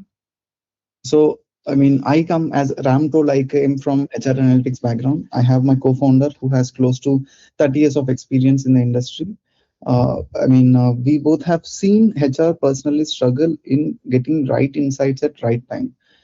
Throughout my career, I built a lot of HR analytics teams functions in new business areas, new locations, in startups, etc. But always scale has been the problem. We have maybe 30 HR professionals in an organization, but there is hardly one or two HR analysts who sort of supports them. And each of the HR has their own set of requirements to talk to business, right? Data requirements to present and then speak to business. And always it has been a huge challenge for HR to sit, crunch numbers, maybe on Excel, putting pivot tables, creating data visualizations, then creating presentations out of it.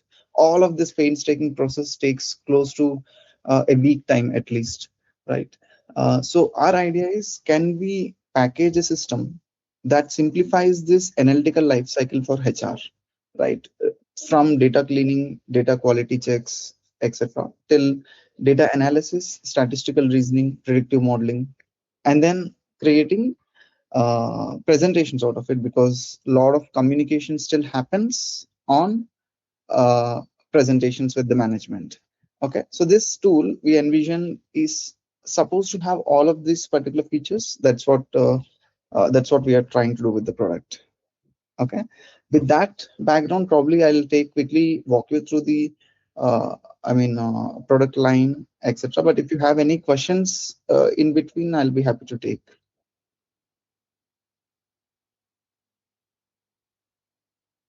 With the product, please go ahead. Open the product Perfect. and show it to them. Perfect. Ram, I'll quickly walk through the product itself directly. Please. Okay. For the interest of time, probably I'll take you through the product and then I'll try to take some questions. Yeah. So let me share my screen. I hope you can see the screen, right? Yes. Perfect. So this is how the product outline looks like. Let me probably turn off my. I'll probably turn off my.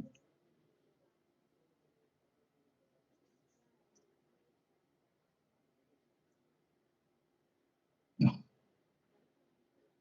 Perfect. So this is the product outline looks like. We have multiple functionalities that HR professionals can perform here. But let me walk you through the step-by-step approach of how analytics happens, the regular analytical life cycle and etc. Okay. So we have an data management center. That is where all of the HR data is collected, all business functions data is collected, either via API connections to the HRMS systems or using manual data uploads. Right. Once the data is present and available to the system, we perform multiple data checks on the system, like on the data, like how is the correlation matrix looks like for this particular table, what sort of variables are present and what is their descriptive statistics looks like, the very basic stuff. But the real action happens in data engineering layer. This is where we sort of understand your data much better, basically categorizing, quantifying it in terms of quality on close to 50 different checks that we have internally identified and we are applying onto your data. Okay, so that gives a ballpark figure of how good the data is. Like there could be leading and trailing spaces or mixed casing in letters. For example, Hyderabad is kept spelled as both capital H and small h, as issues as small as that, to issues like outliers and etc. Right, all of those checks happens directly here. The organizations has rules to define for themselves, right? So they can understand whether their particular values, let it be location, roles, departments, are matching whatever they have defined to the data that they've uploaded, right? And then they can perform a lot of other actions like data reconciliation. I mean, a lot of times we have the challenge of knowing who has entered into the payroll system, who has got exited, which associates details are modified, etc. Each month to run that is a painstaking process for HR. So we have an reconciliation system within, and you have an interactive way to enrich your data. Maybe you wanted to bring market intelligence data. We have our own market intel data that gives a benchmarking information on your compensation or on performance or engagement, etc. Right, on multiple factors, let it be role, level, experience, industry, department, etc. Right. So we have that. Vamshi, can you take one area that you worked and what is the solution that you had given, how it is resolved? Just to focus on that. I don't want to go the whole product. Yeah, I'll take this. So this is the data engineering layer where we sort of clean your data, make your data more enriched and etc. But one example, probably, I mean, something that we have worked with one of our clients is on the employee engagement survey, like understanding the survey, what sort of results or insights that the employees are saying and etc. Right.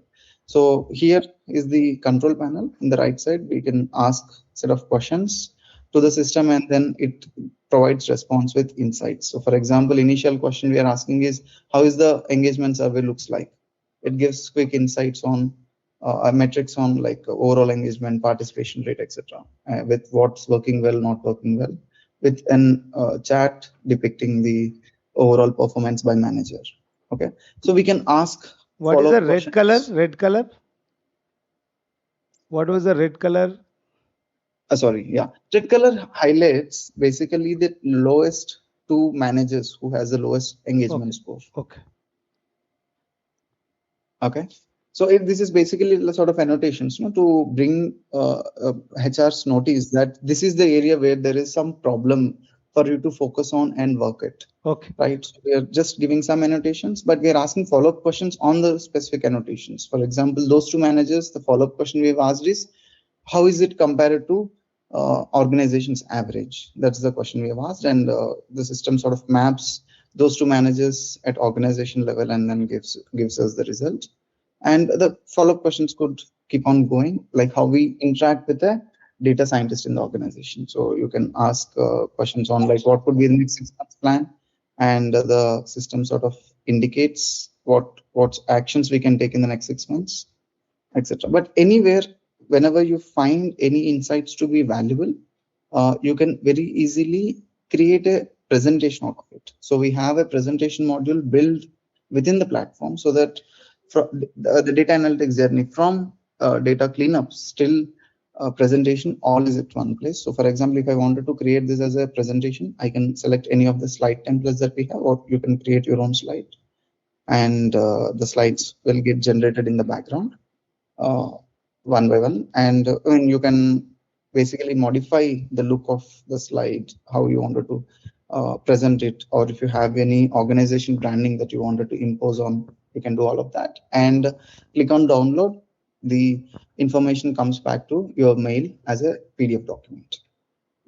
Okay, so this is some of the very core underlying tool, but what we are building on top of it is a scheduler, which means now HRs can schedule a report. They don't need to come do all of these actions on the platform.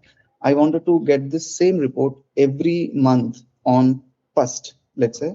The system pulls the data, creates this report for you, and then Please sends it to don't your get mail. into the details. Vamshi, don't get into the details. Try to show other modules also. Perfect. Okay. Get into other modules. The No, other modules no is micro, only just overall product. Just show. Sure. So the other module is the predictive modeling. This is the most exciting part. No? All of us wanted to perform predictive analysis on our data, maybe trying to understand who might leave in the next 3 to 6 months time, etc. So we have created a very open-ended system that lets you select any specific model from our model garden, create target columns, etc., and then generate a predictive model right on the fly and constantly improve it over a period of time. So we basically built it on those premise, and some of the models that I have, I'll take one example. So for example, this is job offer churn model. Okay, we can see quickly how does the performance of this model is working, what is the correlation matrix, what is the data preview, which particular variable is having highest impact. Using this, basically we can know the hidden patterns of attrition, what is causing attrition, who is leaving for what reason, etc., etc. Right. So this is something that we have developed and sort of testing with our clients currently, where they are building models, interacting with it, finding out reasonably unaware concepts of their own data. So that is what is currently happening. This is the scheduler I was talking of. You can create your own schedule and then sort of get your reports on any specific time into your mailbox, just like that. Vamshi, any L&D area? L&D area, as I do have learning and development. Can you just give me your presentation deck? Otherwise, need not to go into the product. Can you just show me the presentation deck? Sure, just a second.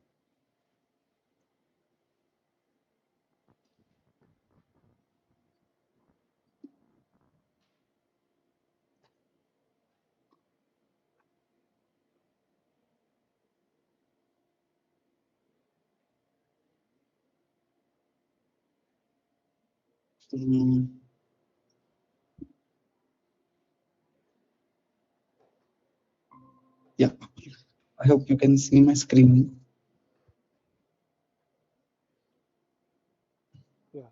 So this is a quick walk through the problem statement that we are talking of, taking weeks of time to create the same, analysis, presentation, hypothesis. We wanted to bring it down to hours, in fact.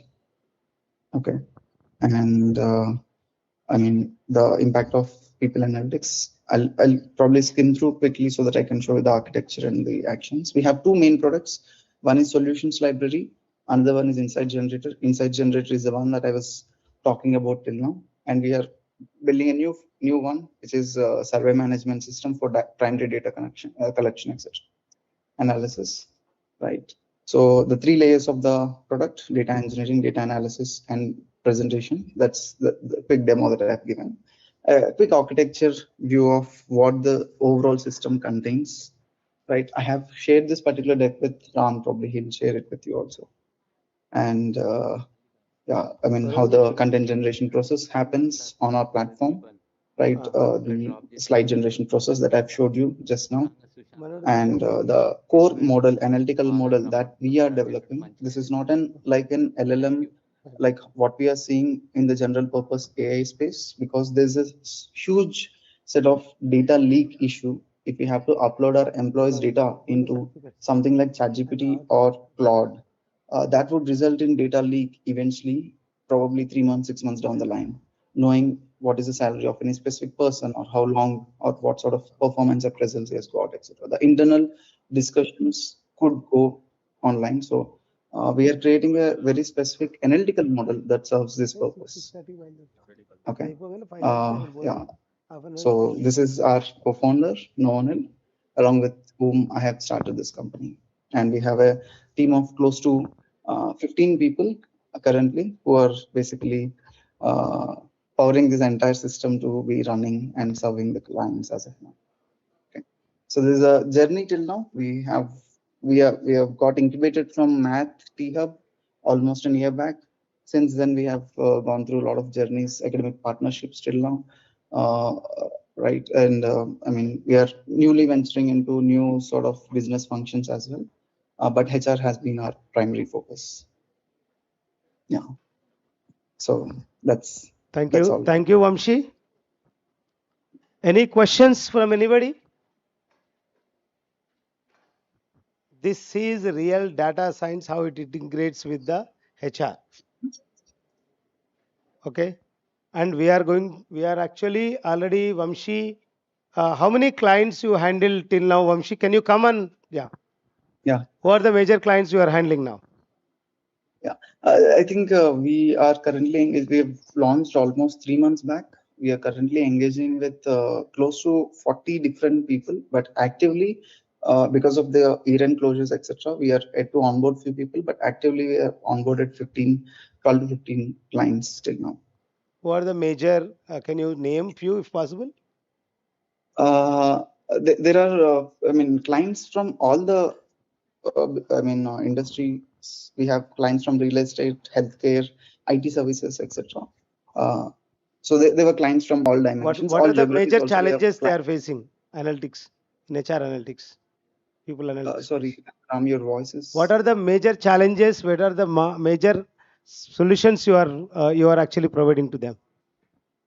So I mean, compensation, right? The standardization of compensation, etc., has been the biggest pain point that we are constantly seeing across.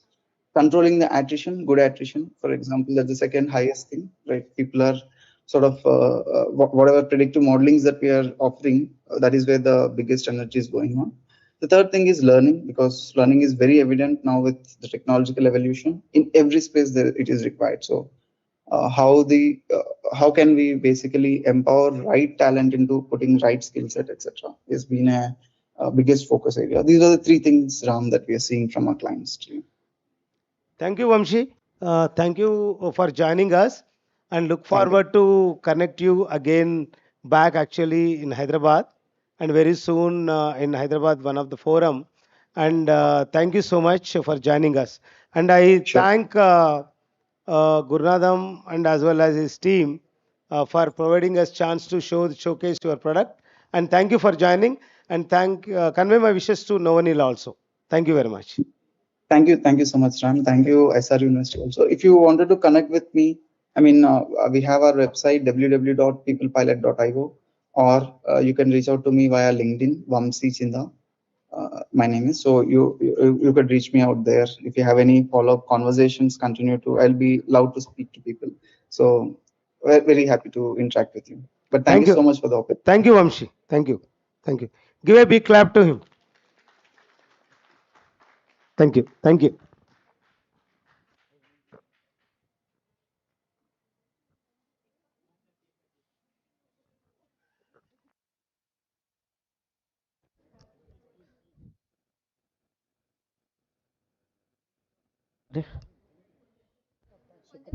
Good evening, all. On behalf of the International Women's Day, on behalf of the men of all SR University and ASTRA School of Business, we would like to celebrate Women's Day. Jananam nive, గమనం నీవే, సృష్టి నీవే, కర్తవు నీవే, కర్మవు నీవే, ఈ జగమంతా నీవే. అందుకే భగవంతుడు అన్ని చోట్ల ఉండలేక ప్రతి ఇంట్లోనూ నిన్ను సృష్టించాడు. ఓ మహిళ, నీకు ఇదే మా వందనం. I request our HOD madam, all ASTRA School of Business lady faculties and all the ladies who are assembled here, please gather here for a small cake cutting for 2 minutes. I request all. Sweta, please come. Madam, please. All women's. Madam. Not boys, only girls. Please, please.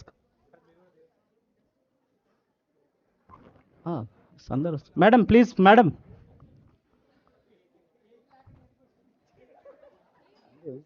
వస్తారు sir. Match box ఇవ్వండి, అక్కడ ఉంది. Rahul, match box కింద ఉంది.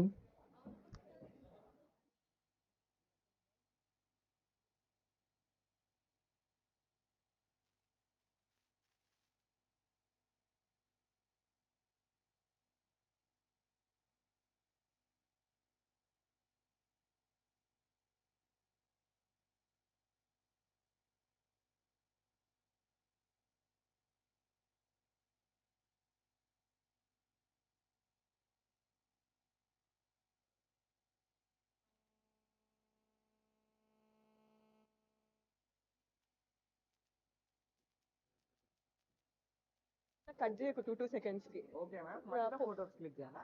Landscape లోనే Raju Bhai full video రావాలా? Prasad photos నాకు నిన్న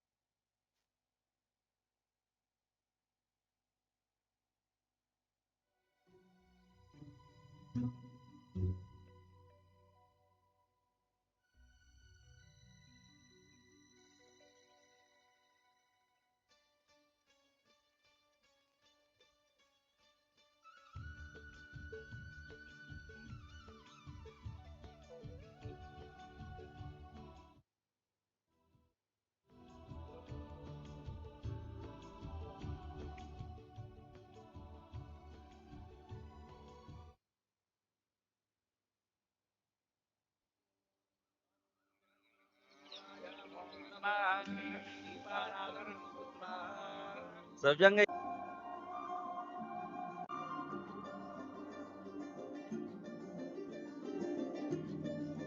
శంకరన్న ఎట్లున్నావు? బాగున్నా. తెలుసా మగువా మగువా లోకానికి తెలుసా నీ విలువా మగువా మగువా నీ సహనానికి సరిహద్దులు కలవా అటు ఇటు అన్నింటా నువ్వే జగమంతా పరుగులు తీస్తావు ఎంట బయట అలుపని రవ్వంతా అననే అనవంట వెలుగులు పూస్తావు వెళ్ళేదారంతా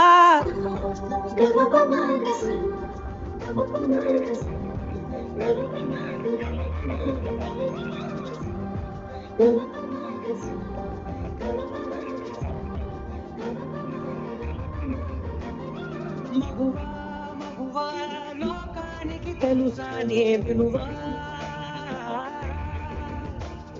మగువా మగువా నీ సహనానికి సరిహద్దులు కలవా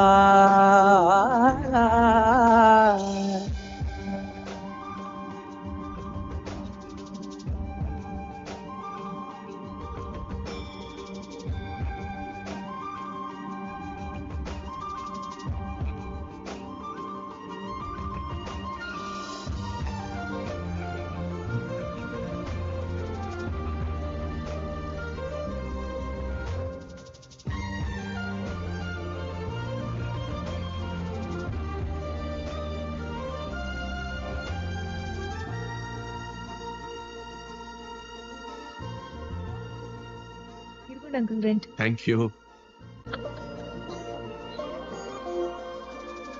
కాటుక కనులు విప్పారకపోతే ఈ భూమికి తెలవారదుగా నీ గాజుల చేయి కదలాడకపోతే ఏ మనుగడ కొనసాగదుగా ప్రతి వరుసలోను ప్రేమగా అల్లుకున్న బంధమా మా celebrations of the dais, please. అంచనాల కందున Geeta ma'am. కోరని Geeta ma'am, celebrations of the dais. నీవు లేని జగతిలో దీపమే వెలుగునా నీదగులాలనలో ప్రియమగు పాలనలో ప్రతి ఒక్క మగవాడు పసివా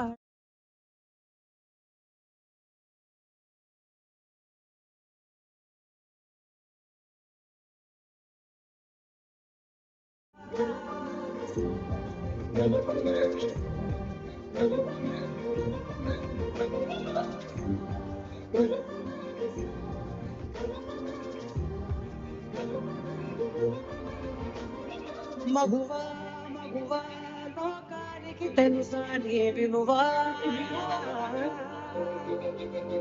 మగువా మగువా నీ సహనానికి సరిహద్దులు కలవా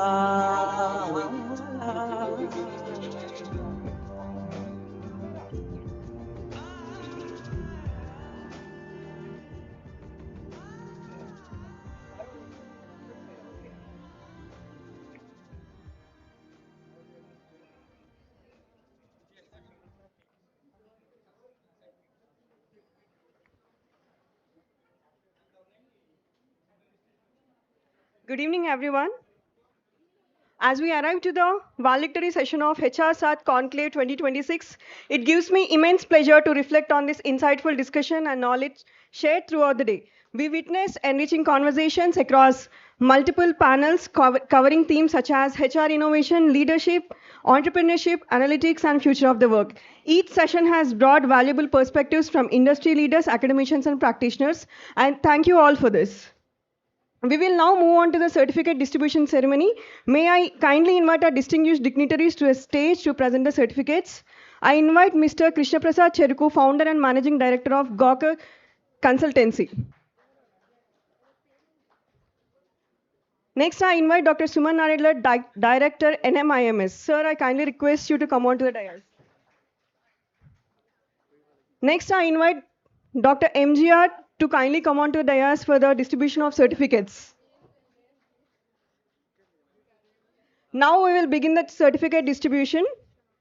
As I call your names, I request you to please come forward and collect your certificates.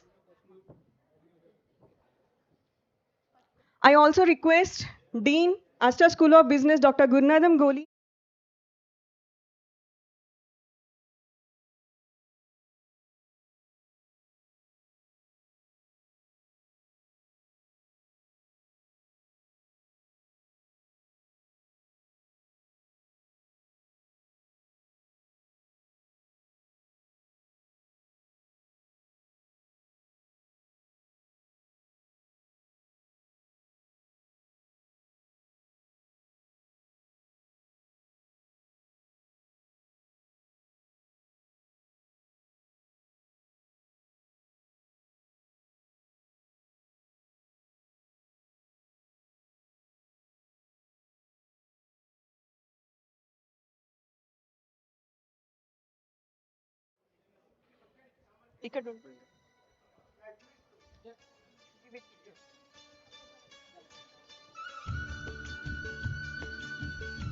Dr. MGR.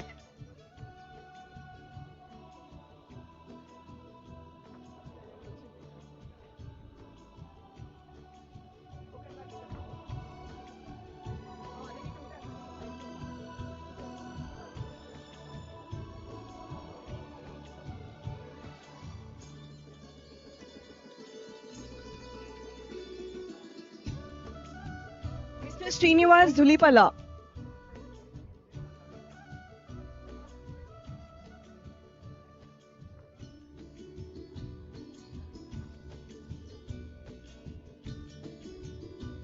Mr. Srinivas Dhulipala. Okay, next. Ms. Chandralekha Vadaram. Mr. Siddiq Sheikh Mohammed.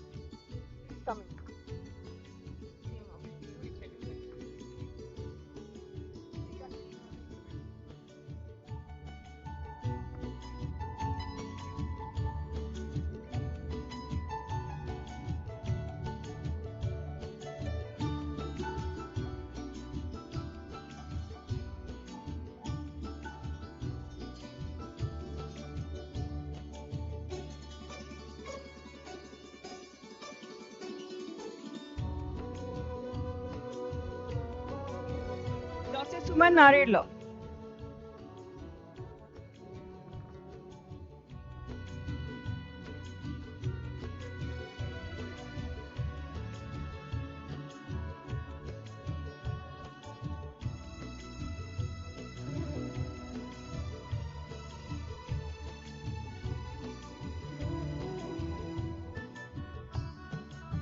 Colonel B.S. Chow.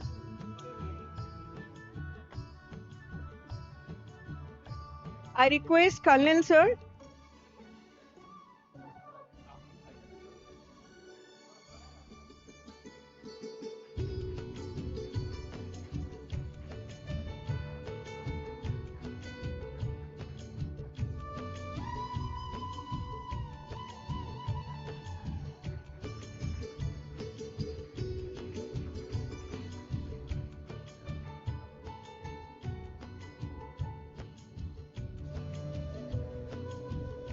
Miss Aishwarya Badugu. Miss Sirisha Komireddy.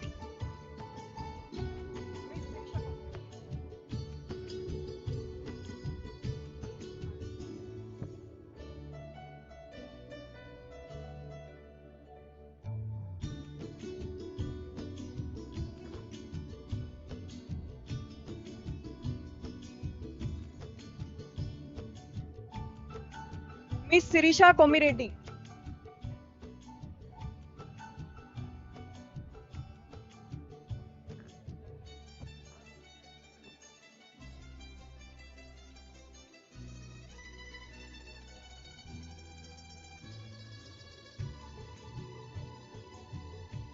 Mr. Ramesh Balla. Mr. Sriram Dittakavi.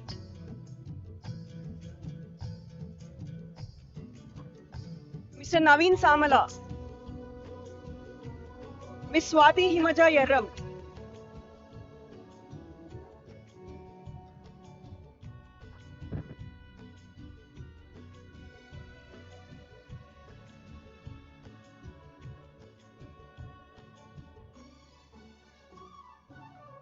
Miss Sheikh Naeem Unisa.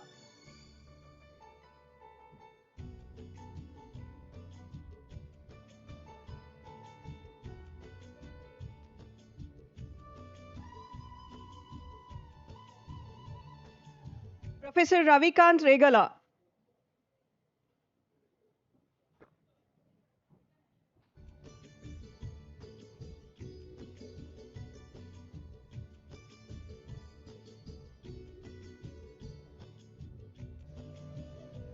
Miss Swati Himaja.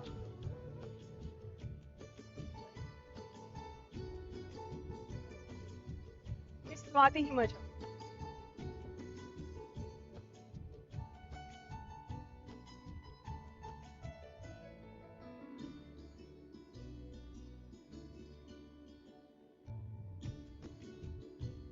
Miss Divya Chowdhury.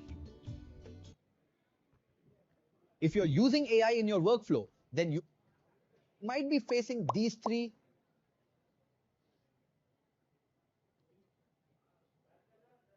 major challenges. First, crafting prompts that actually get.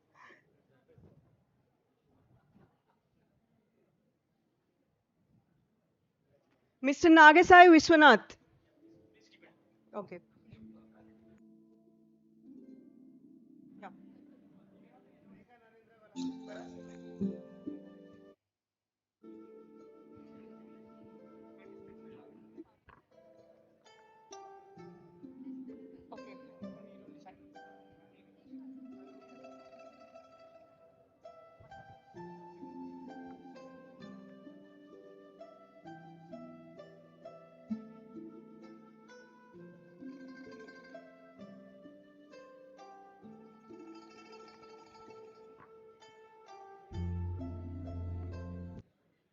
I request all the participants to collect your participation certificates at the desk outside. Miss Sweta Tala.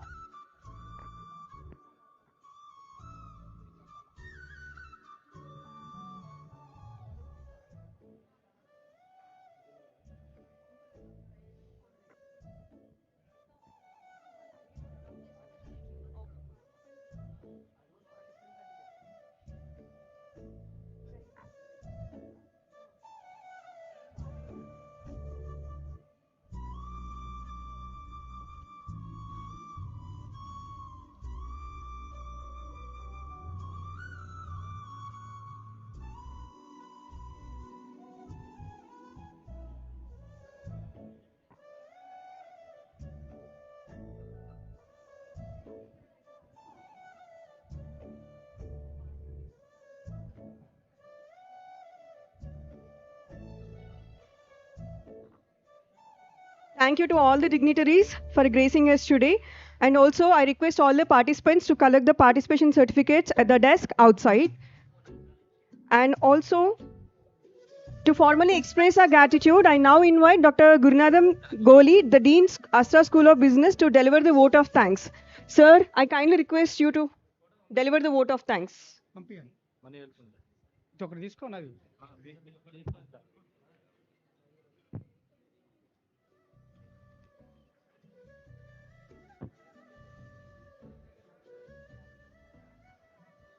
One minute, sir. Borge Venkateswar. Sir, please, sir. Borge Venkateswar, sir. Please come on the dais to receive the certificate. Sir, Suman, sir. You want to.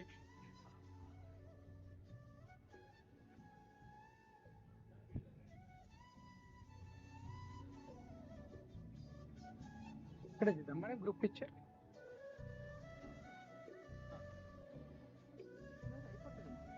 Group photo.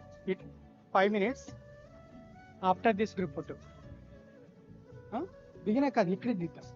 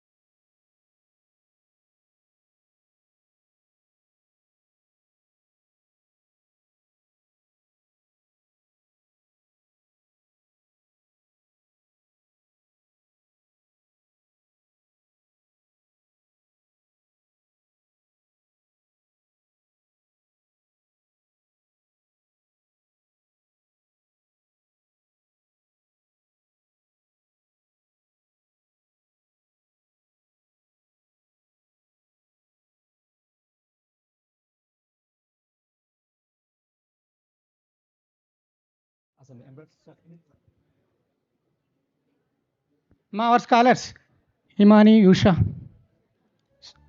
one by one.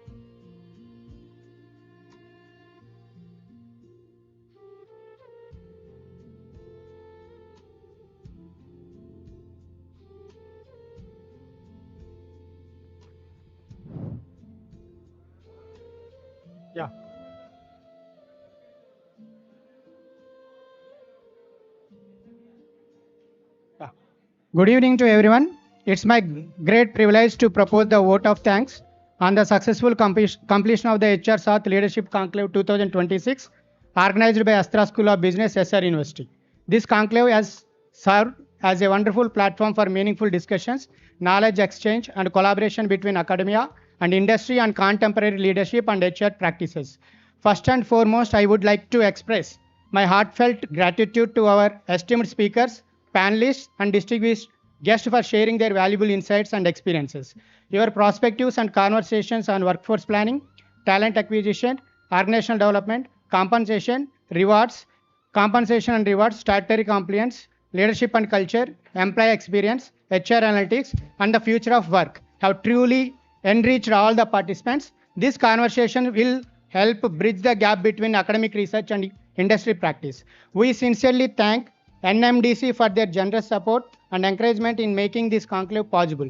Their collaboration has played a significant role in strengthening the impact and outreach of this event. I also take this opportunity to thank the Honorable Chancellor Sri A. Vardha Reddy Garu, Pro Chancellor Sir Sri Madhukar Reddy Garu, Vice Chancellor Professor Deepak Garg Sir, and Vice Pro Vice Chancellor Sir Professor Mahesh Sir for their constant encouragement and support to organize such a meaningful academic industry platform. I would like to extend my special thanks to our industry mentors, Dr. M. Ramchandra Garu and Mr. C. H. Krishna Prasad Garu and Sri Siddiq Garu for their valuable industry insights and continuous encouragement that greatly contributed to the success of this conclave. Once our sincere appreciation also goes to our academic mentors, Professor R. Achana Reddy Madam, Dr. N. Suman Kumar Sir, Colonel B.S. Rao Sir, CEO SRiX, for their academic guidance and valuable support in shaping this event into a meaningful learning experience. A heartfelt appreciation goes to our research scholars, student volunteers, and social media team for their hard work, dedication, and enthusiasm in ensuring smooth coordination and effective outreach of the event. And my sincere gratitude goes to co-convener of this program, Dr. M. Rajalakshmi Madam, Head SOB, for her commitment in organizing this conclave. I also extend my heartfelt thanks to the coordinator, Dr. R. Ramesh Garu, his tireless effort and coordination in making this event a grand success. Also, my special appreciation to the school associate dean, Dr. D. Ramesh Babu Garu, and associate head, Dr. Kafila, for their constant support. Finally, I thank all the faculty members, participants, delegates, guests who even non-teaching who joined us and contributed to making this conclave meaningful and successful. And I don't forget and my appreciation to anchors so who contributed greatly and made this event success, Miss Ushasri and Miss Himansri, and along with that Lakshmi Prasad and my scholar Nagaraju, tireless effort throughout since 10 days they showed that effort to make this event grand success. With this our students, already I said social team, our social media team, our student coordinators, their tireless coordination. And with this, I conclude my vote of thanks. Thank you all once again for your presence and support. Have a wonderful evening ahead. And once again, happy Women's Day. Photo ki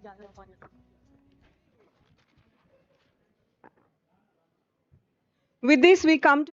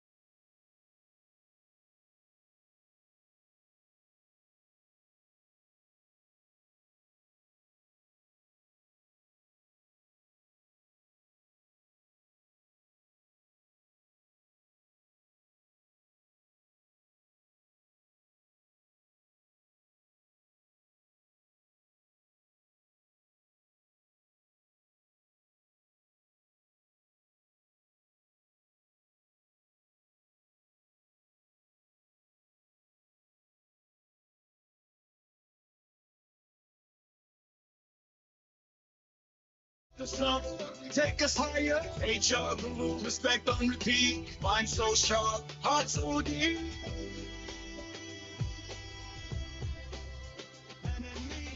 Yeah. This one's not just a song, it's gratitude and rhyme. HR guru forever. One of a kind, born.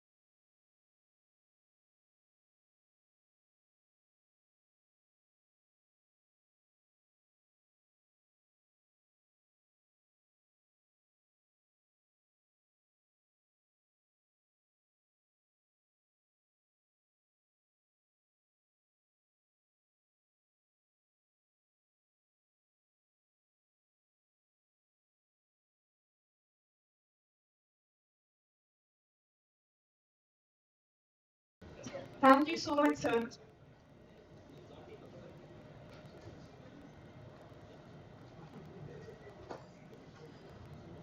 A big thanks to Dr. Suman sir. A big thanks to all of us. Thanks for making this evening successful, sir. Please give him a big round of applause.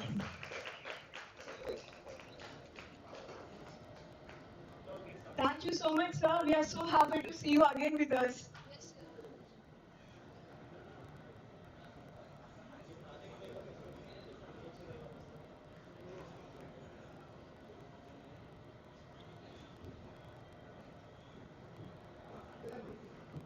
Okay, thank you everyone. Let's gather for a group picture at SRiX. From day one,